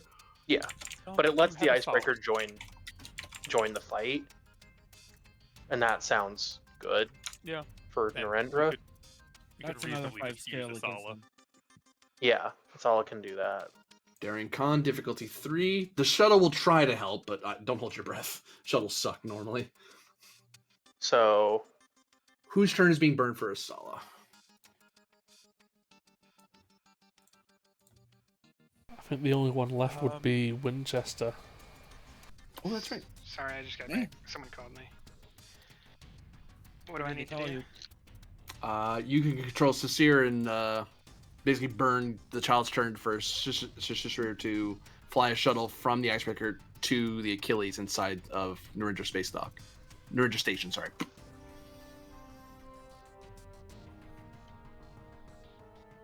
Is that what I should do? That's what people are planning to do. They were like, oh, we'll get Shishir to fly us in. I was like, whose turn's being used? Oh, you were waiting for all of this. If you have something else in mind, I can do it. Hi, there are bad people. There's more people coming from several different directions. We don't know if they're bad or not, but they're coming. So we're trying to get on the Achilles so that we can blow up anyone that is bad.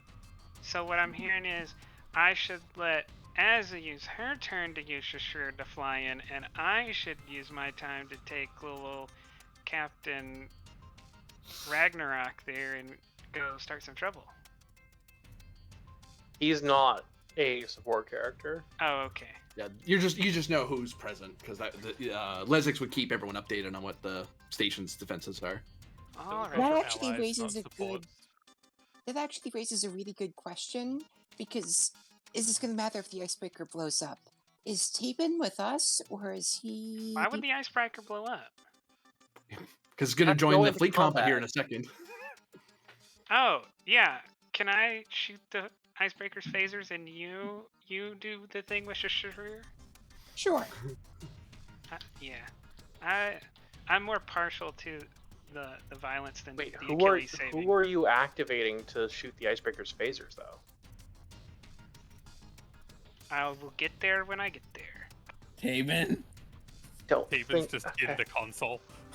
No, GM, it's we're like doing it's the, like Haven's gonna be like a powder monkey, like he's in one of the phaser rooms with the shredded up little uniform, handing whatever phaser is used to fire to another person. Yeah. GM, Who if gave we're doing the shuttle plan, I think it probably makes more sense for the icebreaker to still warp here, then they have more power, and since their shield thing isn't the problem. Okay. I'm not moving your tokens again. Yeah. Daring Con, Div 3. Okay. She has Cautious Con. Oh, lame. Well, we have momentum. Okay, all right. Excuse me. 1 momentum for 3 dice. Sure. Focus. Does she not have a focus in Con? I'm pretty sure she does. Oh, helm control. Helm control. Okay. Okay, we're all gonna die. You have a reroll. And a shuttle. Hold on. It's probably this one. Engines, con. Hey! Nice. Solid.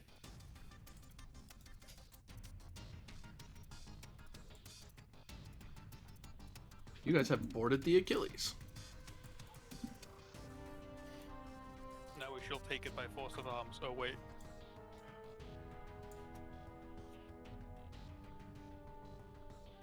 Due to some of the work that Thorok's already done, Rahara has already called people to board the Achilles. So your crew's already back. I'll get to the bridge ASAP. That will be your turn to get to the bridge, because it takes your whole action to get from the shuttle bay up to the bridge. Who else switches to act? Because the fleet combat stuff's going to happen after all the heroes have gone. Oh, okay. Well, I apparently have a miracle to pull off. So you're going to head down to engineering? Yep. Okay, hold on. Let me mark where people are so I don't forget for later. So, Arlen, you're on the icebreaker? No, he's on the Achilles. I'm on the Achilles. Okay. Okay, I know what I'm gonna do. Yeah, go, but I know what I'm gonna do. Ryla, Fenn.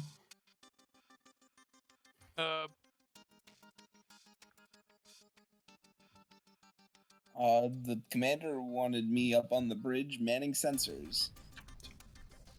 That is... Do you want me to try and secure that room personally, or do you want me on the bridge?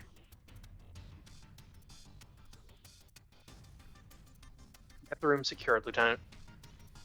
Alright, I'm heading to the room. Okay, so this and then this.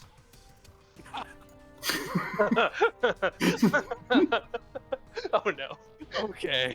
Yeah. Alright. Aight. Taben or Pend? Yeah. I'll go. I want to find a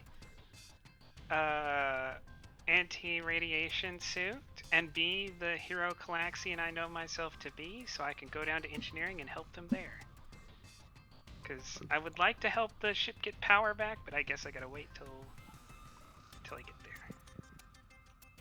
Hey, I'm seeing a lot of Calaxians in the fleet. Good of them for stepping up. Hey, kind of weird though. They're pretty private, aren't they? Yeah, I know. Oh, whatever. I mean, I see infinite diversity and all that. Hey, always in EVA suits too. Yeah. Never seen them. Captain Penn, Verasa's there. She sees the situation. You're getting reports from her bridge staff, and she's like, "Well, well, Captain, I have some good news for you. Well, that be. Someone already blew up the crystal. I'm not seeing it on the sensors anymore. So we should probably keep going, unless you wanted to meet up and time travel on your ship later." Could I'm assuming with this being Rass's ship, it would have increased sensors or a science department for a Klingon vessel? She did steal it. Hold on. It has a science department and an advanced medical ward. Awesome. She didn't steal that Did she from steal us, a hospital did she? ship? No, No. Paknoms come like that. Could I'll probably end up spending the determination for a second action because I need to determine something, then determine something. Huzzah! What do you think you're doing, Amipizla? I'm trying to get a read of the incoming forces, and that will dictate what happens next. Okay. That won't eat an action. I'll just make that an insight plus command. Oh, what kind of read are you going for? It changes the skill. What are you trying to learn from their disposition, their fleet? So I won't be able. More than likely, I won't be able to tell ally from foe. But is it able to discern whether, like, Romulan, Klingon, Aldemona? Oh, hold on. That's a different thing. Insight security difficulty 3 to make that guess.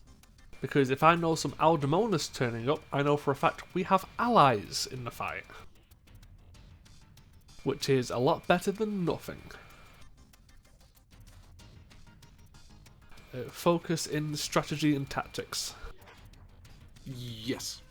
Trait of Master Strategist. Yes. Diff 2. I shall give you a threat for a reroll. Okay.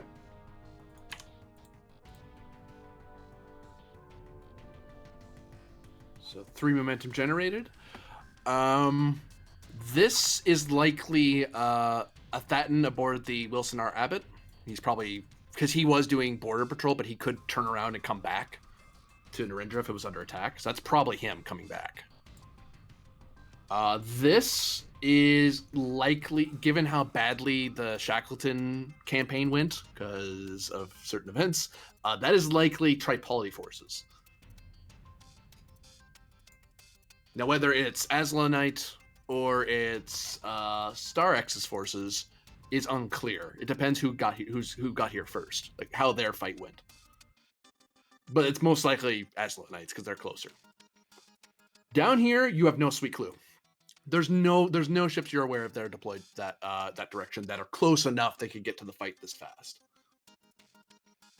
As for Aldemona Alcarans, if they were going to be here, they'd be here already. They're faster than all of you.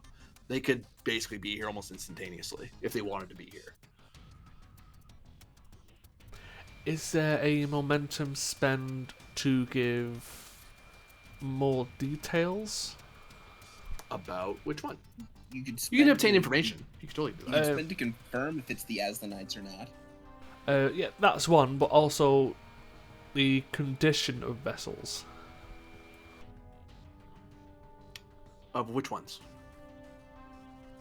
Well, I'll burn some medals to get extra bonus momentum, so I'll do the first confirm are these Aslanite or Tripolita?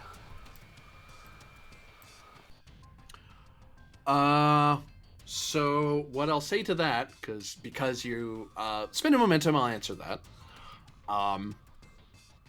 There are 2 answers to that question, narratively. Yes and yes. Either it could be one or the other. If you spend nothing, it's going to be Aslanites. If you guys spend, hold on, I have to look up their cost. Oh, cool. Also, there is a slight argument for it being, we do decide to spend, there's an argument for it being Star X because Star X was traveling with Althat. Yeah. It's. I think we might have to spend momentum to create the narrative advantage. Yeah, it's... Yeah, I was only saying we have an explanation if we decide to. Oh yeah, I had that in mind too.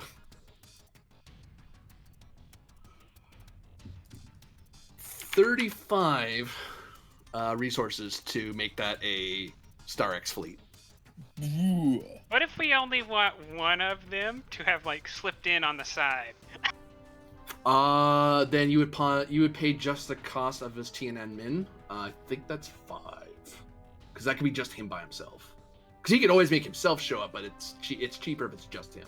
If it's his entire fleet, then it's gonna cost. 5's not bad for another ship to come help y'all out, but 35. Ugh. I mean, the GM would only go to 55. On a Saturday, I'd say sure, but y'all don't typically aren't up to that kind of thing. Where's the TNM min? Pretty sure it's 5. It's scale 5, if that's what you're asking. Yep. It's under... Oh, there it is. I see it now. Port? Yeah, scale 5. It would cost you 5 to make. It would cost 5 if the TNM min was also coming from the same direction. If you just wanted it by itself. If you pay the full cost for the whole fleet, I'll throw in the TNM min as a bonus, because no kidding, Star X would be there. Security 4 ships here? No. Okay. This is a command ship. That's a science vessel. The only command ship is the icebreaker. The only security ship technically is Narendra Station, because it's a station. And the Achilles, if you can get it in the fight. And the Achilles, yep. Once you get it unmoored. Yeah, I mean, obviously, I'm not biased, and my unbiased opinion says bring it in. But it's up to you how important it is, how much you want to throw into the narrative who it is that's over there. I'm going to spend 2 medals to generate 4 bonus. I'm just going to drag them onto the board. Okay.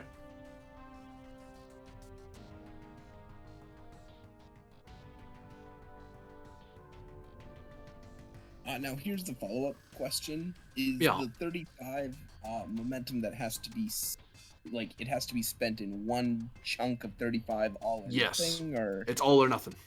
Yeah, Okay. the only partial, because that's what I was asking him, if we could just have like 3 of them. Yeah. The partial spend is just the TNN min showing up on the heels of that other fleet. It's like, well, I'm here too. Screw it. I'll take my chances. But it could be Star X himself having pushed through somehow and pulled his personal fleet here. I vote for that because I think it's an interesting narrative. To have the whole 35? Yeah, the whole 35. I'm totally down for that. I'm going to message you, Corbinian. I want to see if you'll take it. That first question you just sent me, or no, a different one. Okay. I'll wait. I'm down anytime. It's the Tuesday game wants to spin a bunch of threat. It's fun. I will note this. I will say this threat is going to carry into part 2. Just heads up on that. It isn't going to vanish on you. Fair. Oh. Huh. Hold on. Yeah. I've got one with another member of the species. It's just a case of I want to know if that's something you'd go for. You could do that, but it would bring in an Alcaran ship, not an Altamana one. Okay, would you allow extra uses of it to bring in 1 or 2 more? I have to check their scale. They're pretty big is the issue. They're like 15, aren't they? Well, the Alcaran ships are a different stat block, but they're still big. Like they're still able to fight for themselves.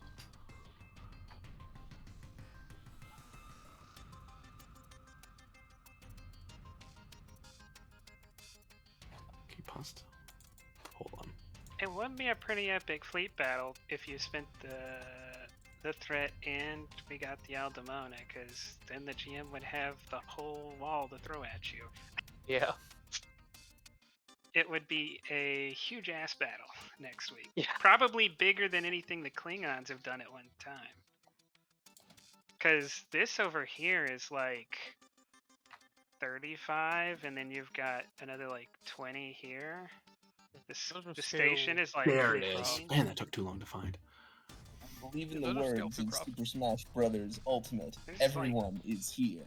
There's like 60 scales something in here. It would cost 2 favor per ship, because they don't like moving their ships into shootouts. But if you pull enough strings, the Alcarans will send more than one ship. Then could I pull in the fourth one from? 1 second, I'll pulse that as well. How much threat for Goku? That's the Goku. That's an escalation, right? You could pull in a Klingon, Starfleet, or Romulan ship with that. 'Cause she doesn't have her own starship, but she could have sent someone local. Hey, something's going on over there. Could one of you go over there and deal with that for me? It's like, sure, we'll do you a favor. You're the Proctor Commander. Okay. I'll spend Proctor Commander and 2 of Mercia for an Alcaran and a Federation vessel.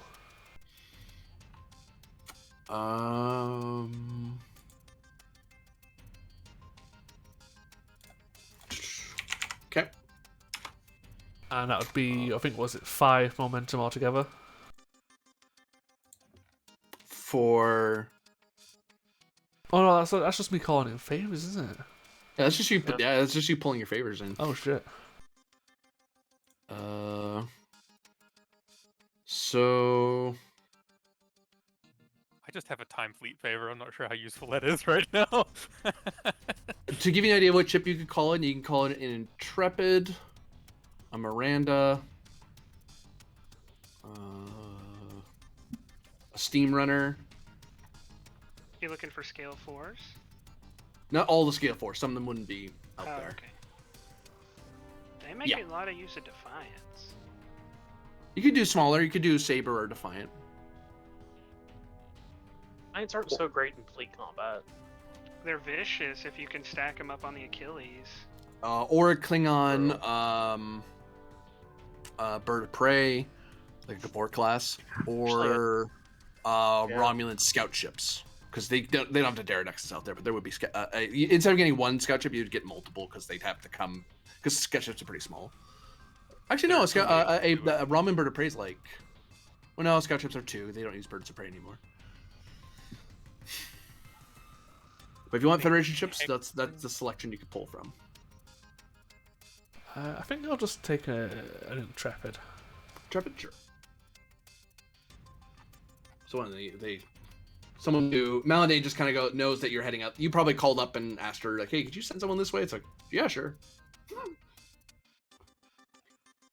Okay, and if those are favors, could I spend the 4 bonus float to create an advantage of? Actually, no, 1 into gaining the condition of a Thatchan ship. You'd spend 1 to know the condition of a ship, yeah. Yeah, so I'd like to do that. Okay, what do you mean by condition? Is it like how many beat to shit? No, it's fresh. It hasn't suffered any breaches lately. I will tell you that you would know the Wilson R. Abbott is in Athatan's philosophy, it is a carrier ship. So his intention is to launch a bunch of shuttles to fire, and he's flying a New Orleans class. Okay, then with what I have there, could I create 2 advantages? Because I'll spend 1 from the hour pool as well. 1 being, Thatchan will receive a improved approach vector, so he's not coming directly behind the Romulans, but more to the side. For 2, you could have him show up somewhere else. Like he just there's an instinct in the back of his head. He's like, I don't like where I'm going. I'm gonna go here instead. Yeah. Where would you want him to appear instead? Because he'd appear somewhere around here, like one of these 2 areas. Yeah, I think I'd either want him round here or closer to our other allied vessels coming in. I'll pull him down. That makes more sense from where he's coming from. Yeah. Because he wouldn't go the long way around. And the other advantage, if you take it, is that the station, more likely like Lesix being the strategic officer, will receive the information of it's a Thatan and allies from the northeast. You haven't spent to make these guys allies yet. No, I mean like the Alcaran and a Federation ships on its way. The Alcaran and the Federation ship and Alcaran ship are coming from this way. Okay, well, can I still spend for the advantage of letting him know allies from both sides this side? Yep, you could do that. Okay, and I'm going to spend my determination. Just to clarify, this you are leaving this as a whatchamacallit? Aslanite fleet. The one that's coming I from was this way? suggesting that we should spend for that. Yeah, Unga Bunga. I'm with spending for it. It'll be fun. I mean, sure, if people want to spend 35 for it, go for it. Yeah. All right. So I'll let you bundle in with that earlier conch. There's no sense charging you for telling Lesik something. Like, yeah, there's allies coming from this way and this way. So it also means the TNM inset coming from that way too. Because you gave me a ton of threats. Okay, and yeah, determination. So you spend determination. That was on the Yep. house, huh? I'll note, Pen, you haven't done an action yet. Haven't I? No? Oh no, that was just an insight roll, wasn't it? Yeah, that was just you knowing things. Oh, never That was mind. just you being aware of how interstellar combat's been going. Give a speech.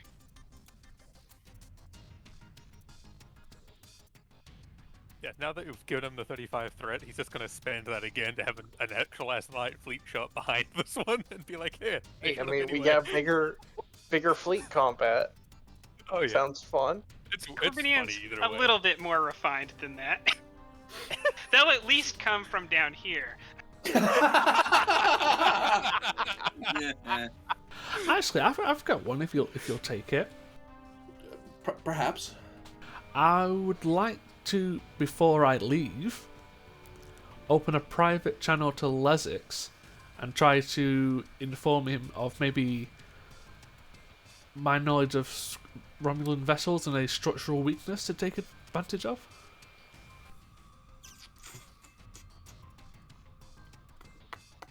Just a voice call, not an actual video call. It would be, if you're helping him with the fleet combat side of things, you'd be doing a hero action to give him a bonus, is what you'd be doing. Like giving Narendra Station or trying to give one of the allied fleets that bonus. Like you'd call, if you wanted Linara to have that bonus, you'd tell them. Or you'd tell Lesix, hey, could you tell Linara this? Or, hey, Lesix, could you tell Rengarik this? It's like, oh, okay, sure. Or, hey, you, have this bonus. So basically you can give a fleet advantage to one of the 3 allied fleets through Lesix. Could I give it to the Achilles when they're out and about? You could, because Lesix would communicate that to Frolic. Actually, Captain Rahara. Yeah, I'll do that. I'll try and give the Achilles an advantage via a cryptic communication via a person who's probably dead. Present security diff 3 to communicate that useful information to the Achilles. The Achilles is commander. Trait of master strategist. Diff 2, yep. Also, question. Do you want Lesix to let her know it's you telling him, or do you want him to pretend he thought it up? Just to hide that you're here? Because you're calling from a cloaked Klingon ship, it's like, huh, maybe you don't want to be known that you're here. I don't have to report your presence. I'm the strategic operations officer. I don't have to highlight your presence. I think I'd tell him for right now, it's his idea. If he wants to say something later, that's his goddamn call. Yep, that's fair. He is perfectly fine. You have a high enough reputation that Lesix is willing to back you on this play. He's like, I kind of don't want to lose the station. Yeah, I'll roll 6 challenge dice just to see how much of it you get. You get 2. Damn. That's a good roll. I'll never forget the day I did that and you got no threat. Oh, that hurt so much. That was glorious. Focus in strategy and tactics. Yes. I've got a reroll.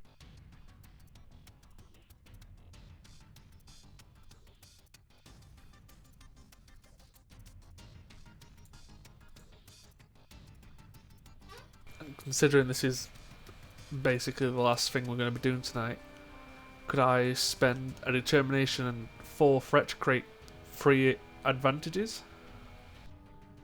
No. No. I wouldn't. Yeah, no. Like the spread it out type of thing.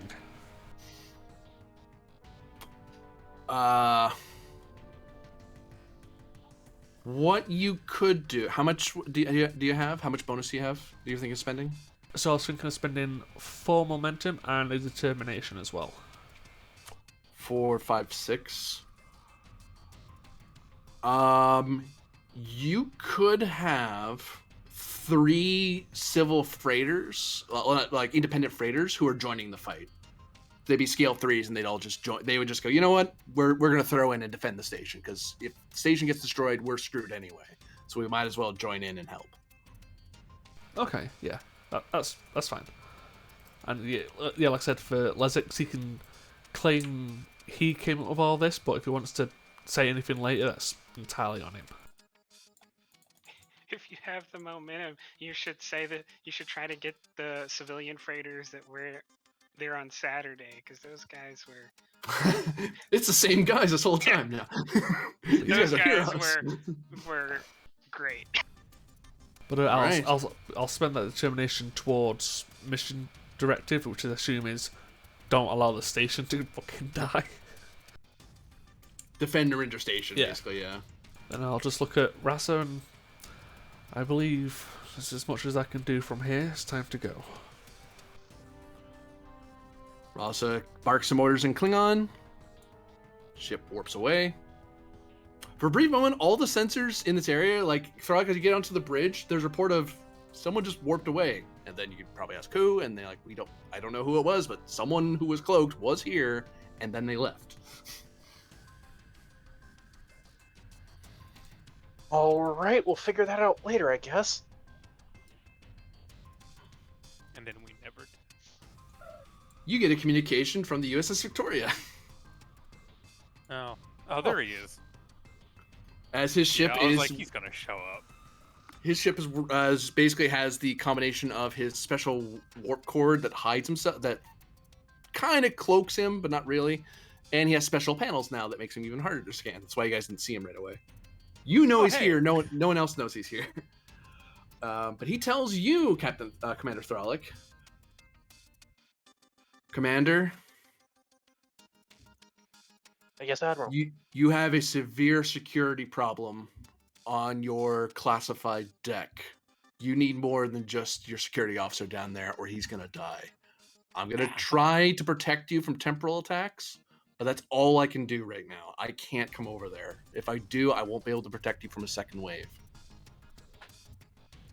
It's Understood. me and my drone, thank you very much. Well, he didn't see the drone, to be fair. And with that, one wedge of the time clock ticks down. As time goes on, the battle's just gonna get worse. But for now, that will be the end of part 1.